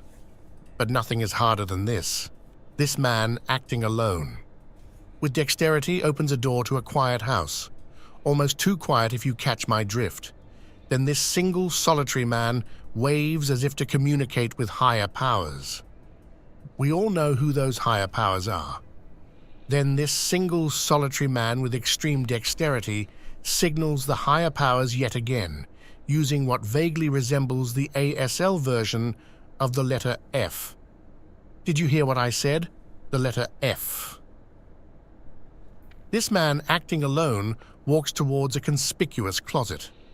Once at this conspicuous closet, incredibly with dexterity, he opens the closet door while simultaneously maneuvering his left hand and left arm out of the armhole of his jacket. He then used his dexterity to pull the left arm through the left armhole. Once the left arm was successfully pulled through the left armhole of the jacket, the man acting alone would have used his dexterity to begin moving his right arm and then hand out of the right armhole of the jacket. Wow. Once this single solitary man removed his jacket, he then, acting alone, using his dexterity, grabs a hanger, not an ordinary hanger, but a wooden hanger that could resemble the Illuminati eye of Providence. Once this single solitary man acting alone reveals the hanger, he, using his dexterity to cover up this symbol with his jacket, by first putting the hanger under the left shoulder of the jacket, and then the under left shoulder of the jacket. He then, with the seemingly mythic Thor-like ability, hangs the jacket in the closet. Astonishingly, this single solitary man, acting alone, grabs what appears to be a tan sweater This from the is closet, super chat worthy. only briefly revealing another triangle guised as a hanger. This single solitary man, using his dexterity, shuts the closet door quickly with his left arm. Amazingly, as the door is shutting, this man acting alone maneuvered his right hand and right arm through the right armhole of the sweater. Then, as if he was a magician, acting alone, he, behind his back, maneuvers his left hand, then arm through the left armhole of the sweater. Then, in a move that only the Shaolin monks seem to have mastered, this man acting alone, using both hands, zipped the front of the sweater, tricking his would-be detractors who believed he would zip it all the way. Then this man, acting alone, using his left leg, first steps forward and begins an arduous trek to a bench, a seemingly short trip, but was anything but. Trust me. Amazingly, 2 Converse sneakers were placed intentionally on this bench prior to this man arriving. Then this single solitary man maneuvers his right leg over the top of his left leg. This man, then acting alone, quickly removes his right shoe and holds it up defiantly, but briefly. Once he has removed his right dress shoe, this man, using dexterity, grabs the right Converse sneaker that was conveniently placed on the bench and slides it on his right foot. Once the shoe is on his right foot, this single solitary man, using dexterity, ties the right shoelaces, securing the right Converse sneaker to his right foot. Then this single solitary man, with dexterity, maneuvers his left leg over the top of his right leg. This man, then acting alone, quickly removes his left dress shoe and tosses the left dress shoe to his left hand. Once his left dress shoe is removed, this man, using dexterity, grabs the left Converse sneaker that was conveniently placed on the bench and slides it on his left foot. Once the left Converse sneaker is on his left foot, this single solitary man, using dexterity, ties the left shoe laces, securing the left Converse sneaker to his left foot. Not one single solitary man could do this alone. Obviously, someone else was involved.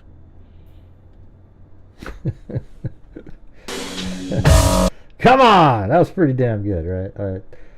Look at, and I wasn't even being sarcastic. Watch, listen to this. First, this man, acting alone, would have lifted either the right or left leg and foot into the opening of the jeans. Next, the man, acting alone, would have lifted the remaining leg and foot into the opening of the jeans. Once he was able to position Abby's feet into the openings of Libby's jeans, then this man, acting alone, would have had to use his dexterity to lift Abby's hips and legs into, or maneuver the jeans up Abby's, look at how they word that, dead body. What a bunch of piles of shit. You guys are sick people. Anyways, once this man, acting alone, was able to maneuver the jeans several inches toward Abby's midsection, he would have had to continue to readjust by lifting the body with one hand while grabbing the jeans and pulling them toward Abby's midsection with the other hand. You see how my thing is exactly like this. It almost isn't even sarcastic. It was showing you this is the most childishly stupid document ever written in the history of legal, the legal world. All right. I think it ends here. Once the man, acting alone, was able to make his way onto 300 North to walk down the road in broad daylight, open to the public rather than the woods under cover, this man then walked some distance westbound on 300 North before allegedly being spotted by Sarah Carba at 357. Yeah. Isn't that amazing, you guys? But hey, it was cool to find that video. I need to put that somewhere else. Where is this, by the way?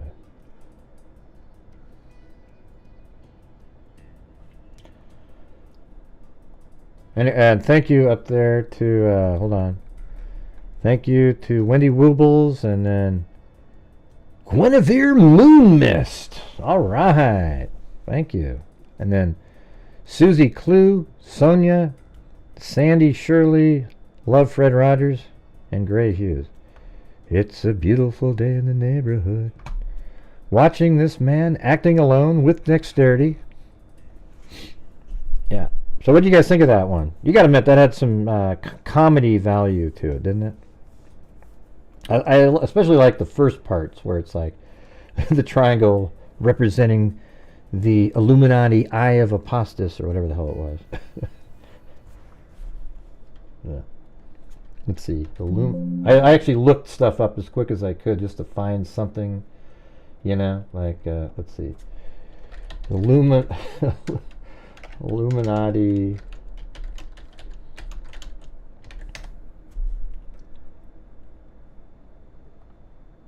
Yeah, right here.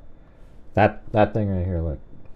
That's the the triangle of his hanger. That's the loose connections these clowns make.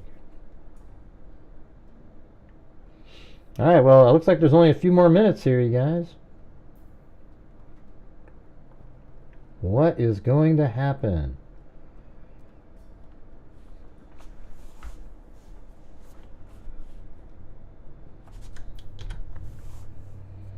Bluetooth headphones to listen to Libby's video on the Holman interview. Well, what they should do is request Bluetooth headphones so they can plug it into Libby's phone and see if they heard something. And recreate the whole scene. Okay, so get like a crash dummy, put underneath the crash dummy's left leg a shoe, and then underneath the Nike shoe put a cell phone, and have them all bend over on the ground with a phone jack and try to plug it into the iPhone without moving the phone at all.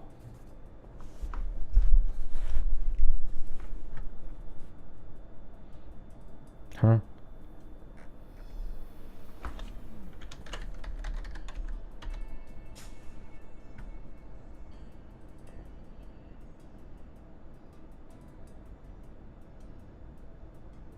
No. What's the video about, Bo Peep? What's the video about? Because we have a bunch of videos. We have one where they're on a gondola. We have one that was on... I don't know, but the longer it takes, the more I don't know. For me, it's sort of good news, because I mean, in some way, I mean, they're trying to convince somebody who's a holdout. Either way, now if it's a holdout for guilt, that person should absolutely not cave at all to anything. But if you're one of if you're an idiot and you think somehow there's reasonable doubt that he's guilty, then you got a problem. You're just...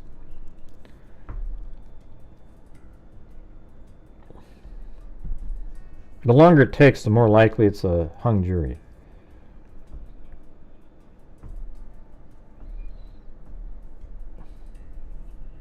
What's the video of? Here, I'll go look really quick.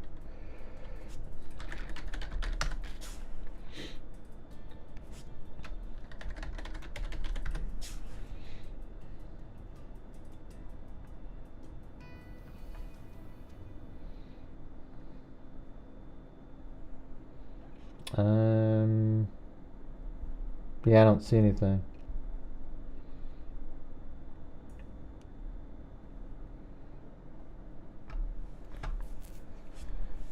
I have two videos. One where she goes up to his car and he looks at him. I mean, I have them all. So there's people out there. Oh, I don't know. You know what? I actually sent that to somebody. I wonder if they gave it to her. I don't know, but...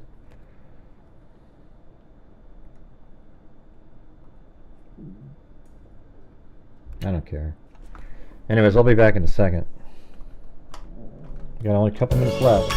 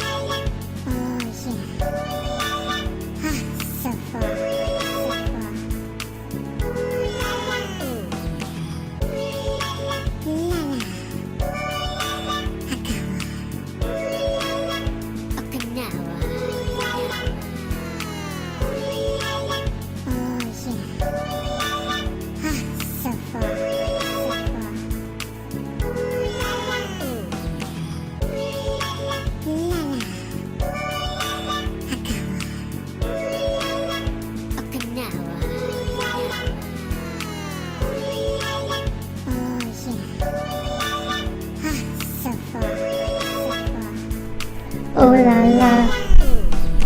Ooh la la. Ooh la la.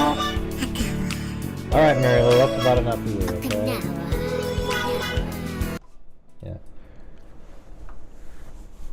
Support the channel. Yeah, everybody. If you could help support the channel today, that'd be great. We've been on here for, gosh, 3 hours and almost 4 hours now already. We're not really, it's not the greatest day in here, but if you have the ability to, that'd be great. We've had moments, but then it just dies off. Where is the info coming from? Wait, who said what? They're done for the day? I just had the animated ones. I think it's more important. There's people that want the timeline, like with numbers and stuff, but it's like you don't really need it when you see the visual one, right?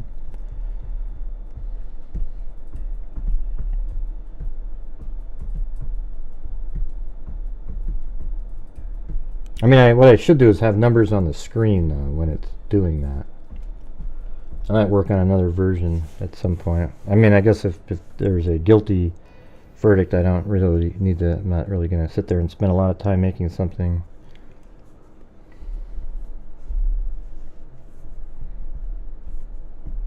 Oh, they can go beyond 2 if they choose to. All right.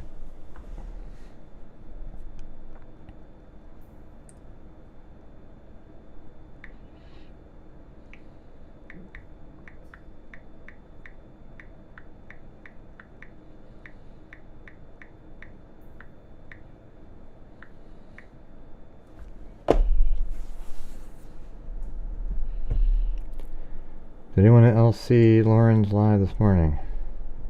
No, we're over here doing my show. Probably why I didn't see you over here. Someone on another channel said they saw Baldwin and Rosie leaving. Yeah, well, I think they're just hanging out at a hotel. Lieutenant Holman's video and Abby's video. Yeah, we know that. We said that earlier. Yeah. And it's Libby's video, not Abby's. Hey, thanks Tabitha Greaves. I swear if the jury doesn't come back with a verdict today, it's just because they're enjoying their hotels. Stay and a nice long... Yeah, maybe the holdout is, yeah. Maybe it's a homeless person that's enjoying the hotels. Anything. Gray, that's not very nice. It was a joke, people.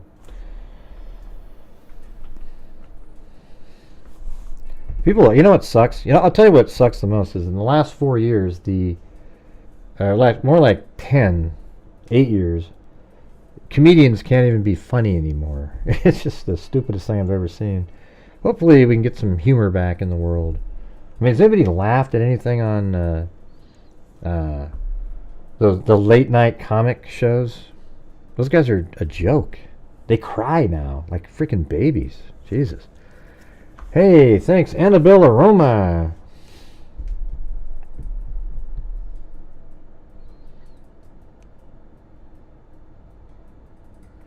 Or they just want to get away from their families. Yeah, probably. Guinevere Moonmist. Well, it's a good thing I'm not president, because I'd be really strict. Really? You wouldn't want to let people be comedians? Come on, Jesus. It's the fear of propaganda. Yeah, it's the fear of propaganda. Let's see, the comedian who got so much flack for that joke is a roast man. Yeah, but it was stupid. There's no doubt about that comedian. It was stupid timing, and that's just dumb. It was dumb no matter what. Even Trump and the rest of them said that was stupid, because it is. It's just dumb, you know. And even today they're associating. See, he hangs out with these people. Really? They just hired a comedian that roasts people, and he said something stupid. I don't think they can deliberate on Sunday. Oh yeah, they're leaving for the day. It's over. Okay. Let me check.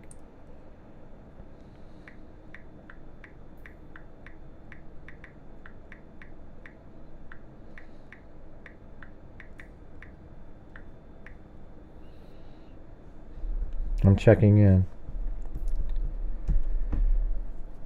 Richard Allen, a man acting alone with dexterity, took the girls down the hill, using his gun to avoid having to touch. I mean, it's so funny to watch this 90 bullet points when all you have to say is a gun was used. Oh, that explains everything.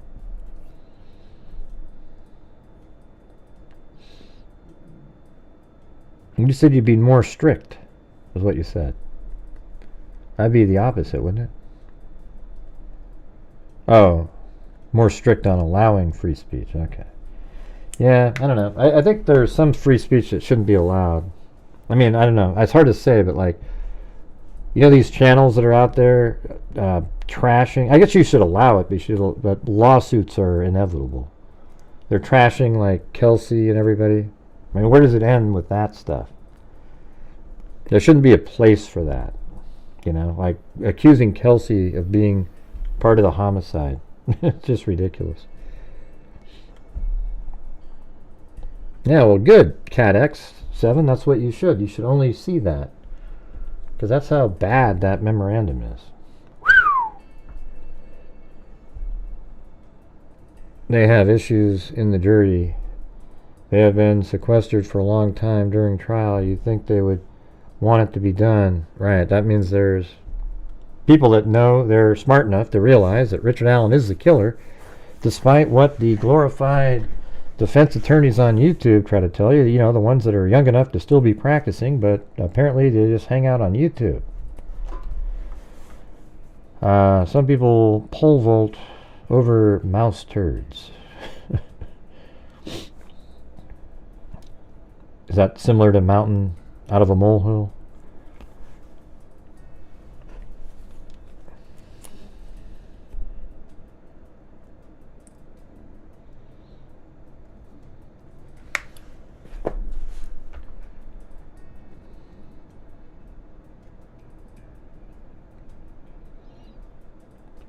Ding, ding, ding. Yeah, we've been doing the show for like the whole day so far. I got up at, are you still there, Brenda? Was there anything other interesting other than why the things that they were looking at, the Holman interview and the Libby's video? I'm trying to figure out what that means. Are they connected or just two separate issues?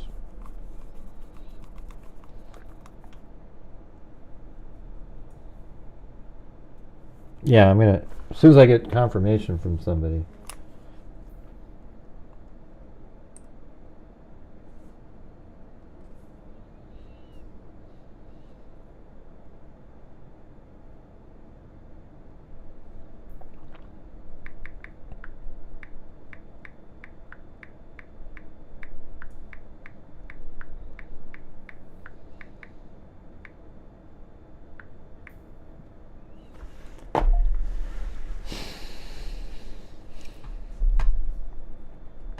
Anyone know how many total deliberation hours?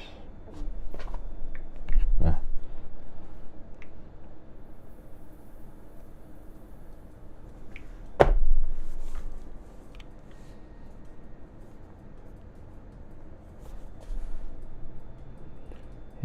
I don't know. I guess you would say probably 20-ish.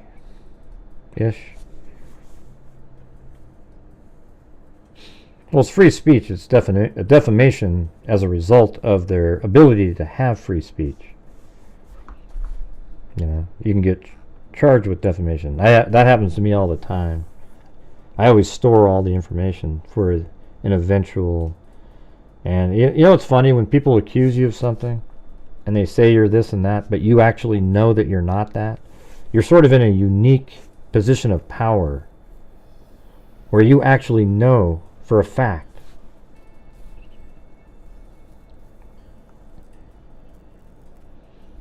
Are courts even in session on Veterans Day? Yeah, I don't know, man. Does this go all the way to Tuesday now, or what? I'm sure they'll open it up for them.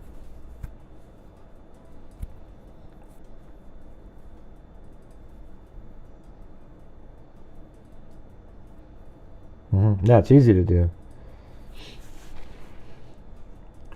I'm hearing the jury has left.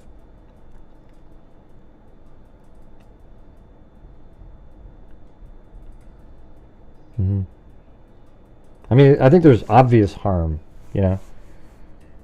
If somebody's accusing you of, like Kelsey, over and over and over again, it's just obvious harm. It isn't like, well, you gotta prove something. Well, what do you mean? It's right there. It's just, she isn't the killer. They keep accusing over and over and over again. It has people posting all over social media about her over and over and over. I get comments in my comment section all the time, and that's harmful to somebody. It ruins their reputation, or it tries to, anyways. I guess it only ruins it to the idiots, like Slow Joe, True Crime Benign, whatever the hell her name is.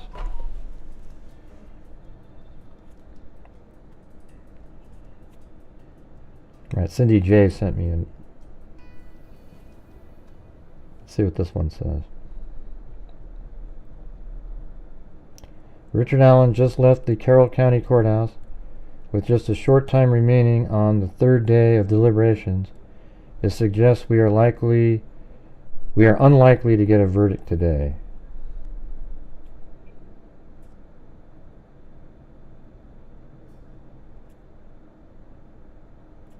When was that message?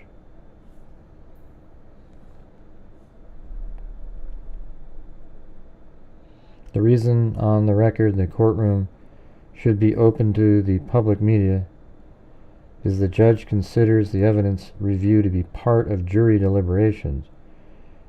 She can enter info about the topic time of review in the record at a later time. Well, people heard about it, whatever it was. We did ask Judge Gould if media pass holders can be present during evidence review. She says we cannot.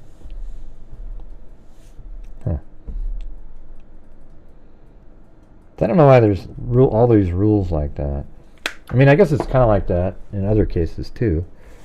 It is, that is just kind of like for the jury. They're just wanting to review something. I don't know if it's open on Monday. So I guess there's no verdict today, huh? Jeez. Man, I was almost certain.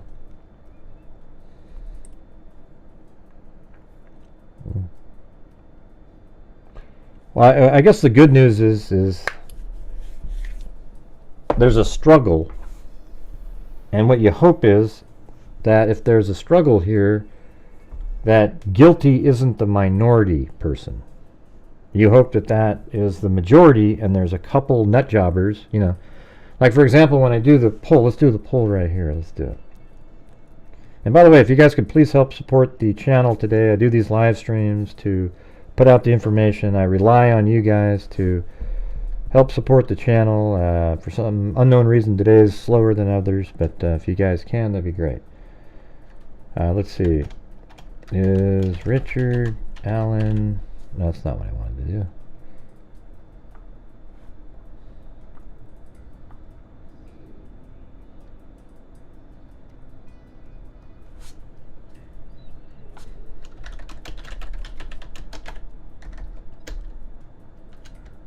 Let's see.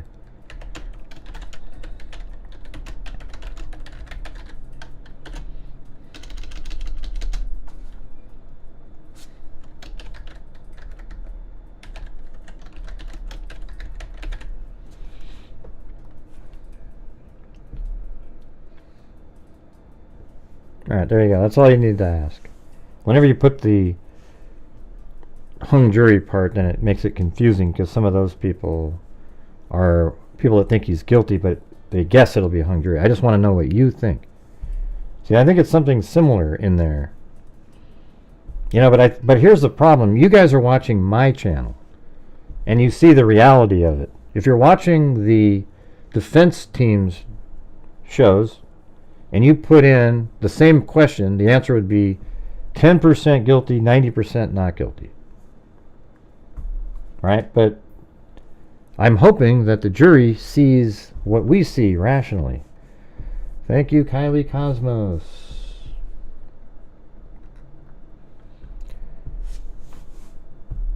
Yeah, we know, Peaky Nib. We say that every second of every day, all day long on this show, man. Richard Allen is bridge guy, in my opinion. Yep, we know. We've been saying that for almost 2 years, actually. The probable cause document, people don't really understand, but when the probable cause document came out, and I went through it meticulously and built these little animations, I made another one prior to this. He's already locked in as bridge guy. Like, he can't get out of it. And it got worse for him at trial. So I already knew, yes, he's bridge guy. I've said that for a long time. Richard Allen's bridge guy. There's no out for him. A year and a half ago I said that. Now we are at a point where, more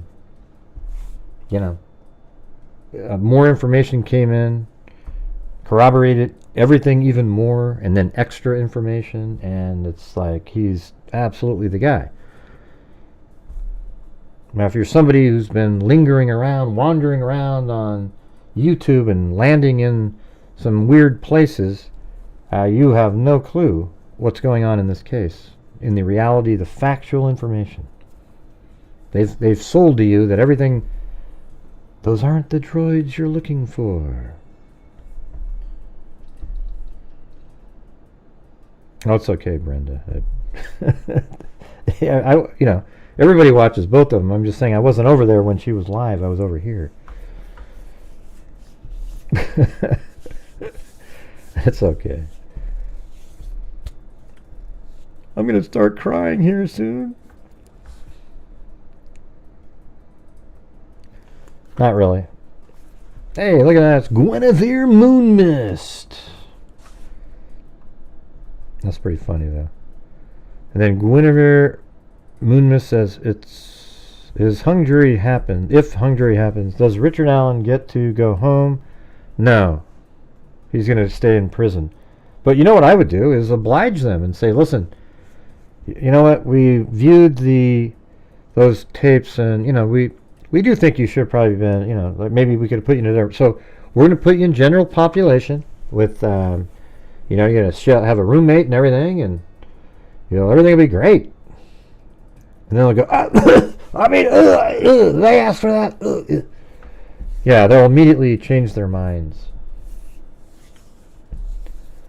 Hey, thanks, Kami. Yeah, we'll keep you in a jail cell, you know. 2 or 3 guys in there. It'll be great for you, you know. Put you right back in that jail that you wanted earlier. A little closer to Rosie and them guys, you know. It should be a no-brainer, but there's people with no brains. You get it? I went and toggled the switch for accepting membership. Oh, so it wasn't on before? I asked you if it was on, and you said it wasn't.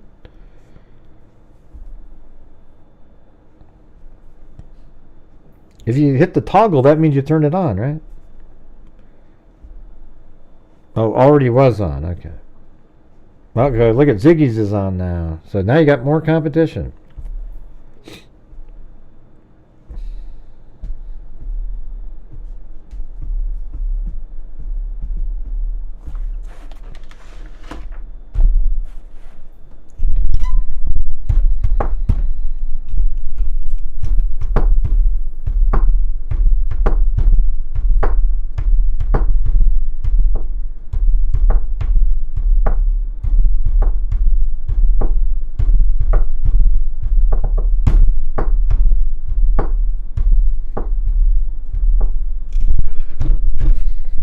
You like that beat?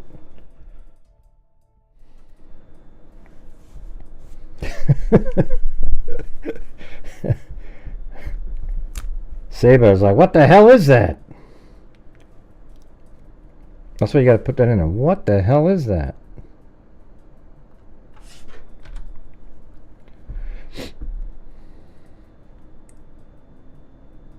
I'm not getting any answers from anybody. So is it done yet? Are they out of there? Look at CR is going for another attempt here. I thought her name was Harry. I told her it was scary. One say that's right, some say that's necessary. Like you said, Gray, if they don't find him guilty, there will be no justice. Exactly. So that's what these people don't seem to realize, is they're willing to, you know, and the reason I'm saying this is because I think that in effect prior to, these guys are sequestered and everything, right? So, you know, they're not, hopefully they're not listening to the Bob Matas and the other wackos of the world during this time frame. But prior, the damage had already been done, man. This thing, it's a conspiracy, it's this and that and the other thing all over the place. So these guys did that, trying to free a double killer and preventing 2 innocent girls from never getting justice. Isn't that great? Psychos. Yeah, we have his voice. I've already called. There's a phone number you can call as his old voicemail that he had in 2017. He actually goes, Rick. Got that one. And then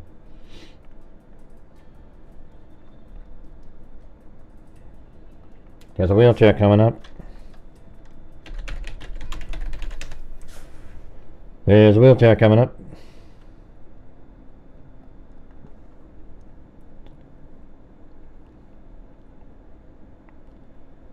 Look at that. Seba just gifted a membership to Bees 9, not Cindy J.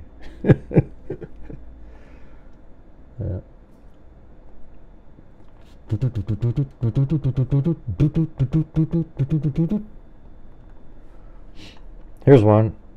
Down, we're going down. Here's a cable snaps coming up. Ginger snaps. Here he is. That's Kathy singing there. But now we know why Richard Allen is a little crazy. Shut up. Down, we're going down. Shut up. There's cable snaps coming up. There's some ginger snaps coming up. Down. Shut up. You gonna move the cable snaps? It's not gonna snap. It's not gonna snap. Going down. Shut up. Gonna have some ginger snaps. It's not gonna snap. I'm gyrating, but it's not gonna snap. She's gyrating, it's not gonna snap. There's a wheelchair coming up. Here it comes.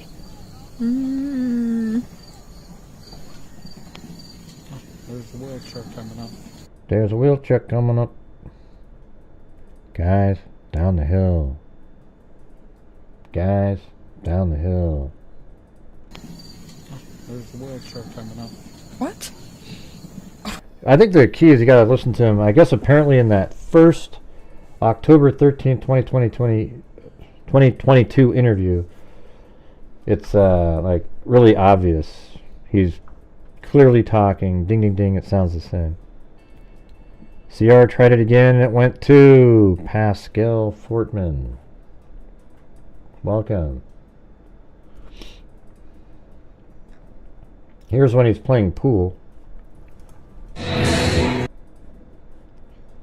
I gotta turn that down. But this is when you look at him and you go, man. So I froze it right there and I took a still of like his face and then I put that on the bridge guy. But it was more like right down. Look at him over there. Jeez.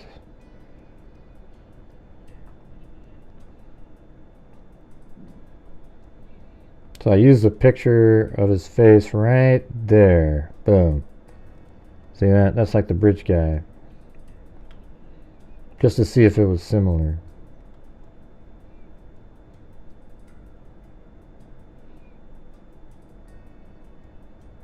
I mean, that looks like bridge guy right there, doesn't it? As a psycho. Look at him. Ah, Jesus.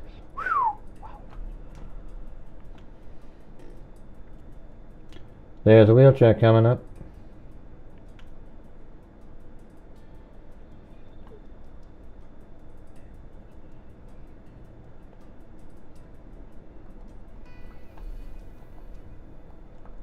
Man, there he is. Look at that.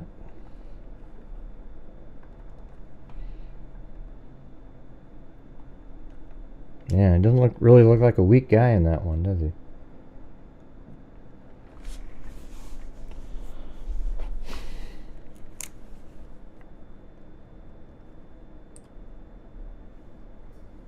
Yeah, not getting any answers.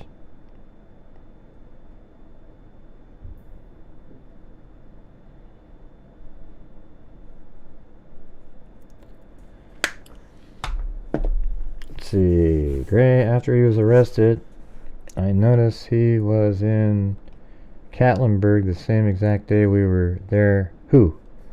After who was arrested?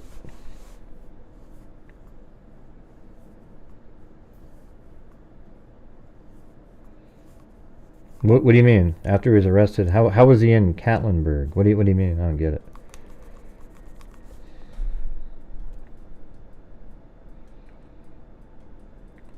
Guinevere Moonmiss said he used a box cutter he stole from CVS, and it's funny. I actually was thinking that's what he did before. I found out that he said that when he started talking about cutters, box cutters, Bullet 61 Confessions. There, Richard, Rich Guy Allen, Bridge Guy Allen. Yeah, well, also, one thing that it's not really great regarding the box cutter is the medical examiner determined it could have been a box cutter like way after Richard Allen confessed using the box cutter. So that's sort of, you could easily view that as tailoring the medical examiner to,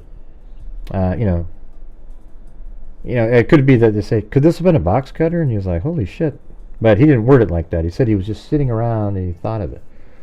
So that's hard to, you just kind of, the box cutter thing, it's interesting and whatever, but that's not one of the main points that I would want people, because I think you could, sort of reasonably believe that the word box cutter was mentioned to the medical examiner, and all of a sudden, well, I don't care if you agree or you disagree, Sunshine, I'm telling you the truth. Yeah. So anyways, what do we got here? I talked to a friend from a lift. It's got.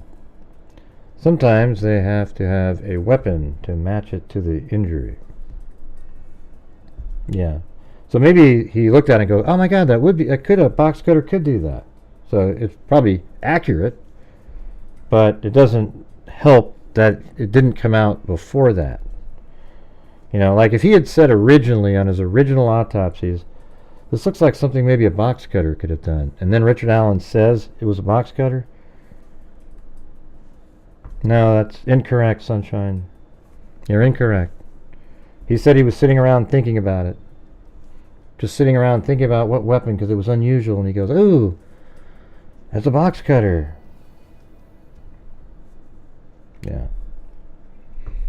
I'm sorry for your ignorance in the case. I'm telling you the truth. That's how your order is not right. Yeah. Anyways, thought on that's what I don't like, is when you actually know you're following it and somebody jumps in and they're just so, Do you think he really knew Libby and Abby were under 18? I think he knew they were young. Yeah, of course he did. They Abby doesn't look old at all, right? I mean, she doesn't look old at all. And it's no big deal. Sunshine, Omni shoulder. No big deal, no big deal. Right. Exactly. He was sitting around thinking about it. He said it at trial. Yeah, it was like, to me, and he said it before the evidence came out of the confession regarding a box cutter. So, that could be something that is, I would have a hard time if I was on a jury believing that wasn't that particular element wasn't tailored, given the timing of that. The other stuff, like the white van, there's no way in hell anybody but him would have seen that, right? So there you go.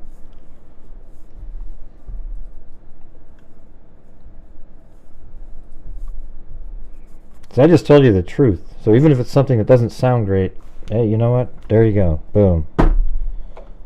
It has no bearing on it. I actually don't even care. The murder weapon or the possibility of a weapon, it doesn't matter. You know what the medical examiner should have said? I was always wondering. This would sound so much better. I was always wondering about the wounds. It looked unusual to me. I wasn't sure. And then we heard that he confessed to a box cutter and a light bulb went off, and I went, oh my god. Then I went and tested it, and it's exactly the same thing. That would be powerful. That would be powerful. But they would go, I was sitting around one day and I thought of a box cutter. Oh my god, and there it is. Wouldn't that be better? Yeah.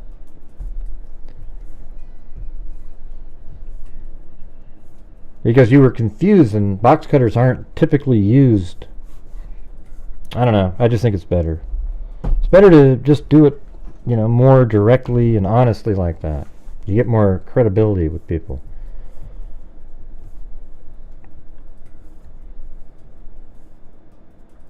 Right.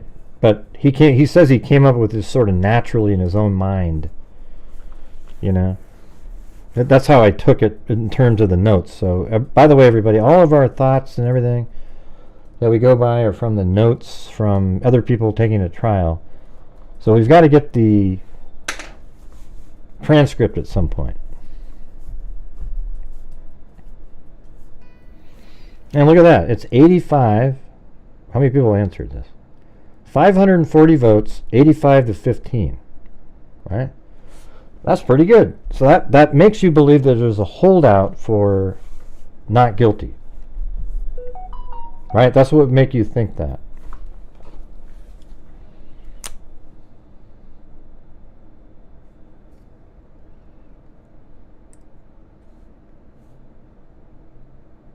Okay. So it's done for the day, resumes Monday. So how about we just end this one for now, and then we'll come back later and, you know, do whatever. I don't know. I can't wait till you go over the transcript. I know, that's going to be so fun. And I want people to call in, and we're going to be actors and do the whole damn thing. You know, like 8675309, she's going to be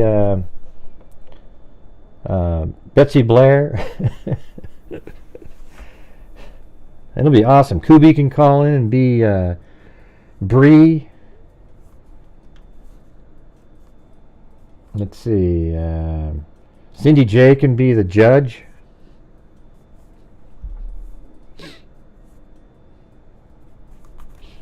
Yeah, who knows? Anyway, I think it'd be fun. He can be Bree.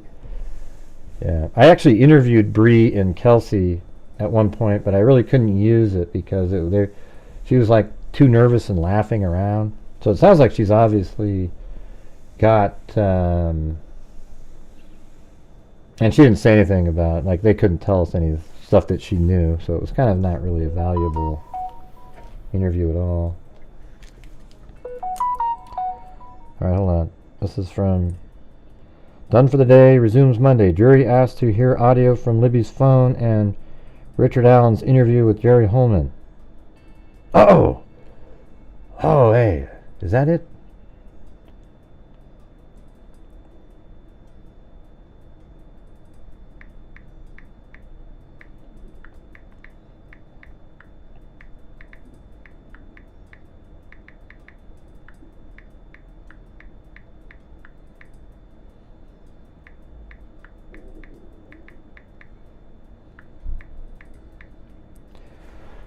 Yeah, well, so it sounds like what the jury's doing is doing a voice comparison on their own.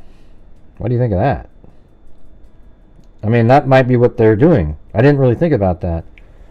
But they're listening to one of the interviews. I think they should have used the Liggett one. Apparently that one sounds just like the bridge guy. And so maybe they're listening to see if they believe that the voice... Because remember, one of the witnesses said, I believe that's his voice. So then... I think it was Mullins said that. But then you're listening, they can listen to the interview voice and then the down the hill. Right? But apparently, when I was talking to Susan, she said the October 13th one, it was so you could just absolutely hear it. Because he was talking more calmly. But with Jerry Holman, he was kind of yelling and he was louder. I hope they asked for both interviews. But I guess not. It was just the Holman one. God. Dang it. I think that is good. That means that, you know what that means? It means there's a holdout for not guilty. And they're trying to say, look, it sounds just like him. Can't you hear this?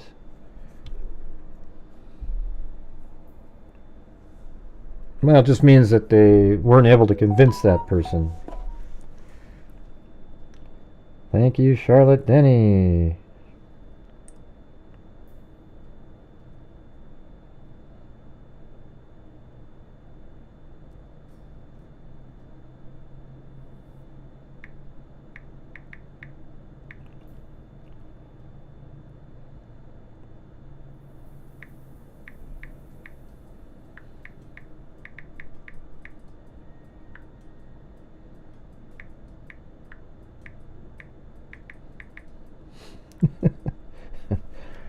That's crazy.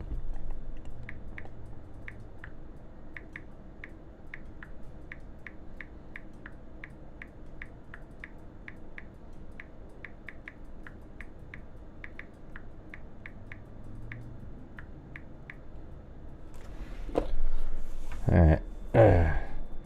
No, they are not still deliberating. She said that...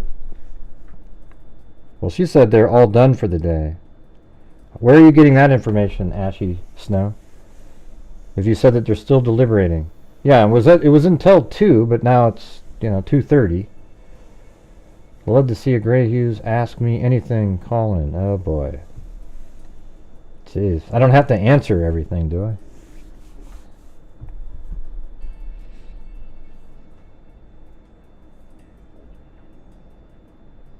It's updated.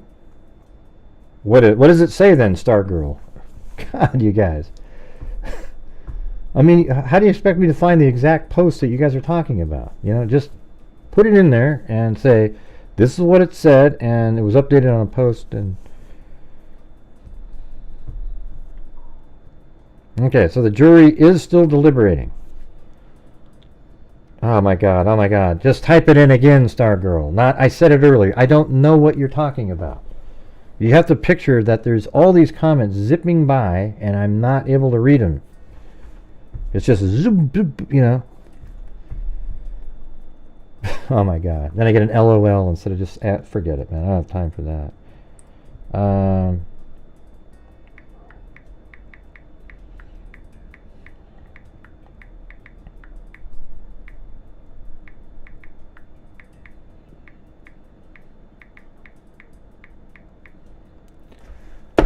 Alright, let's see. Okay, now somebody says, Gray, they are gone.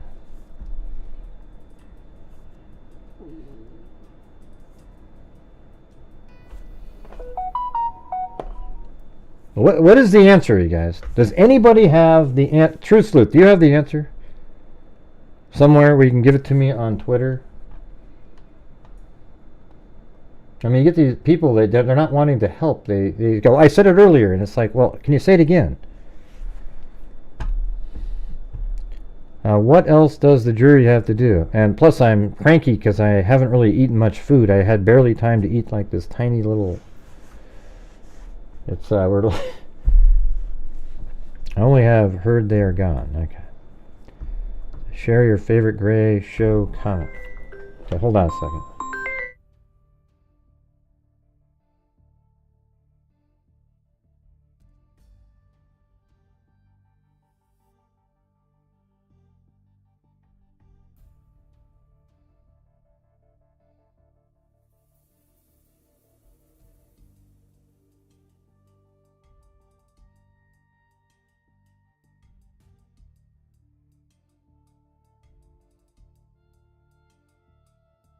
So that was the docket. He just saw there's somebody else on Twitter called something with the docket on it. And he said that he just updated again and said the jury's gone for the day. Alright? So they're not still deliberating. Alright? Come on, you guys. Come on, Stargirl. Oh, well, she put it out there. Boy, it's got to be something. LOLC what? I don't even know who you're talking to, man. Yep, I'm gonna go eat something. Yep, we'll be back on a little bit later. Nice and replenished and happier. Although I was happy, then it just sort of went... I'm kind of... I don't know, I'm just... feel really tired and hungry, But it's like, do I take a nap? Or do I eat something and then take a nap? Or do I take a nap then eat something? Who knows? Anyways, thanks everybody for being here, and we'll see you later. Thanks to Double Play, Doug Dude, Dan H, G.A. Mom, Lisa Lou 212, Jack O'Shea, Joseph Brennan gifted 10. Wow, I didn't even see that one. You gifted 10, Joseph did. That's very kind. Look at that. I think I saw it. It was just so long ago I don't remember now. Interstellar Trucker gifted 5. Then a Blank Slate gifted 5. Then CR gifted 1. And then I Wear Lingerie gifted 5. Then Sunshine Country Chickens gifted a membership. Then Interstellar Trucker, I Wear Lingerie, That's What Lee Said, Mothra, Ruth Ann, Lauren W., Chuzzlewitz, Mothra, Pink Diamond, Georgina Stoliker, Jill L., new member, Buffalo Bumpus Hounds, Truth and Justice Channel, Fallout 1056, new member, Lauren W., Angela Pepper, Cat Keeps on Cat, Chuzzlewitz, Angel Bear, K-Me, Chuzzlewitz. Man, these are... God, we've got a long ways to go here.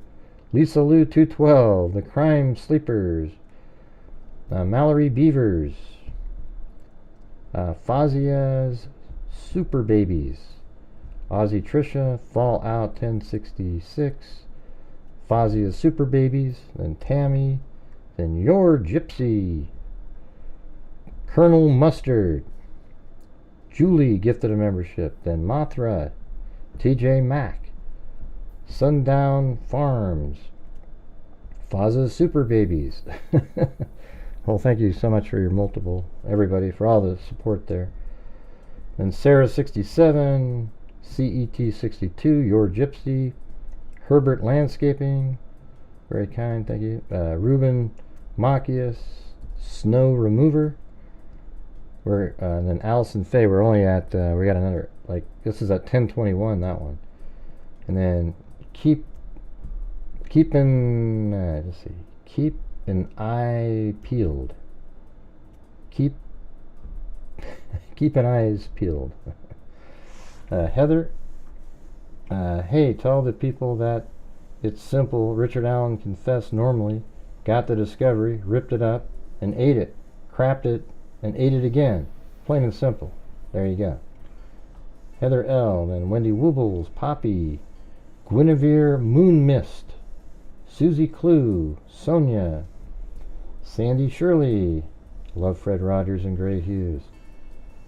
And then Crime Files, watching the men acting alone with dexterity, Tamitha Greaves, Annabella Roma, Kylie Cosmos, Brenda Redmond, Guinevere Moonmist, Kami, Stacy Graham, Wendy Woobles gifted a membership, CR Unique's Take gifted a membership, and Angela Addison, Saba gifted a membership, Caroline Reborn Knight gifted, and CR again gifted a one, and then Common Keys, then Guinevere Moonmist, and then Charlotte Denny. I think Guinevere Moonmist did another one too. Yeah, there it is back there. Okay. Well, thank you guys. Appreciate it for all the generosity. Guinevere Moonmist were 2 cat eye donations. Appreciate that. And we'll come back on later and do this all over again. Maybe we'll get some new information, inside info or something. Who knows?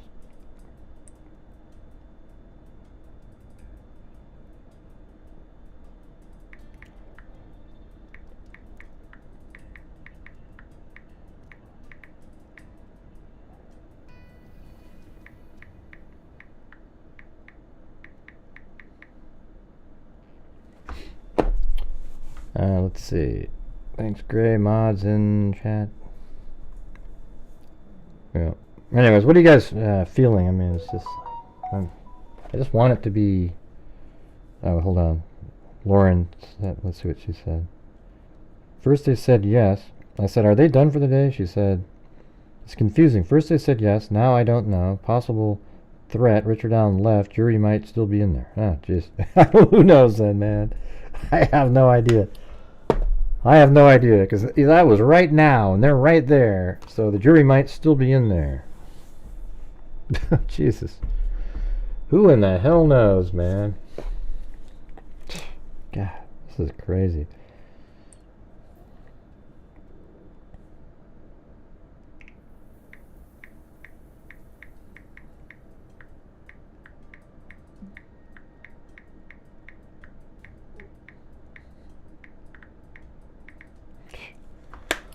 Ridiculous.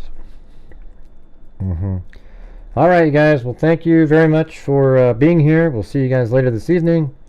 If I hear that there's something happening, we'll just jump right back on and start, get the answers, all right?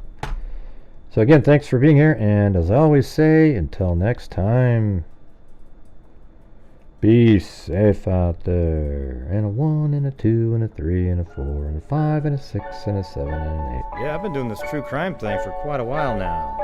Quite a while? And during this whole time, I have not seen one person. Not even one? That is a... Not even one blind dissector of a projector. I'm a certified human lie detector. Gonna get ya on a stretcher if you try and play me like an old projector. Crime sector is my nectar. Professor Gragel's gonna give another lecture. Crime collector, freak connector, and I'm always gonna be a pup protector. Fool deflector, interceptor, and I'm meaner than a spectre with a vector on his pector. With all respect, y'all, just remember I've a temper fucking check ya. I have no agenda. Hey, look, it's Richard Allen. Look at us, Richard Allen. He's really short. And in the end, yeah, that did kind of look like Richard Allen, didn't it? On a mission to reveal the true offender. One single solitary man. Yeah, so I'll just get right back to work. Acting alone with dexterity. Hi, my name is Grant Hughes.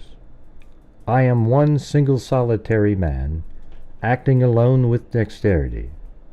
Thank you very much for watching.